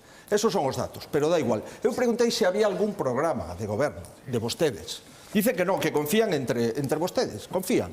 Bueno, eu digo, mira, a situación requiere respostas, e non requiere simplemente declaracións de intencións. Alcoa, ministra Yolanda Díaz antes de ser ministra. Ahora estades en el gobierno e miráis para outro lado responsabilizando a la Xunta. Decía, fíjate, o que dice Pedro Sánchez antes das eleccións en Alcoa. 9 meses, en 9 meses hemos aprobado el estatuto. En 9 meses hemos aprobado el estatuto. Que fixo vostede, presidente de Galicia? Lle fan unha pregunta. Se detivo vostede cos traballadores de Alcoa na porta da CRTVG? Alcoa non pechou. Durante 11 anos fun presidente da Comunidade Autónoma e Alcoa non pechou. E, dende logo, non estou disposto a que este tridente de partidos políticos ou multipartito peche Alcoa. Rematou o seu tempo, señor Feijóo. Porque Alcoa é unha cuestión fundamental para a industria de Galicia. Señor Gómez Reino, lamento profundamente que cando vostedes están no goberno falan dunha cousa e cando están na oposición dicen o seu... Pois creo que en 9 segundos é importante lembrar a foto de Colón donde estaba Ciudadanos, donde estaba o señor Feijóo e donde estaba Vox. Agora que parece que están tan distanciados, creo que é importante poñer en riba da mesa que estaba o conxunto da dereita e da extrema dereita reunida de Colón, señor Feijóo. Non me falen de un tempo non, que non se lles escoita, por favor.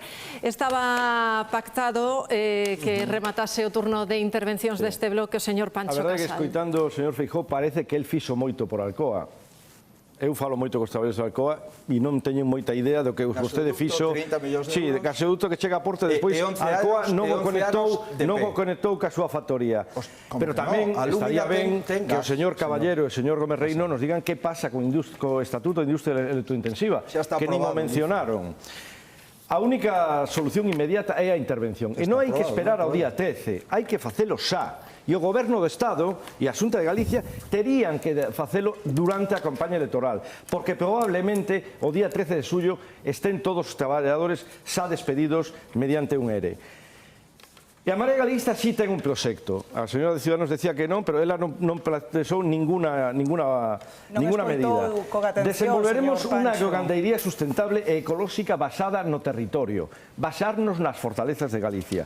Potenciaremos a pesca sostible de alto valor engadido e toda a súa industria transformadora. Desenvolveremos un novo plan eólico de Galicia que garanta a nosa soberanía enerxética. Desenvolveremos un plan estratégico do vehículo eléctrico. É imprescindible ponerlo en marcha xa. Hai que desenvolver tamén un plan masivo de eficiencia enerxética e rehabilitación de edificios que poderá crear miles de postos de traballo e hai que transformar... Sí, pero me quitaron moito tempo entre os dous, o sea que me dejan 5 segundos. E hai que transformar o IGAPE para que non siga pasando o que pasou o amigo do señor Imos avanzar, se lles parece a todos os sete, por favor, escoítenme. Centos de miles de galegos 40 euros esta semana. Nos bloques temáticos, pídolles que respeten tamén a miña palabra cando fago uso dela. O coronavirus avaliou a fortaleza ou debilidade dos sistemas sanitarios de cada país no mundo, en cada comunidade autónoma, en cada cidade mesmo. Nos últimos meses vimos como en diferentes lugares de España se producían momentos moi duros, moi difíciles nas UCIs, incluso chegando ao colapso. Durante este tempo comprobamos que as persoas maiores foron o colectivo máis danado, o máis afectado e prexudicado por esta pandemia, sendo ademais a maior porcentaxe de falecidos neste colectivo. Pero tamén vimos imaxes para a esperanza. Vimos maiores de 90 anos superando a enfermidade, saindo dos hospitais entre os aplausos dos sanitarios. Neste terceiro bloque do debate falamos de sanidade. Está preparado o sistema sanitario ante un posible rebrote? Falemos tamén, se lles parece, propoñémolo de educación. No inmediato temos que afrontar un novo inicio do curso escolar. Temos un sistema educativo público preparado para o reto digital. E da man desta cuestión, queremos abordar tamén as políticas de conciliación. Sí, en definitiva, queremos que os candidatos e candidatas que participan neste debate expoñan á sociedade galega cales son os seus proxectos en materia de política social. Pechará este bloque o candidato do Partido Socialista de Galicia, Gonzalo Caballero, ten a segunda intervención prefixada, segundo acordo dos partidos, o candidato de Galicia en Común. Abre este bloque o candidato do Partido Popular, Alberto Núñez Feijóo. Eu insisto en que é fundamental aportar certezas. Aportar certezas no económico nos vai a permitir tamén aportar certezas no social. O máis importante para unha política social é crear emprego. Eu quixera comprometer 4 cuestións. Para nós, vamos a seguir coa certeza da saúde, e da saúde pública de forma especial. Hoxe, en Galicia, hai máis presuposto que nunca para a sanidade, 4.109 millóns de euros, un 13% máis de cando empezamos. Hoxe hai 3.600 profesionais máis traballando na sanidade e hoxe a lista de espera, a cirurxía maior ambulatoria, a cirurxía en xeral, os quirófanos están nos mellores datos e a valoración da sanidade pública tamén. Hoxe hai máis hospitais que nunca e por eso resistimos a pandemia, porque houbo máis investimento na sanidade pública que nunca e temos novos hospitais e hospitais reformados. Os recortes non existen. Pero a taxa de pobreza, que a solidaridade, hoxe a taxa de pobreza en Galicia é inferior a que tiñamos cando chegamos ao goberno no ano 2008. Somos das poucas comunidades autónomas que o conseguimos. 14.000 persoas cobraban a dependencia, a certeza dos maiores, e agora cobran 64.000. E ademais incrementamos as prazas dos maiores en nada máis e nada menos que en 6.000. 6.000 prazas novas para os maiores e para a discapacidade. E as familias? As familias en Galicia son as únicas de España que dende abril, a pesar da pandemia, xa en abril, tiñan as guarderías gratis para o segundo e sucesivos fillos. Duplicamos as prazas de guarderías, tiñamos 12.000 cando chegamos, hoxe hai 25.000. Galicia ten as políticas máis potentes desde o punto de vista de axudar as familias cando teñen un fillo. 50 millóns de euros investimos, máis de 45.000 familias tiveron axuda na tarxeta Benvida e hoxe hai casas no rural, casas niño e tamén casas do maior. E hai unha potente lei de impulso demográfico que esperemos aprobar no próximo período de sesións. E na mocidade, Galicia é a comunidade autónoma con máis profesores por alumno. Segundo, Galicia é unha comunidade autónoma que rebaixou a metade a taxa de abandono escolar. Terceiro, o informe PISA nos dice que temos as mellores notas da nosa historia cando nos comparamos no ámbito do OCDE. E cuarto, no ámbito das universidades temos as taxas máis baratas de España. E isto non o digo eu, o dice o señor Castells, o ministro de Podemos, que supoño que o señor Gómez Reino e o resto dos seus coaligados estarán de acordo. Escoitamos tamén o señor Gómez Reino. Moitas gracias. Bueno, en primeiro lugar, dicir que se eu son presidente, se facemos un goberno de esquerdas e de progreso neste país, estou convencido que temos o compromiso de Gonzalo e de Ana de que o día 15 van a estar abertos os centros de día deste país, non como están agora mesmo co señor Feijóo. En segundo lugar, o señor Feijóo ten ademais un sexto que é curioso e cando vai mentir, decir un dato falso, unha media verdade, se toca as gafas habitualmente como acaba de facer. E vostede, señor Feijóo, o problema non é gracioso, é que vostede vive nun mundo diferente ao dos galegos e das galegas. Datos, dependencia. Os tempos para recibir a avaliación de independencia demóranse máis dun ano. Eso quere dicer que moita xente, desgraciadamente, falece esperando pola dependencia. Política demográfica, tentar pechar o paridoiro de Verín, que evidentemente non se puido gracias á enorme movilización popular. Construción de vivenda pública. No ano 2019, con 15.000 demandantes de vivenda pública no noso país, o balance do señor Feijóo son 4 vivendas públicas construídas. Educación, desmantelamento, privatización e desgaleguización da educación pública, aumentando ademais, aumentou vostede, o financiamento a centros privados que segregan por sexo. E fíxese, esta semana estiven falando cos 3 retores das 3 universidades públicas do noso país e en todos os casos están radicalmente en contra da súa proposta de, a través de a banca, privatizar o sistema público de universidades galego. Eu lle vou dicir o que fai un goberno realmente de esquerda cando está Galicia en Común nel. subir o salario mínimo interprofesional no primeiro mes de legislatura, por certo, con consenso dos asentes sociais, e hai que dicir que máis de 313.000 galegos e galegas se beneficiaron desta subida do SMI. Prohibir os desafiuzamentos nunha situación de crise e de pandemia. E, por certo, a señora conselleira de Vivenda do Partido Popular dixo que estaba en contra desa medida porque enfriaba o mercado inmobiliario. Unha insente movilización de recursos públicos nos ERTEs para protexer o emprego, os autónomos e fundamentalmente tamén, claro, os traballadores. E finalmente, aprobar un ingreso mínimo vital, unha medida histórica que está a favor da Unión Europea, que incluso está, sorprendentemente, o Fondo Monetario Internacional para combatir a desigualdade, para activar a economía. E quen foi o único que saiu criticando esa medida e intentando apropiarse dela ademais despois? O señor Alberto Núñez Feijóo. Dicía o señor Feijóo que o importante é crear emprego. E eu lle digo crear emprego de calidade, porque creo que xa estamos fartos e fartas neste país de que a xente traballe para ser pobre. Señor Casal, pode tomar a palabra. Sí. Bueno, decía que eu pensaba que en esta época, en estos momentos históricos, non podía haber certezas. Agora teño unha.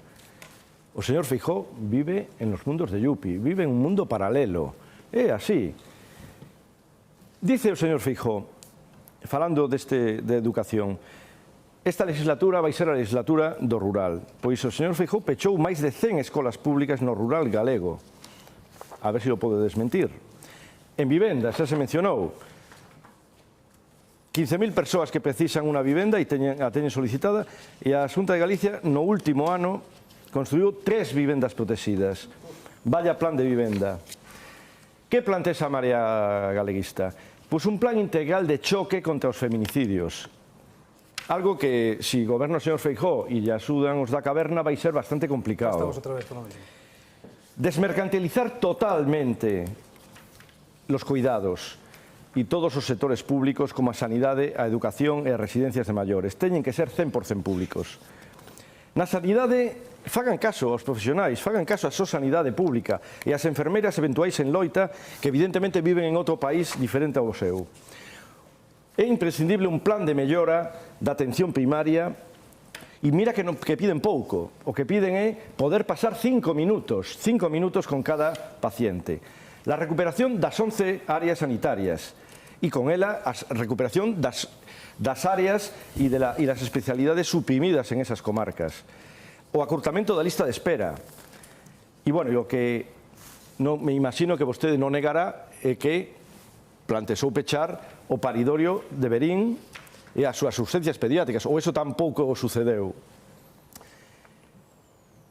Hai que tamén axudar as mulleres universalizando a gratuidade da educación de 0 a 3 anos cunha rede de escolas infantís públicas, e o señor Feijóo votou en contra cando presentamos no Parlamento. Apostamos tamén pola creación dun parque público de vivenda para que non sexan 3, 4, 5 cada ano. Eso non pode ser. Bueno, todo isto é o que é o país real. Pero o señor Feijóo vive en outro país. Pero, ademais, o señor Gómez Reino decía, bueno, formaremos un goberno. Está moi ben, e nos o apoyaríamos, pero querríamos estar vigilantes, porque a Marea Galeguista o que non vai a depender de ninguén, non vai a tener as mans atadas, porque o vemos agora no caso da Alcoa. Non falaron nada do Estatuto de Industrias Electrointensivas. Falan de que a partir do día 13, que é o que habitualmente di o señor Feijóo, se intervendrá a empresa. Por que non se interveñe xa? Es que non hai goberno no Estado. Saben que o ERTE, o ERE, creo que remata dentro de 6 ou 7 días. A empresa xa comunicou o despido a moita xente. Por favor, chamen a señora Maroto para que non lles venda máis a moto aos señores da Alcoa. Interveñan a compañía e pidanlle ao señor Feijóo que esta vez non se poña de perfil outra vez.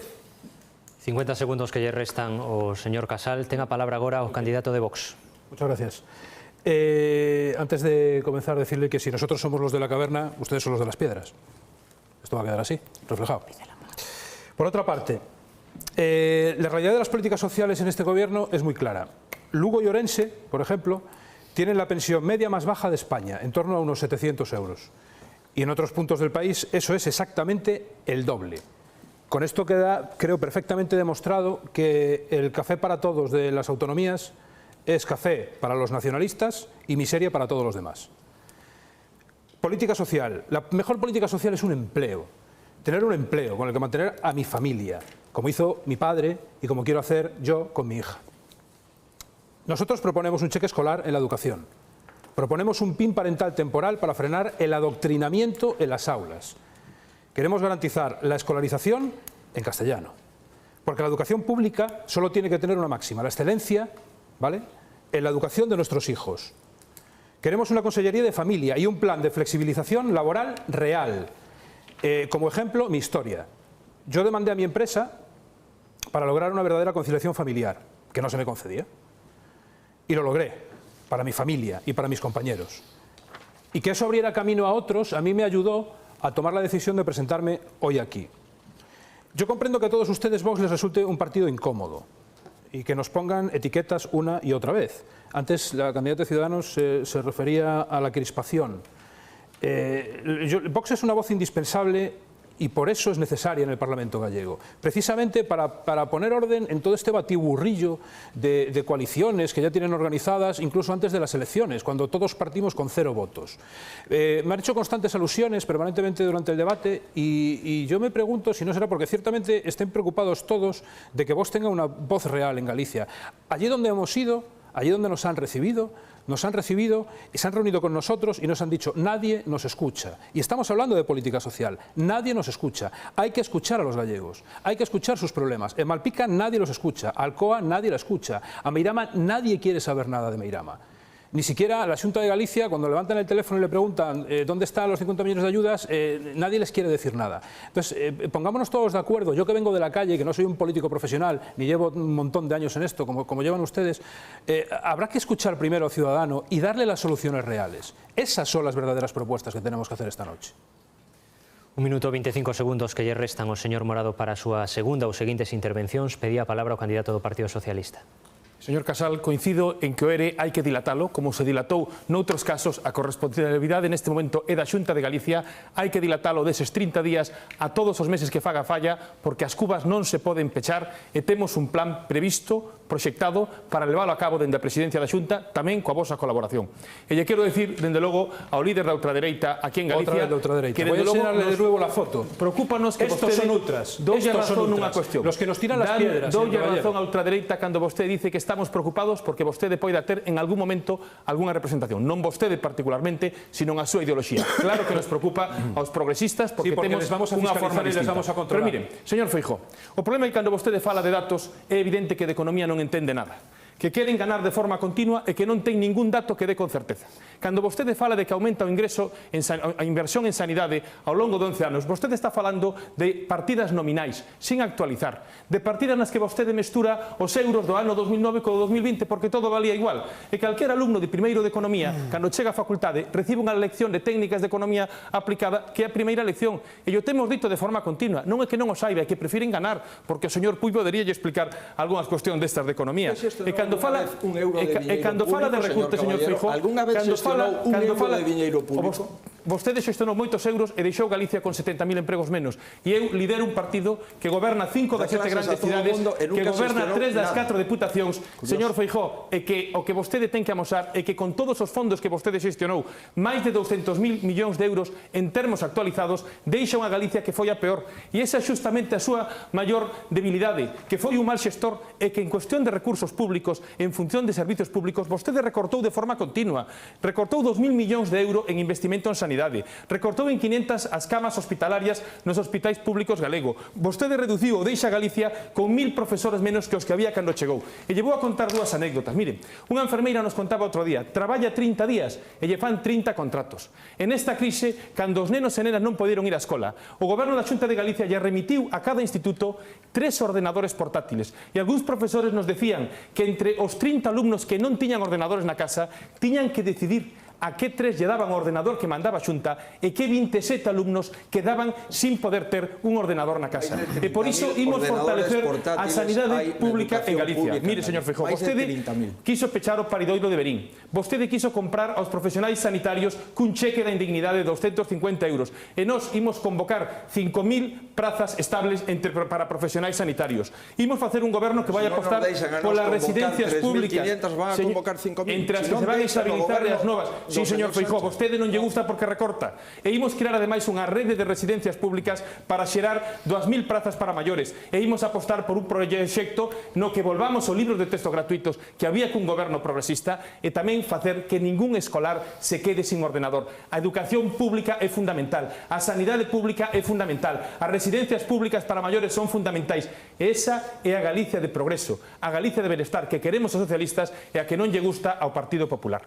Señor Caballero, lembre que vostede pechará este bloque, restan aínda 45 segundos a empregar cando tomen a palabra os restantes candidatos. Ten agora a palabra a candidata de Ciudadanos, señora Beatriz Pino. Gracias. Señores, pídese outra vez que nos centremos, por favor, que sexamos ellos e que non faltemos a verdade. Señor Caballero, está mentindo, sabe por qué? Os galegos teñen que saber realmente o que vostede quere facer en política social. Sabe que? Votar abaixo, reventar directamente a reforma laboral que agora mesmo está sustentando a 400.000 galegos que están vivindo cun ERTE. Iso que vostede e o seu partido quere facer. 400.000 galegos teñen que saber o que están escoitando. Déxeme falar, por favor. Están pendentes de que vostede e os seus amigos de Podemos rebenten a reforma laboral. Iso sí que é grave. E iso diga yo aos galegos que están vendo agora mesmo. 400.000 galegos. En calquera caso, teñeno firmado con Bildu. Non o digo eu. Os dous, teñen firmado con Bildu. Expliquen os galegos que están vendo o debate. En calquera caso, o bloque social. A nosa sociedade, para que o saiba, falloulle e fracasou aos nosos maiores. Señor Feijóo, tamén deberíamos recoñecer isto. Sería bo, porque é verdade, a metade dos falecidos en Galicia, hai que recoñecelo, foron xente dos nosos maiores.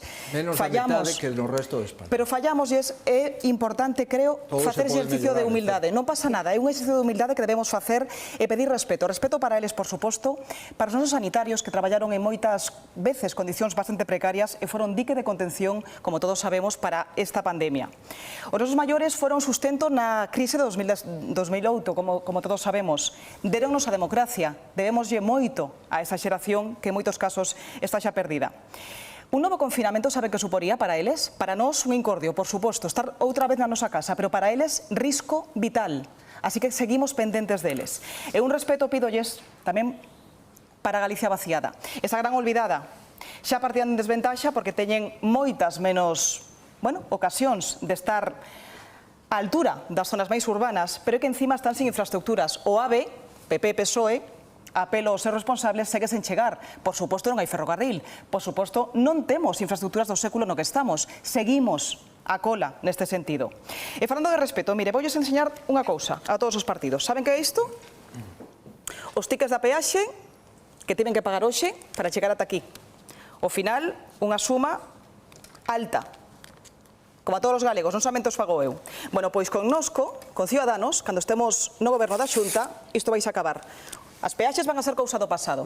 Digo yo así para que saiban que hai que facer cousas polos galegos. Isto é o que afecta aos bolsillos dos galegos. Isto é política social tamén. E, por suposto, tamén hai cousas que temos que dicir. En Galicia, ser muller non é fácil. Formar unha familia non é fácil, é case un privilexio, atreveríame a decir. Pero aparte digo porque unha sociedade que non aboga por as políticas de conciliación, pois mal va. Pero temos aquí o exemplo neste plato. Fíxense vostedes, 1, 2, 3, 4, 5, 6. A Ana Pontón e logo eu somos as únicas mulleres que estamos aquí optando á Xunta de Galicia. Hai que contar hasta 6 para encontrar a 2 mulleres. Que curioso. En calquera caso, abogamos por un plan de apoio ás familias que sexa serio e que abogue tamén por políticas de conciliación para que as mulleres non teñan que facer números para formar unha familia. Queremos de verdade, señor Feijóo, que as escolas infantís sexan de verdade gratuitas, non como agora, de verdade gratuitas. Queremos que as familias teñan dentistas gratuitos para os seus nenos, libros de texto gratis, clases de inglés en verano gratis, que os permisos de paternidade se amplíen hasta 16 semanas, 18 no caso que o pai e a nai tamén cumpran con todo o cupo das semanas que teñen. As familias numerosas van a ter tamén revisadas as súas condicións, polo tanto, xa non terán que estar casadas para ser consideradas como numerosas. As familias con 2 fillos tamén serán consideradas numerosas e as familias monoparentais tamén serán e podrán disfrutar dos beneficios das familias numerosas. O que quero dicir con isto que Galicia, da nosa man con este partido de política útil e de centro, vai a ser o mellor sitio para formar unha familia. Eso é importante. Grazas, señora Pino. Señora Pontón. Ben, eu estiven escoitando moi atentamente a intervención inicial que fixo o candidato do Partido Popular e volveu a demostrarnos que o seu compromiso cas mulleres brilla por a súa ausencia, a pesar de que somos a metade da poboación deste país. O señor Feijóo entende as políticas de igualdade como poñerse un lazo lila na solapa e despois camiñar xustamente na dirección contraria. E digo isto porque, ademais, Feijóo foi un precursor desas políticas que pactan coa extrema dereita. Fixo cando recuperou... Me parece increíble. Sus cachorros son los que nos apedrean, en cada acto al que vamos. Sus cachorros. Son los que nos tiran las piedras. Eu non interrumpo a ninguén. Xa se ve cal é o respeto que vostede ten. El respeto es el que quiero yo para los actos que estamos haciendo en la calle. Eso es lo que yo quiero, respeto. Señor, eu a verdade creo que vostede o que ven aquí a intentar provocar, porque o que representa a extrema dereita. Os partidos políticos que coñecen os asesores, disculpe un segundo, señora Pontón, simplemente por facer unha aclaración que creo que afecta a todos os candidatos. Creo que a sociedade galega, os espectadores da Televisión de Galicia, os ointes da Radio Galega que están consumindo nestes momentos este debate, este exercicio democrático de intercambio de posicións, agradecen, como é a sociedade galega, que haxa orde, que haxa intervencións moderadas á hora de expoñer a palabra, a quenda que ten cada candidato. Dispoña da palabra a candidata do Bloque Nacionalista Galego. Agradezo, porque eu estuve escoitando todas as intervencións e xa se ve que o que pasa. Pois ben, non sei se podo continuar. Agradezo yo moitísimo. Ben, decía que o señor Feijóo foi un precursor desos pactos e desas políticas que pactan coa extrema dereita. E que o fixo cando en plena crise recortou as axudas ás víctimas de violencia de xénero. Fixo tamén, pois, cando volveu a poñer os concertos a esos centros educativos que segregan os nenos e as nenas, deulles a esos colexios dos Opus Dei 30 millóns de euros para financiar unha sanidade, unha educación machista e clasista. Non foi o bipartito, señor Feijóo, por favor, non minta. Vostede sabe o que fixo, señor Feijóo. Sabe o que fixo? O que fixo o señor Feijóo foi no goberno de Fraga blindar durante 3 anos esos concertos. En canto puidemos, retiramos ese concerto. E cando volveu o señor Feijóo, que fixo? Recuperou os concertos para esos centros que segregan a nenos e a nenas. Entregoulles 30 millóns de euros de todos os galegos e as galegas para financiar o Opus Dei, para financiar unha educación que é machista e clasista. Esa é a súa carta de presentación. E desde logo, se algo teño claro que eu quero ser presidenta para que as cousas cambien para as mulleres deste país e que o se podo ser a partir do 12 de xullo impulsarei non lazos, sino medidas reais e por iso destinaremos o 1% dos orzamentos da Xunta de Galiza a loitar contra a violencia de xénero. Traballaremos para que realmente a conciliación non sexa unha carreira de obstáculos que teñen que superar as mulleres e para iso necesitamos escolas infantís públicas, gratuitas e tamén que haxa uns horarios racionais. Desde logo, ningunha empresa que discrimine salarialmente as mulleres poderá contratar coa Xunta de Galiza e, por suposto, nos eliminaremos esos concertos sexistas que puxo en marcha o goberno de Feijóo. Grazas, señora Pontón. Señor Gómez Reino. Bueno, en primeiro lugar, unha nota rápida. Chama a atención que agora Ciudadanos fale de transferencias cando sistemáticamente votou en contra no Congreso dos Diputados de todas as transferencias que se solicitaron. Señora, que non lle interrumpí. En todo caso, propostas concretas. Propostas concretas. Renta garantida galega, compatible co ingreso mínimo vital, vinculada á formación ocupacional e para que todos os galegos e as galegas cobren o equivalente ao salario mínimo interprofesional, 950 euros. Vivenda, garantir no conxunto da legislatura que todos aqueles menores de 35 anos que se queran emancipar pola vía do alugueiro podan facelo mediante axudas directas, movilización das máis de 300.000 vivendas baleiras que hai agora mesmo no noso país, construción de vivenda pública para aluguer e unha nova lei de vivenda. Educación, nun momento de crise imprescindible educación gratuita de 0 a 3 anos e educación universitaria no noso país tamén gratuito. E no ámbito da educación, da sanidade e dos profesionais das políticas sociais é imprescindible acabar coa precariedade e a interinidade, novas OPEs e consolidación de postos de traballo públicos neses sectores esenciais dos servicios públicos do noso país. Grazas, señor Gómez Reino. Entendemos que a candidata de Ciudadanos, señora Pino, pedía a palabra con esa intervención que facía. Sí, bueno, xa o dixen. Aquí, señor Gómez Reino, importante que o saiban é o que pagan os galegos. Dalles igual quen está ao frente dunha autopista, dunha carretera.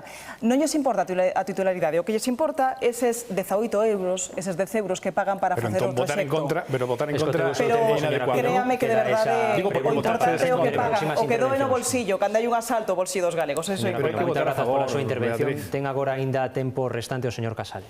Sí.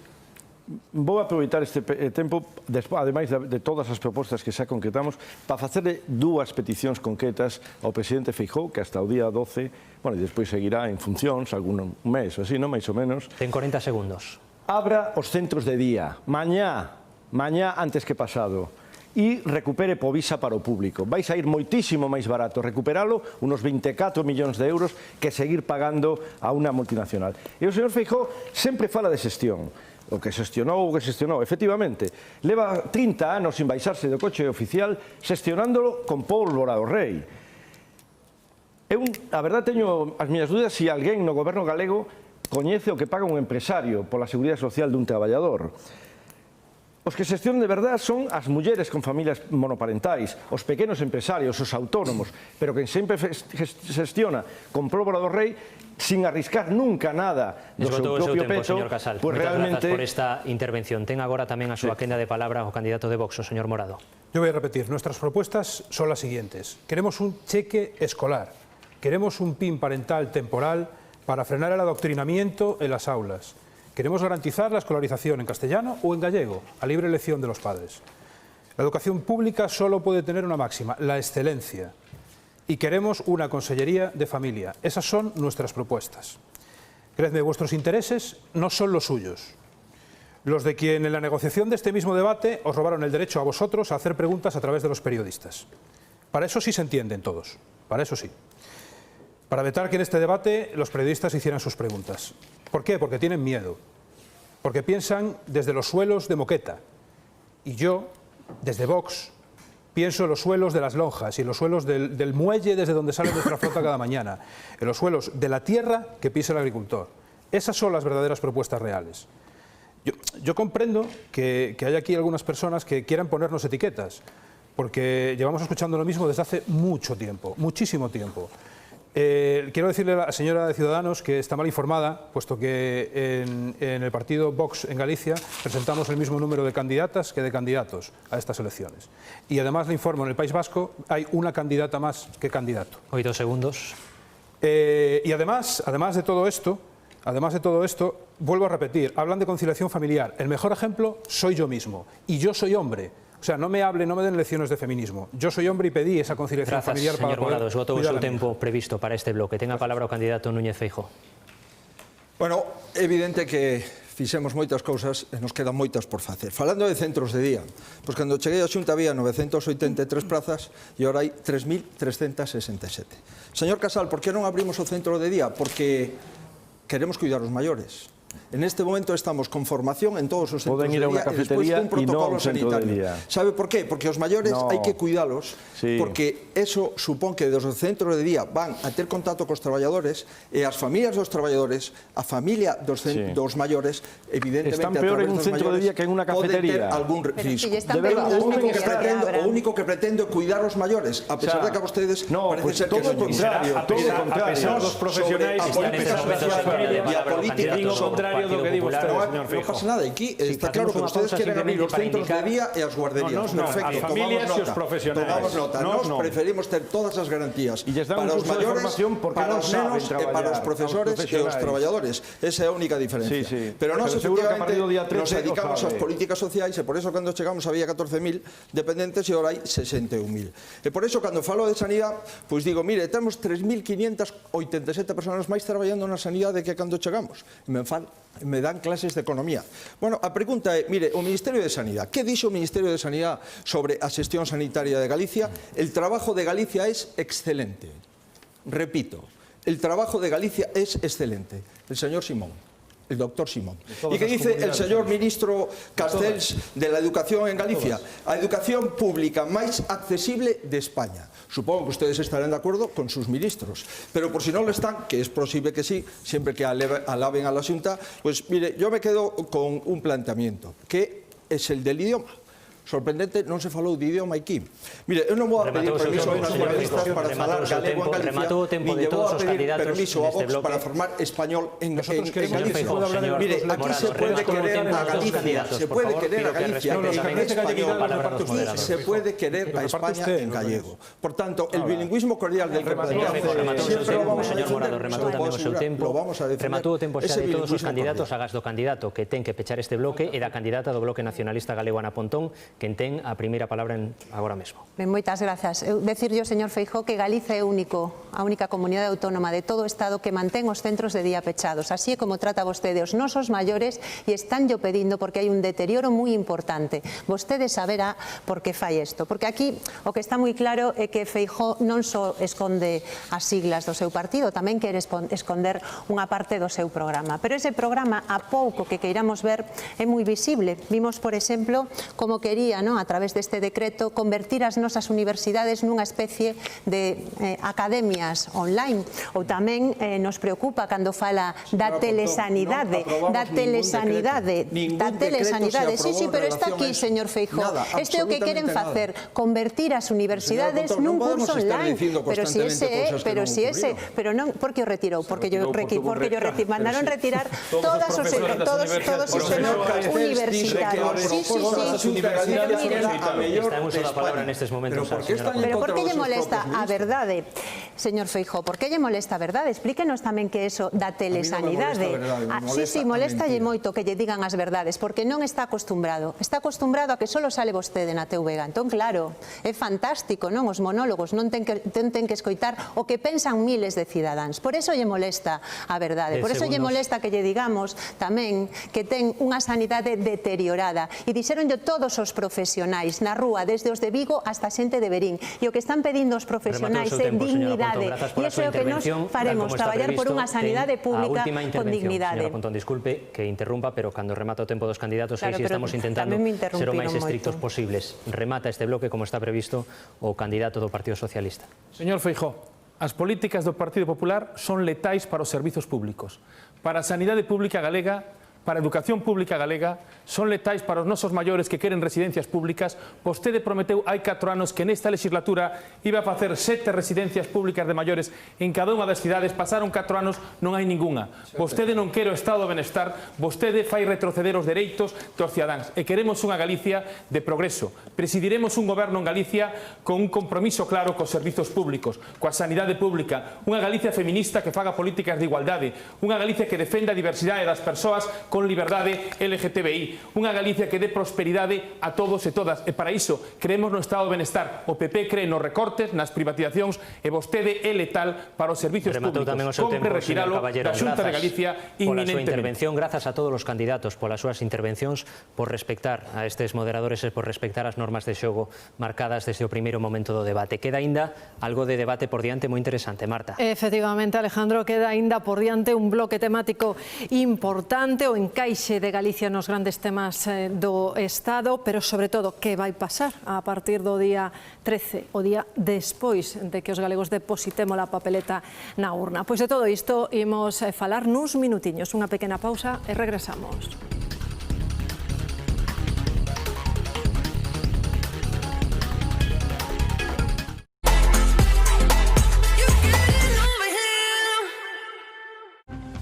Viñemos a Fisterra a probar o saboroso longueirón e coñecer os inicios desta explotación. No 93 fíxose o primer plan de explotación. Hubo que convencer primeiro os propios mariscadores, convencelo de que estando regulados iba a funcionar mellor o sistema. Son de jafas e aletas. Pulmón, sempre pulmón, a verdade que sí. Corta como casi como misturía.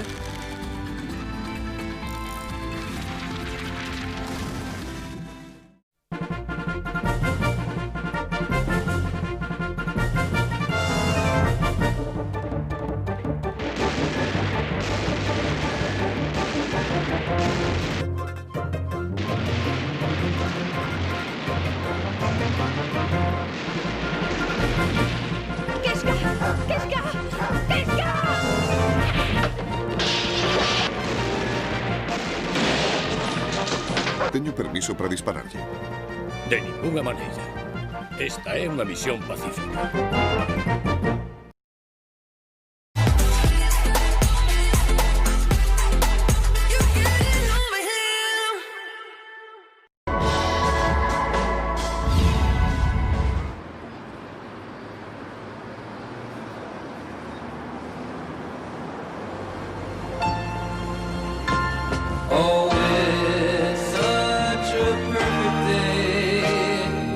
Eu traballo na mar, eu andive na mercante, agora ando nos yates, daquelas que acabara os estudios, estaba facendo as prácticas na mercante. O 31 de decembro do ano 89 estaba en Cádiz esperando que atracara o Candelaria. O Candelaria era un barco fantástico, construído na Unión Soviética.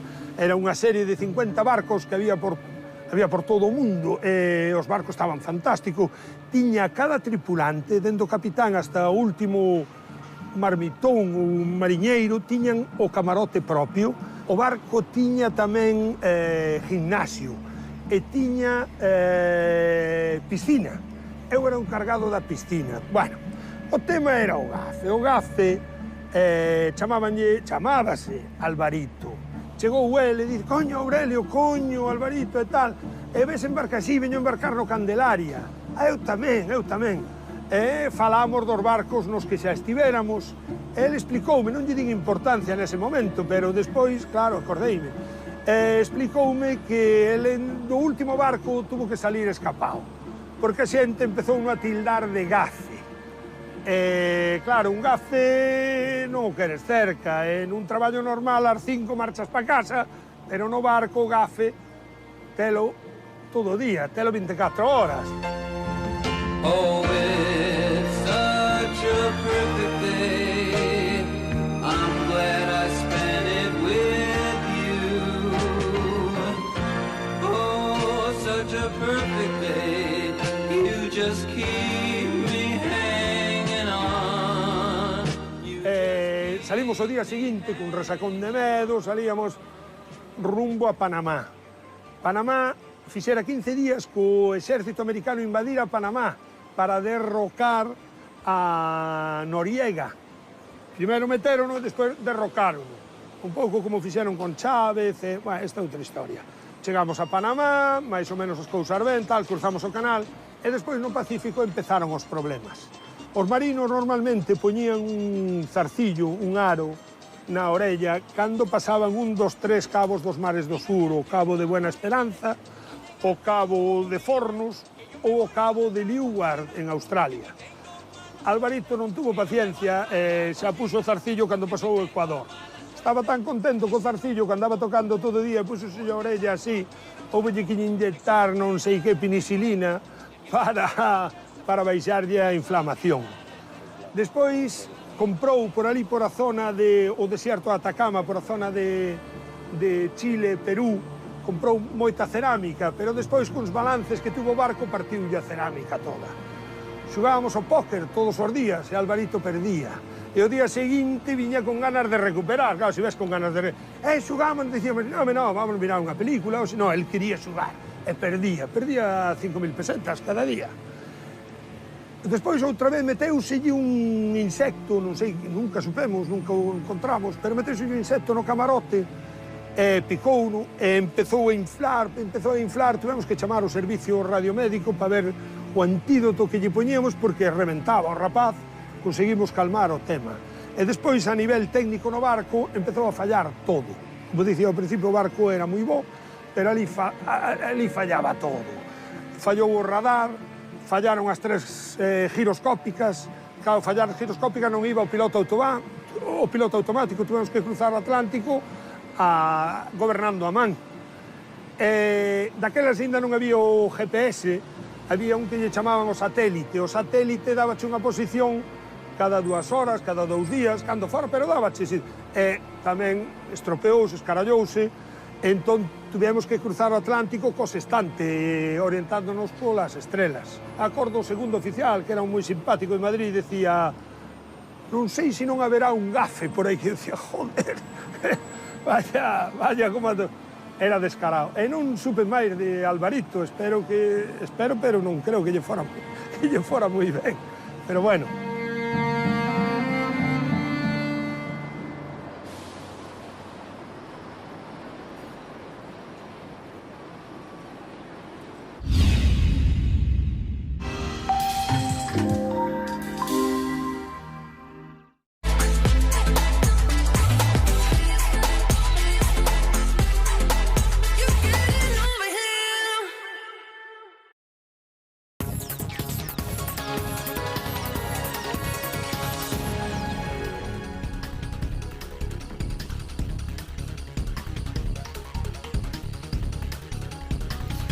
Acabamos esta pausa publicitaria, regresamos e imos collendo ritmo para o último bloque informativo de debate. Un último bloque, Marta, sobre un dos asuntos que estivo tamén presente en a xenda durante toda esta pandemia, o debate das competencias. A decisión do mando único afondou neste debate quen ten competencias, como se deben desenvolver esas competencias, e máis alá do COVID, máis alá do coronavirus, en España seguen abertos debates como o encaixe do Estado das Autonomías, a propia vixencia do modelo constitucional, en definitiva, asuntos abertos que queremos coñecer tamén en opinión dos distintos candidatos das formacións galegas que se presentan a estas eleccións para saber que proxecto teñen para Galicia en caso de finalmente ser quen de formar un goberno ou unha alternativa de goberno, porque as enquisas aportan nestes momentos varios escenarios posibles. Nos o que preguntamos en concreto aos candidatos cando tomen a palabra neste debate é que farán co voto dos galegos a partir do 13 de xuño, que farán co voto dos galegos cando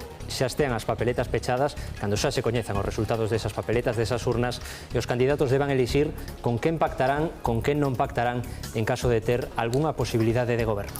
Esa é unha pregunta clave, Alejandro, porque hai que ter en conta o escenario, xa o dicía o meu compañeiro coincidente, que ofrecen os estudos demoscópicos publicados ata o momento. Esas enquisas prevén dous escenarios posibles, unha maioría absoluta que revalidaría a actual formación de goberno ou unha coalición de partidos que sumen a forza parlamentaria suficiente para poder constituir un novo executivo autonómico. O contexto sanitario e o económico marcan precisamente, se cabe, unha maior urxencia da habitual para a constitución dun novo goberno. Imos abrir a quenda de intervencións con esta temática neste último bloque deste debate electoral. E segundo pactado polos partidos políticos, vai pechar este bloque a candidata do Bloque Nacionalista Galego, Ana Pontón. A segunda intervención tamén está prefixada polos partidos políticos, será a do candidato de Vox, Ricardo Morado, e abre este bloque o candidato da Marea Galeguista, Pancho Casal. Adiante. Moitas grazas. Bueno, a Marea Galeguista recoñece o carácter nacional de Galicia. Defenderemos que os dereitos de Galicia se sitúen no mesmo nivel que os das outras nacións do Estado. E dentro desto, por exemplo, derogaremos ao decreto de plurilingüismo, para que os meus netos non lles pase o que me pasa a mí, que tiven que aprender o galego xa de moi maior, casi con 50 anos. Por eso falo tan mal, entre outras cousas. Creemos no soberanismo cidadán, que non é outra cousa máis que nos decidamos sobre as cousas que nos afectan. Gracias, señor Casal. Ricardo Morado, é o seu turno. A mí me gustaría empezar pidiendo algo que parece obvio, que el resto de partidos que me acompañan hoy condenen la violencia que estamos sufriendo durante esta campaña en los actos de Vox. Solo usted, señora de Ciudadanos, lo condenó en tiempo y forma y se lo tengo usted ninguna duda al respecto. Perdón por llamar racista a No hay derecho a que una diputada de Vox... ¿Va a pedir perdón por llamar racista a Castelao? No me interrumpa, por favor. No, usted non parou de interrumpir. ¿Quiere que le hable de Castelao? Sí. Sempre en Galiza, capítulo 4. Bueno. Estábamos celebrando o mitin das arengas na Quintana de Santiago e un patriota berrou Viva España. Asiña xurdiron do público uns mozos separatistas e mallaron no interruptor patriota. Eu din, por ben empregado, aquel castigo. Posteriormente, la misma obra habla de que él le habría... Un momentito, es mi intervención, por favor. Ten que aprender a leer. Es mi intervención. Sí. Posteriormente, en esa misma obra, habla de que él le habría pegado un tiro en el corazón. Esto solo dice dos cosas. O que usted justifica la violencia o que no se ha leído la obra. Que usted non sabe ler e non sabe interpretar o que lee. Eso é o que gustaría continuar. Vamos a deixar que continúe. En esta misma plaza de la Quintana, hace unos días hicimos la pegada de carteles Y allí coincidimos con el bloque, la señora Pontón, a unos 50 metros de distancia. Y yo, de verdad, le prometo, señora Pontón, que si algún día alguien le dice las cosas que nos dijeron a nosotros allí, nosotros saldremos a defenderla, se lo prometo. Si alguna vez alguien, sea quien sea, yo sé que estos eran los suyos y los que justifican toda la violencia. Usted está facendo acusacións absolutamente falsas. Sinceramente, le aseguro, a estrategia da extrema dereita. Condene la violencia, por favor. E vostede condena a violencia de xénero, por favor. Un señor que está insultando a todas as mulleres, que levan morto miles de mulleres neste país, por favor, e non insulte a Castelao, porque nunca ninguén de Vox poderá facelo. Antes de hablar de gobernabilidad y pactos, deberíamos dejar claro que con la violencia no se puede negociar. Y los que estamos sufriendo las pedradas somos nosotros.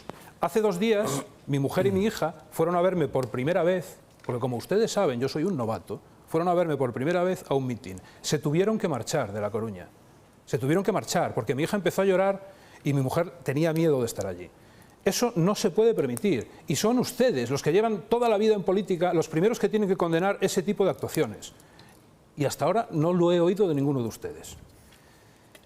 Como decía, antes de hablar de gobernabilidad y pactos, deberíamos dejar claro que con la violencia no se puede negociar ni se puede ir a ninguna parte. Que sin una campaña limpia no tiene ningún sentido hablar de lo que viene después. Queremos unas elecciones libres y espero que ahora, en cada una de las intervenciones, cada uno de los candidatos condenen la violencia que nosotros estamos viviendo. Moitísimas grazas. Señor Caballero, ten vostede a palabra. Nos condenamos todo tipo de violencia, pero lle pedimos tamén a ultradereita que abandone o seu ideario con actuacións machistas, xenófobas, con falla de respeto e tamén con declaracións que vostede fixo aquí que son retiradas. Pero o que nos preocupa é Galicia. Adicámonos a traballar por Galicia, por unha Galicia mellor, por unha Galicia que necesita un cambio político. E hai unha maioría social progresista en Galicia. O vimos en todas as eleccións do ano pasado, nas eleccións xerais de abril, nas eleccións municipais de maio, nas eleccións de novembro, todavía hai 8 meses. O 55% dos galegos e galegas votan polas forzas progresistas e somente un 44% pola suma da ultradereita, do Partido Popular e de Ciudadanos. E por iso queremos decirle aos galegos e as galegas que apoyaron ao Partido Socialista para que en España houvese un goberno de progreso, para frear a dereita e a ultradereita, que o 12 de xullo hai que ir votar. Que nos xogamos o futuro do noso país e que enfrente temos o proxecto esgotado do Partido Popular e unha alianza ademais do Partido Popular coa ultradereita. Porque eu sei que o 13 de xullo, cando haxa unha maioría de progreso en Galicia, contarei coas forzas progresistas para que haxa unha presidencia socialista en Galicia. Pero tamén sei, señor Feijóo, que vostede contará con Vox, que contará con ultradereita, porque xa dixeron os líderes da ultradereita que viñeron aquí que salvarían ao goberno do Partido Popular. E porque vostede é responsable das súas verbas. Feijóo considera el pacto con Vox homologable a cualquier gobierno europeo. Feijóo dixe en relación ao pacto de Vox co Partido Popular en Andalucía. Feijóo sobre el pacto andaluz con Vox. Hemos mantenido los principios. Esos son os seus principios, señor Feijóo. Vostede é Partido Popular e dereita conservadora. Un herdeiro político do Romai Becaría, de Aznar, representa o PP, intenta amagar aparentando unha certa moderación, pero aquí en Galicia, despois de 11 anos, o coñecemos ben, é aquel que privatizou a sanidade, aquel que puxo en problemas as residencias de maiores, aquel que destruiu o emprego, non está en condicións de poder liderar unha reconstrucción tan importante. Sacar o PP de Galicia é unha urxencia para o país para darlle políticas de benestar e vostede, señor Feijóo, estará na oposición a partir do 12 de xullo se os galegos e as galegas acuden a votar e hai unha movilización do electorado. O voto é un dereito e por un voto decidiremos o goberno. Non é o mesmo que goberne o Partido Popular que o Partido Socialista que as forzas progresistas. Graciñas, estamos abrindo esta quenda de intervención. Señora Ana Pontón, vostede pechará, pero pode facer uso xa de parte do seu tempo nestes momentos. Moitas grazas. Antes decía que o señor Feijóo fora un precursor nalgúnas das políticas contra os dereitos das mulleres que agora están pactando coa extrema dereita. Tamén o foi no tema lingüístico, onde inventou o PIN parental lingüístico, que foi, por certo, derrogado polo propio Tribunal Superior de Xustiza de Galiza, que lle dixo que era ilegal. E iso que fixo é confinar a nosa lingua, así temos unha situación na que o galego é a única lingua que perde falantes de todo o Estado, ou tamén confinou a nosa cultura, e temos a uns creadores e creadoras precarios. Desde logo, un goberno do BNG traballará para desconfinar a nosa lingua e desconfinar a nosa cultura. E tamén para acabar coa vergoña de que teñamos unha CRTVG convertida nun medio no que hai censura, e o noso compromiso pois tamén é moi claro, cumplir a lei e acabar cos nomeamentos a dedo da dirección da CRTVG. Graciñas, señora Pontón. Beatriz Pino, que facía agora algunha alusión tamén Sí, aquí. facía alusión porque se van a recompoñer Galicia con estes socios de goberno que queren ter, a verdade que é perigoso, dame medo, boto as mans á cabeza. En fin, o próximo 12 de xullo, os galegos teñen que saber que hai dúas opcións de cambio moi claras. Unha, perigosa, cando menos, a que quere poñer en marcha o PSDG, do señor Caballero, votado en brazos directamente dos populistas, e dos nacionalistas. Que queremos, señor Caballero, revivir ese bipartito con Anxo Quintana e Touriño? Voltamos 15 anos atrás? Madre mía, non sei, que vai a sair iso. Fala vostede dunha Galicia progresista. Se o progreso é ter de socios aqueles que queren romper tamén Galicia, porque recórdolle que a súa amiga, señora Pontón, o BNG e Podemos, queren apoiar estas tesituras, estas teses. Deixeme acabar. Queren apoiar... Vostede leu o programa electoral da señora Pontón? Vou yo leu. Miren, no programa electoral da señora Pontón do Menega, superar o actual marco constitucional para ir afondando na capacidade de decisión de Galicia. Bum! Sabe que isto? Referéndum de autodeterminación nuns meses, nun aniño, máis ou menos. Iso que queremos para Galicia? Independencia para Galicia? Non sei que dicir, a verdade, en calquera caso, eu abogo mellor por un goberno no que participe este Partido Político Ciudadanos coa política útil, co centro, co diálogo, co consenso. Sabe por qué? Porque queremos condicionar un goberno e monitorizar un goberno que sexa mellor para Galicia. E Galicia pode ter un mellor goberno. Señor Feijóo, vostede sabe que xa lle tendimos a man, seguimos coa man tendida. E vostede sabe tamén, señor Feijóo, que aquí neste debate non estamos debatindo que vai ser o próximo presidente da Xunta de Galicia. Sabe por qué? Porque o que queremos aquí debatir hoxe é cal vai a ser e como vai a ser o próximo goberno da Xunta de Galicia, que ten que ser un goberno mellor, e para iso estamos. Queremos facer unha política útil sendo parte dese goberno da Xunta de Galicia. Así que nesas estamos. Eso é verdadeiramente ter un progreso e ter unha Galicia mellor, señor Caballero. Recordo yo para que o saiba, non o esquenza. Moitas gracias. Alberto Núñez Feijóo, candidato do Partido Popular de Galicia, ten a palabra. Moitísimas grazas. Permítame ler isto porque non é sinxelo de recordar. En Marea, Compromiso por Galicia, Partido Galeguista, Partido Socialista Obrero Español, Bloque Nacionalista Galego, Galicia en Común, Podemos, Mareas e Anova. E Vox? Son 10 partidos. Falta Vox. Son 10 partidos que dicen que van a gobernar Galicia para todos. Comprenderá que eu creo que isto non nos interesa en Galicia. Probablemente a señora Pontón, o señor Caballero, o señor Casal deberían de poñerse de acordo con vos para saber do que se me acusa. No. Se me acusa de non protexer o galego e se me acusa de excluir o español. Sería bo que se puxeran de acordo. Eu o que propoño... de acordo xa se poñen ustedes con o que propoño é que haxa certezas. Que haxa estabilidade e que haxa certezas. O que propoño é un goberno unido. Imagínense todos estos candidatos que representan a 10 partidos na Xunta de Galicia.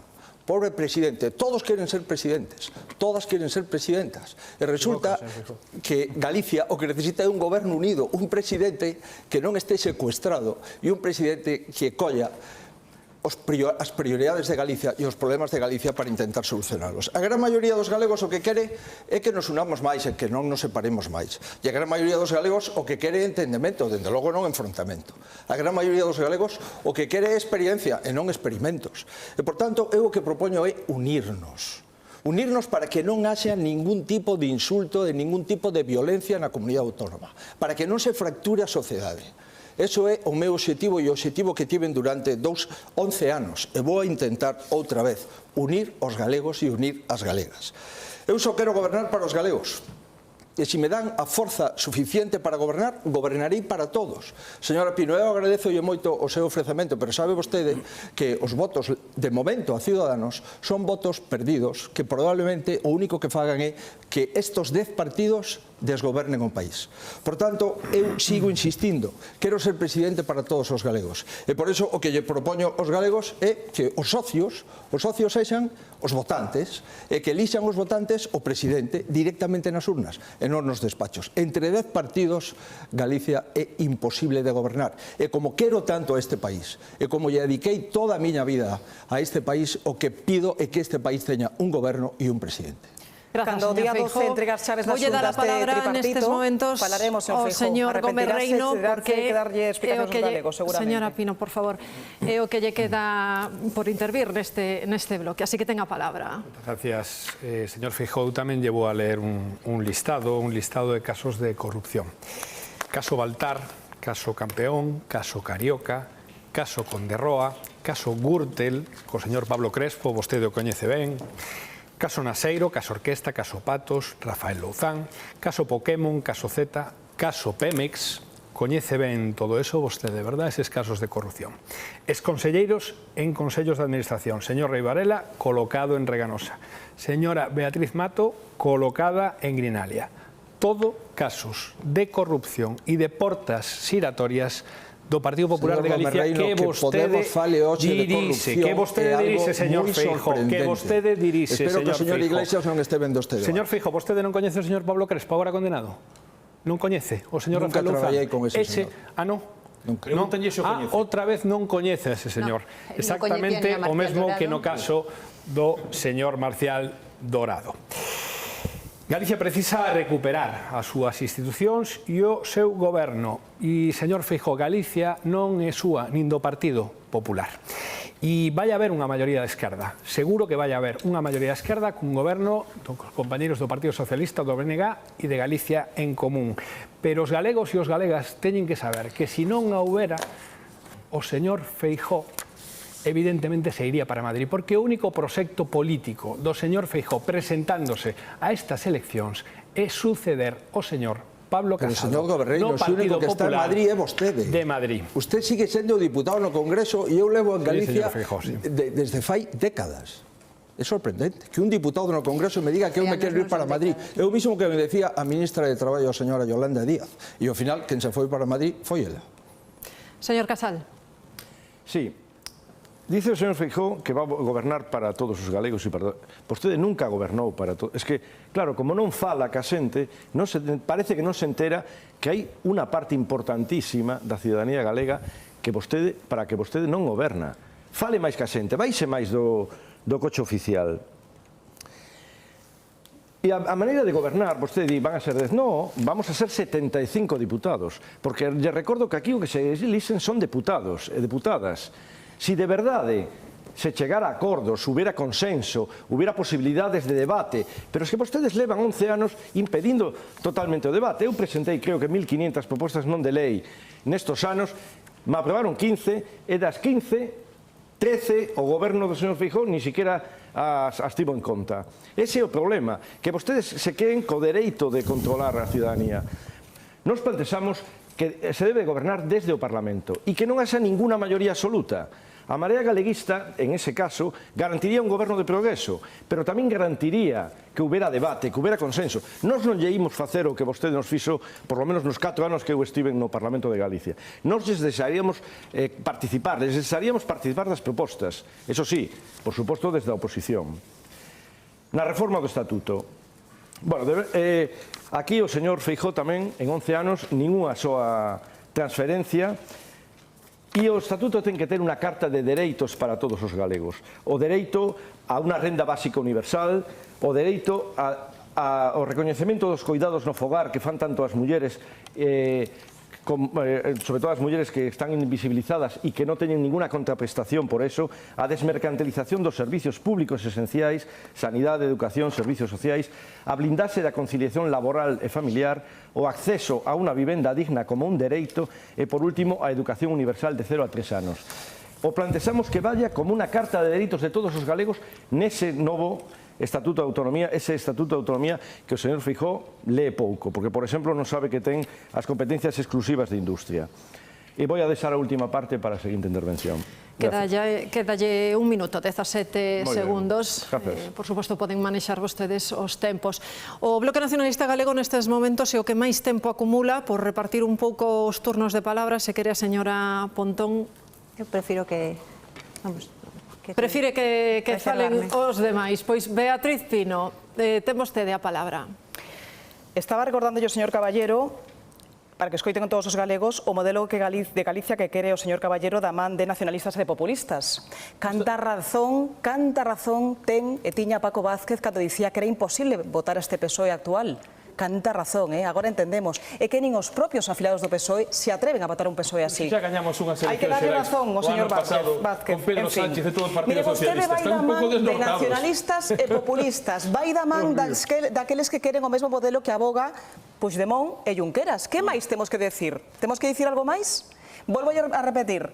Leuse vostede o programa electoral dos seus socios cando queran ter as chaves da Xunta de Galicia? Vai pactar con vos e co PP? Hai que ter cuidado con isto. En calquera caso, ten que saber que Galicia necesita, decía fai un momentiño, é un goberno que este formado por xente que saiba de verdade o que queren os galegos. Un goberno de centro, un goberno con medidas que xa estamos aplicando, por exemplo, nos en coalición co Partido Popular para 20 millóns de españois no resto do país.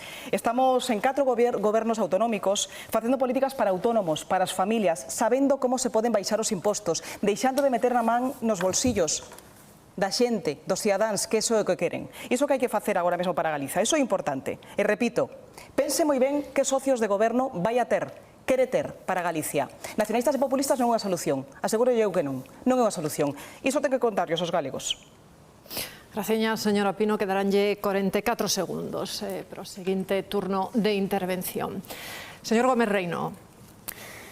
Eu creo que, bueno, é evidente que neste país, dende fai xa tempo, hai unha maioría social progresista clara que quere un cambio político. Unha maioría social progresista que se mobilizou en moitísimas movilizacións, sin ir máis lonxe, movilizacións pola sanidade pública este mesmo fin de semana, e unha maioría social progresista que se mobilizou electoralmente en todos os últimos procesos electorais. Vencesan as Xerais, onde houve máis de 200.000 votos, o bloque de esquerdas por riba do bloque de dereitas, vencesan tamén nas eleccións municipais ou autonómicas. Creo que é absolutamente evidente que se o votante de esquerdas vai a votar o día 12 de xullo, vai a haber un goberno alternativo ao do señor Feijóo, coa señora Pino e con Vox. Nese sentido, eu creo que, bueno, levo tempo sendo moi claro. Creo que sería unha magnífica noticia que non só que demostremos, evidentemente, que bueno, que hai consonancia, que hai cooperación cos compañeiros do PSDG, cos compañeiros e compañeiras do BNG, sino que, bueno, que é fundamental que poñamos en riba da mesa que temos un proxecto alternativo para gobernar este país, e creo que iso é fundamental porque o que necesitamos é que o conxunto do votante de esquerdas vaya a votar o día 12. Nese sentido, vamos a traballar porque é imprescindible que acabemos dunha vez por todas con estes anos de corrupción, privatizacións e austeridade do Partido Popular de Galicia. Grazas, señor Gómez Reino. Candidato do Partido Socialista de Galicia, ten a palabra. O Partido Socialista de Galicia é o cambio con garantías no que se pode confiar. Eu cando vexo os alcaldes socialistas en Vigo, na Coruña, en Lugo, en Ferrol, en Santiago, en tantos concellos, cando o 55% dos galegos e galegas teñen un alcalde ou alcaldesa socialista, saben que sabemos xestionar, que sabemos gobernar. E aquí en Galicia hai dúas opcións. Ou hai un goberno de progreso liderado polo Partido Socialista ou hai unha coalición do Partido Popular cos seus socios. E eu lle volvo a preguntar, señor Feijóo, cando vostede dixo Feijóo considera o pacto con Vox homologable a cualquier goberno europeo, estaba vostede no certo? Errou? Recoñece o seu erro? Está vostede na mesma estrategia do Partido Popular que ven a Pontevedra o señor Casado a decir que queren gañar en Galicia para derrocar ao goberno en España? Está nesa estrategia de confrontación, delle respostas aos galegos e ás galegas. E, por certo, señor Feijóo, vostede que manexa a TVG, aprobe hoxe aquí, decida na Televisión de Galicia que se faga unha oferta de outro debate televisado para poder manter intervencións máis longas. Hoxe podemos falar 4 minutos en cada bloque e sería moi positivo. Xa vemos que a vostede non lle gusta debatir, porque en cada debate como este vemos como o seu proxecto está esgotado, como non hai alternativas e como hai que sacar o Partido Popular da Xunta de Galicia. Gracias, señor Caballero. Ricardo Morado. Muchas gracias. En mi primera intervención pedí que se condenaran los actos de violencia que estamos sufriendo durante la campaña y he tenido escaso éxito, a excepción de la candidata de Ciudadanos. Yo que vengo de mi casa y que hasta ahora les veía desde el sofá a todos ustedes, porque llevan en la política muchísimos años pisando moqueta, me asombra... 10 meses no Parlamento. Me asombra cómo se reparten las votaciones antes de que se celebren las elecciones. Siempre me ha asombrado, en todos los debates que he visto siempre pasa igual y a mí siempre me ha asombrado, algo así. Nosotros tenemos muy claro que respetamos la voluntad de los gallegos en las urnas, pero esa voluntad se basa en la libertad y esa libertad no existe si hay un partido al que sistemáticamente se le está agrediendo. Vuelvo a repetir de nuevo, por favor, condenen esa violencia. Graciñas. Non sei se a señora Ana Pontón quere facer uso da palabra. A mí me gustaría, en todo caso, que o candidato do Partido Popular, que critica os pactos, pois nos diga que opina dos pactos da dereita con Vox e con Ciudadanos, porque creo que iso é algo que tamén lle preocupan os galegos e as galegas. Non cale, señor A mí Feijóo. preocúpame isto especialmente. O Bloque Nacionalista Galego é máis de Esquerra Republicana e quere romper Galicia nun momento dado. Non vai a faltar moito tempo. A mí isto que me preocupa da señora Pontón. Creo que o señor Feijóo ten que aclarar isto, porque ao final non deixan de ser unha escisión do seu partido. E a señora Pontón é a que modera o debate, pode ser, pero non sabía. Señor Casal, ten a palabra. Sí. Por que falaba eu antes de que era bo que non houbera ninguna maioría? Evidentemente, se a Marea Galeguista é decisiva, vai apostar por un goberno de proceso, pero non se preocupe, señor Feijóo, nós non andamos buscando postos nun goberno. O que estamos buscando é que se goberne desde a soberanía nacional que está no Parlamento. Eso é o que nos buscamos. E por que pensamos que a Marea Galeguista é decisiva? Pois porque realmente o BNG, o Partido Socialista e Podemos están atados a un goberno estatal que vai poder condicionar todo o que en Galicia se ten que facer. O estamos vendo en Alcoa, a tibieza, a incertidume.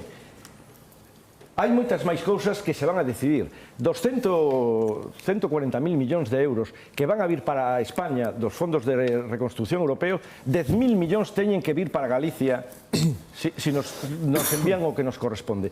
A experiencia do orzamento do 2019 non nos deixou un bo corpo e por eso en Marea se plantouse e agora a Marea Galeguista tamén. Consideramos que é imprescindible que haxa un partido sin ataduras de ningún tipo que poda garantir que o que lle corresponde a Galicia en esta reconstrucción veña para Galicia, porque senón podemos tener un problema grave. A historia non é só votar ao señor Feijóo. O que hai que facer é melloralo. E para melloralo hai que gobernar desde o Parlamento contando con a opinión de todos. Tamén dos señores do Partido Popular. Les escoitaremos. Non como fixeron vostedes estos 4 anos que non me escoitaban nunca. Señor Alberto Núñez Feijóo. Non sei se queren falar de coalicións, parece ser que sí. A coalición do BNG é con Bildu e con Esquerra Republicana de Cataluña. Sí, van nas listas electorais xuntos. Por tanto, a mí eso, os galegos, non nos interesa. Os señores do PSOE nos enganaron e tuvemos que ir a unhas segundas eleccións xerais porque decían que non podían dormir se pactaban con Podemos. E agora resulta que queren pactar con Podemos, con Bildu e con todo o que pase. Cos 10 partidos que acabo de referir. Mire, eu non me van a obrigar, salvo os galegos, a facer pactos nos despachos. Os galegos nos van a decir exactamente o que queren e esa é a nosa proposta, que nos digan o que queren. Eu penso que defender a Galicia non é defender a Bildu, nin a Esquerra Republicana, nin a Podemos. Os señores das Mareas e de Podemos liaron entre sí, están rotos, se non se entenden entre eles, como se van a entender 10 partidos no goberno da Xunta de Galicia? E en relación con Vox, mire, ustedes presumen de mucha firmeza. Primero, ustedes me han dicho que me quieren echar de la Xunta, después me dijeron que no, me están llamando ustedes rojo, nacionalista, y ustedes, ¿de verdad, qué quieren hacerme a mí presidente? No. Ustedes lo que me quieren es echar de la Xunta y nada más. Mira, a ustedes no les ha interesado Galicia porque durante la pandemia les llamé para informarles de forma continuada. 3 horas antes. Durante los domingos. No, 6 domingos estuve informando a los grupos. Ustedes ni contestaron. Mire, a mí no me vigila Vox. A mí me vigilan los gallegos. Se lo puedo asegurar. Y yo no voy a pedir permiso a Vox para que me voten. Yo le voy a pedir permiso a los gallegos para que me voten. Ese es el compromiso. Decirle aos galegos que estou a súa disposición 4 anos máis. Ten a palabra o señor Antón Gómez Reino. Chama atención o señor Feijóo, é un prestidigitador en todo. Incluso se ten que cambiar o idioma e falar en castellano para falar con Vox non ten problema. El está a caza e captura do voto de Vox. Ese é o temor que ten, verdad, señor Feijóo? Pero non hai dous idiomas en Galicia, señor Gómez. O temor fundamental que ten, evidentemente, é que vai ter que facer, se non hai unha maioría de esquerda, se non hai unha maioría de esquerda, señor Feijóo, o que vai ter que facer, e ben o sabe, é gobernar con Ciudadanos e con Vox, como no resto de sitios onde onde está gobernando agora mesmo o Partido Popular. Señor Feijóo, non me dixo nada do listado de casos de corrupción. En todo caso, o digo claramente.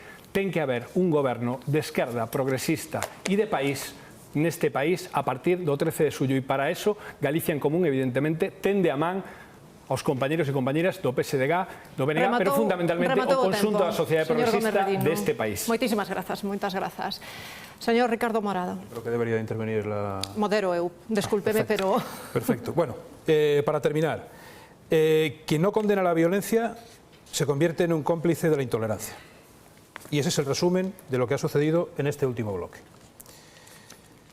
Nos pueden decir lo que quieran, porque nosotros no vamos a dar un paso atrás por tener unas ideas diferentes a las suyas. No tenemos miedo a nada ni a nadie.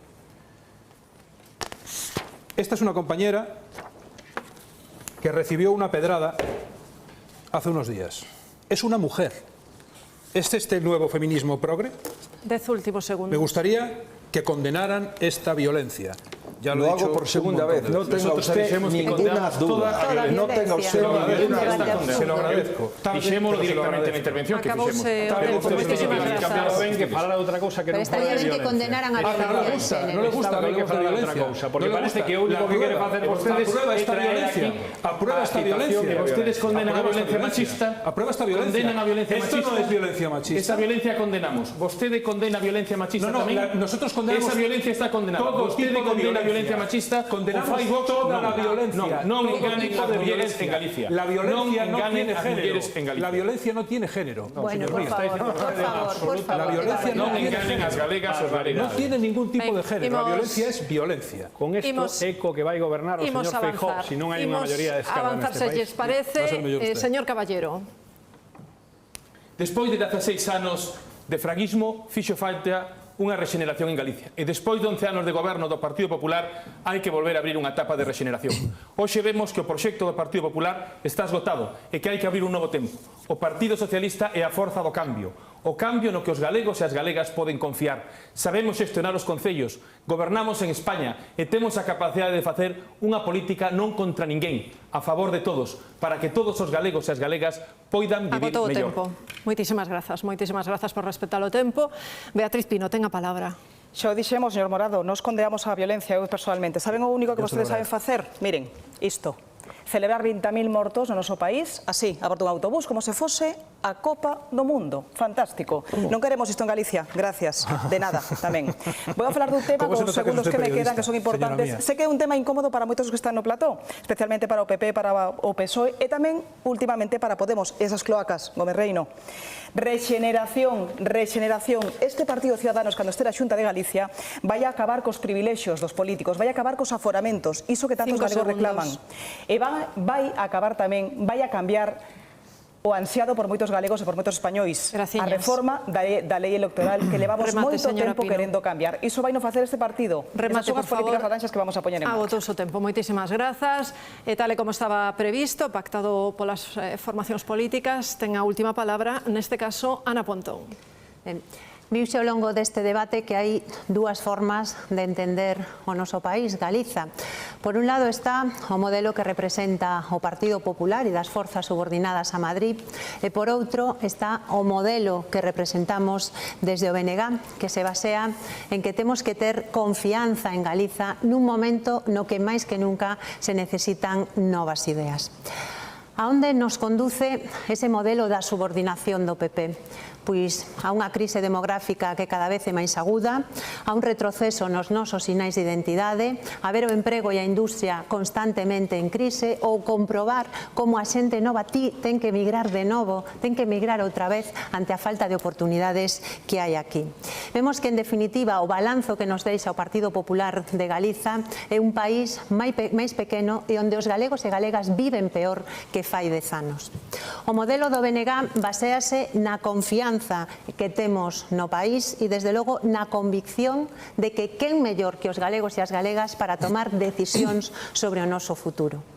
Un futuro no que o decimos con claridade, nos aspiramos a máis, aspiramos a superar o actual estatuto para que teñamos un novo marco que nos recoñeza como unha nación e que nos permita ter máis ferramentas para protexer a sociedade galega e para defender os dereitos deste país e que teñamos futuro. Un novo marco no que ademais consideramos que é importante ter un concerto económico, porque iso permitirános que a chave dos nosos cartos estea en Galiza e non en Madrid e que teñamos máis recursos para a sanidade, para a educación ou, por exemplo, para a reconstrucción. Porque o que está claro é que Galiza non pode reducirse a ser un eslogan electoral, porque o señor Feijóo en campaña moito Galicia, Galicia, Galicia, pero en 11 anos non foi capaz de conseguir ni unha soa nova competencia. Moito Galicia, Galicia, pero é que nos asinou un sistema de financiamento no ano 2010 que nos discriminaba e nunca lle reclamou ao señor Rajoy cambialo. Moito Galicia, Galicia, pero mirou para outro lado mentres Rajoy incumplía as súas promesas sobre o AVE e nos subía as peaches da AP9. E moito Galicia, Galicia, Galicia, pero proibiu, sigue proibindo que se podan ensinar as matemáticas en galego. E Galiza non pode reducirse a ser un eslogan electoral. Para defender Galiza hai que ter as mans libres. E xa o vimos neste ano.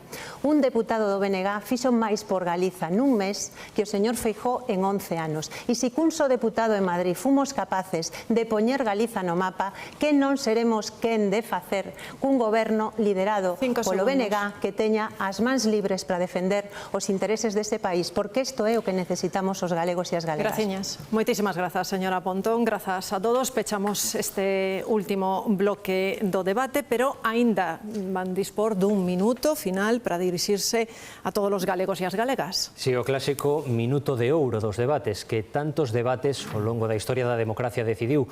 Un minuto moi relevante que abriremos neste debate de menor a maior representación, así que ten xa a súa primeira quenda de palabra o candidato de Vox, Ricardo Morado. Muchas gracias. El 12 de julio tenemos la oportunidad de recuperar las libertades y la igualdad que nos han robado. En Vox os podemos garantizar que seremos el dique de contención de las políticas nacionalistas del señor Feijóo. Por eso os pido hoy vuestro voto, para recuperar la libertad de educar a nuestros hijos en castellano o en gallego, para apoyar a las familias, al campo, al mar y a toda nuestra industria, para que la Administración nos trate por igual si hablamos en español o hablamos en gallego, para defender tu voz con fuerza, de quienes quieren silenciarla con escupitajos, con piedras, con insultos, con violencia, de los cachorros del gobierno español y del nacionalismo. Para defender una Galicia que cree en España, una Galicia en la que la libertad, la igualdad y la seguridad van de la mano. Os pido hoy vuestro voto para recuperar esa Galicia de la concordia. Boas noites e moitas gracias. Moitísimas grazas, señor Morado. A segunda quenda de intervención, este minuto final, é para a candidata de Ciudadanos, para Beatriz Pino. Gracias. Grazas aos galegos por escoitarnos esta noite. Sei que levamos pasado meses moi duros e sei que a clase política non estivo á altura. Sei que estades cansados de escoitar reproches e faltas de respetos mentras estamos vendo todos como pechan os nosos negocios e seguimos preocupados, moi preocupados por a saúde dos nosos maiores. Sei que non temos a cabeza nas eleccións porque estamos pensando ainda en todo o que hai que reconstruir e que facer. Quedan moitos meses de traballo por diante. Pero sei tamén que moitos de vós estades de acordo conmigo pensando que esta Galicia merece oportunidade, merece futuro, ten moito que gañar cun proxecto como o noso. Sei que vos pedimos moito, que pedimos un esforzo excepcional, pero eu tamén os digo que se confiades en min neste proxecto de Ciudadanos, tamén me comprometo a facer un esforzo excepcional de compromiso con Galicia. Quero que o 12 de xullo saiades a votar sen medo, sen conformarvos, pensando que hai unha papeleta que esta, a deste partido, que non obriga a renunciar a nada. A ti, que nunca te comprometixes con nada, que sempre estás disposto a facer un cambio a mellor, a ti que non te conformas, pídoche que o próximo 12 de xullo non te conformes, saias a votar sen medo, pensando en que Galicia e os galegos temos moito que gañar. Grazas, señora Pino. Último minuto para o candidato de Galicia en Común, señor Gómez Reino. Pois as galegas e os galegos eu estou profundamente convencido de que hoxe iniciamos o camiño para deixar atrás a Galicia do pasado e para abrir o camiño a Galicia que ven. Atrás vai quedar o decenio negro do Partido Popular, que no futuro recordaremos polo dano que ten feito a este país. a sanidade pública, o desmantelamento da nosa industria, a falta de oportunidades a nosa xente moza, o desprezo ás mulleres. Pero xa hai unha Galicia que ven, e eu vou dedicar todo o meu traballo e todo o meu esforzo a levantala e a axudar que se abra paso. A Galicia da igualdade, a Galicia do emprego de calidade, a Galicia do respeto ás mulleres, a Galicia das oportunidades para a xente moza, a Galicia do territorio vivo no único planeta posible. Abrirlle paso a esa Galicia non depende de mí, depende de todas, pero depende especialmente de ti. Se vas a votar, se decides ir a votar o día 12 de xullo, o Partido Popular pasa a ser o pasado. É o momento de construir o futuro. Moitísimas grazas. Quen da candidata do Bloque Nacionalista Galego, Ana Pontón. Resulta curioso que estes meses tivemos que parar todo para empezar a escoitar mellor o noso planeta. E creo que hai unha maioría que coincidiremos en que é necesario camiñar cara a un modelo de sociedade baseado na economía verde, que aposte pola ciencia e pola innovación, que acabe co abandono do noso medio rural e que aposte por cidades sostibles e habitables como leva facendo o BNG ali onde goberna desde hai anos. En Galiza temos todos os recursos para ser a envexa de Europa nesta nova era que se abre, pero debemos de confiar en nós mesmas. Este 12 de xullo temos a oportunidade de romper con ese pasado e abrir un futuro onde xuntos e xuntas fagamos historia, poñendo por primeira vez a unha muller na presidencia da Xunta. Ilusión non me falta e se me dades esa oportunidade darei o mellor de min. Grazas, señora Pontón. Ten agora a palabra para ese minuto final o candidato do Partido Socialista, Gonzalo Caballero. Galicia é a miña causa. Traballamos para os galegos e para as galegas, por unha Galicia do benestar, por unha Galicia de progreso, por unha Galicia que defenda os servizos públicos, a dignidade dos nosos maiores e a oportunidades para a xente máis nova, por unha Galicia feminista, por unha Galicia que defenda o patrimonio natural, por unha Galicia de futuro, necesitamos unha movilización masiva de todos os progresistas. Hai un cambio con garantías, un cambio no que os galegos e as galegas poden confiar, un cambio para que os nosos fillos, os meus fillos, tamén os vosos e os vosos netos, poidan vivir nunha Galicia mellor. E para iso temos o poder do voto. Por un voto se decide o goberno. Por un voto decidimos se goberna o Partido Popular ou se goberna o Partido Socialista. En unha crise como esta non é o mesmo que goberne a dereita a que goberne a esquerda. Non é o mesmo que goberne o Partido Popular a que goberne o Partido Socialista. E por iso queremos participar e ir votar para apostar por unha Galicia que defenda os servizos públicos, a sanidade pública, o estado do benestar, para facer unha política de reconstrucción na que ninguén quede atrás. Faino por Galicia, faino por ti. É a hora do cambio. Moitísimas grazas, señor Caballero. É o momento de escoitar o candidato da Marea Galeguista, Pancho Casal. Quero dirixirme a vos para pedirvos que non callades na desesperanza, que é posible construir un país mellor e temos que facelo xuntas. Acabo de ser avó por terceira vez e logo de 40 anos de actividade profesional, unha das cousas que máis me motivaron para estar hoxe aquí é deixar para a miña neta Manuela un país onde poida ser feliz. Quero para ela unha Galicia onde teña oportunidades e non se vexa obrigada a marchar como obtiveron que facer os meus fillos no seu día. Quero que nunca teña medo de andar soa pola rúa e que nunca cobre menos polo feito de ser muller. Quero unha Galicia que mire da súa xente, que quere emprego de calidade e que, sobre todo, coide do planeta. As galegas e os galegos somos xente traballadora, xente que non se rende. E nós queremos construir con toda esa xente unha nova normalidade que sexa xusta e sostible. A Galicia que quero para a miña neta non é diferente, seguro, que da que queredes vos para os vosos fillos, para as vosas fillas ou para vos mesmos. Construámola xuntos, fagámolo. Grazas, señor Casal, por esa intervención. Ten agora a súa quenda de palabra, último minuto, para o candidato Alberto Núñez Feijóo. Moitas gracias. Todos vostedes me coñecen moito mellor do que poda explicar neste último minuto. Xuntos estivemos traballando durante todos estes anos. Non foi fácil, pero a verdade é que conseguimos moitas cousas. E conseguimos moitas cousas, a veces sufrímolas, outras veces chorámolas, pero o certo é que hoxe Galicia é unha das comunidades autónomas con maior prestixio de toda España. Eu propoño un goberno que goberne. que goberne do primeiro día, que teña un programa, e este é o noso programa. É un programa que é un compendio de 10 anos de experiencia, de 10 anos de compromiso. Fronte a isto hai un multipartito de 10 partidos ou, insisto, un goberno que goberne. Hoxe escoitamos como durante os últimos 10 anos Feijóo, Feijóo, Feijóo. E a verdade é que o de menos son eu. Eu non teño ningún interés en derrotar a nadie. Eu veño aquí para intentar que gañe Galicia. E por iso, cando tiven que elexir, elexín. E saben cales son a miña prioridade? A miña prioridade, o meu sentimento, a miña paixón.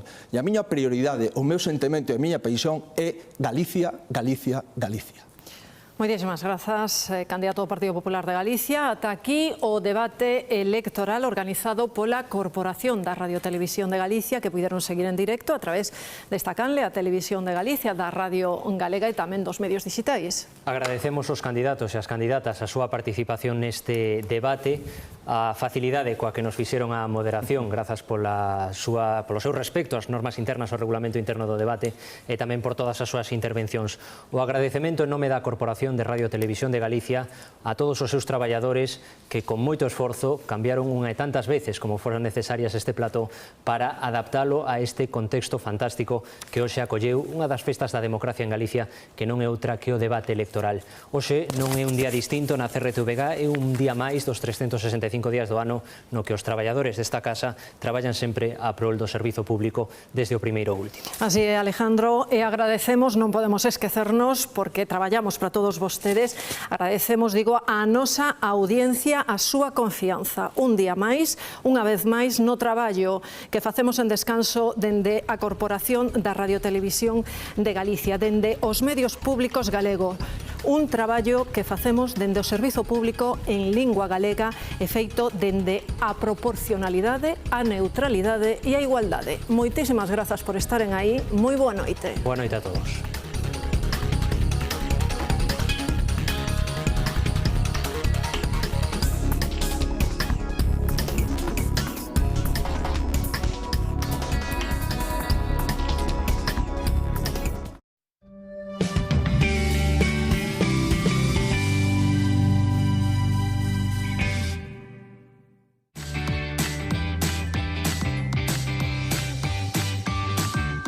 Levámonos ben ou tratamos de levarnos o mellor posible. Nos levamos aquí cerca de 40 anos na plaza, cerca de 40 anos. Eu levo 60 anos que xa andaba mazando no pulpo.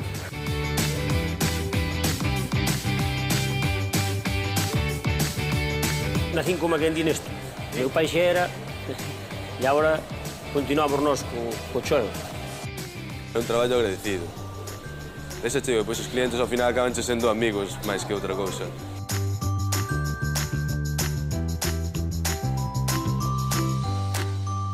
Temos un pouco de arte dentro de nós.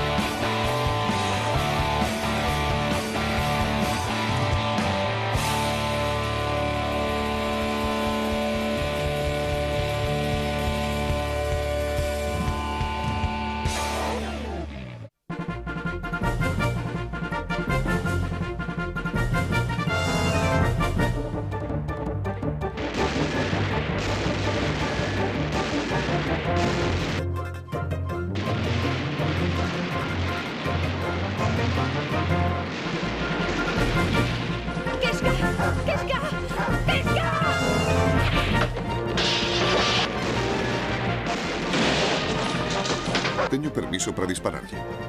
De ninguna maneira. Esta é unha misión pacífica.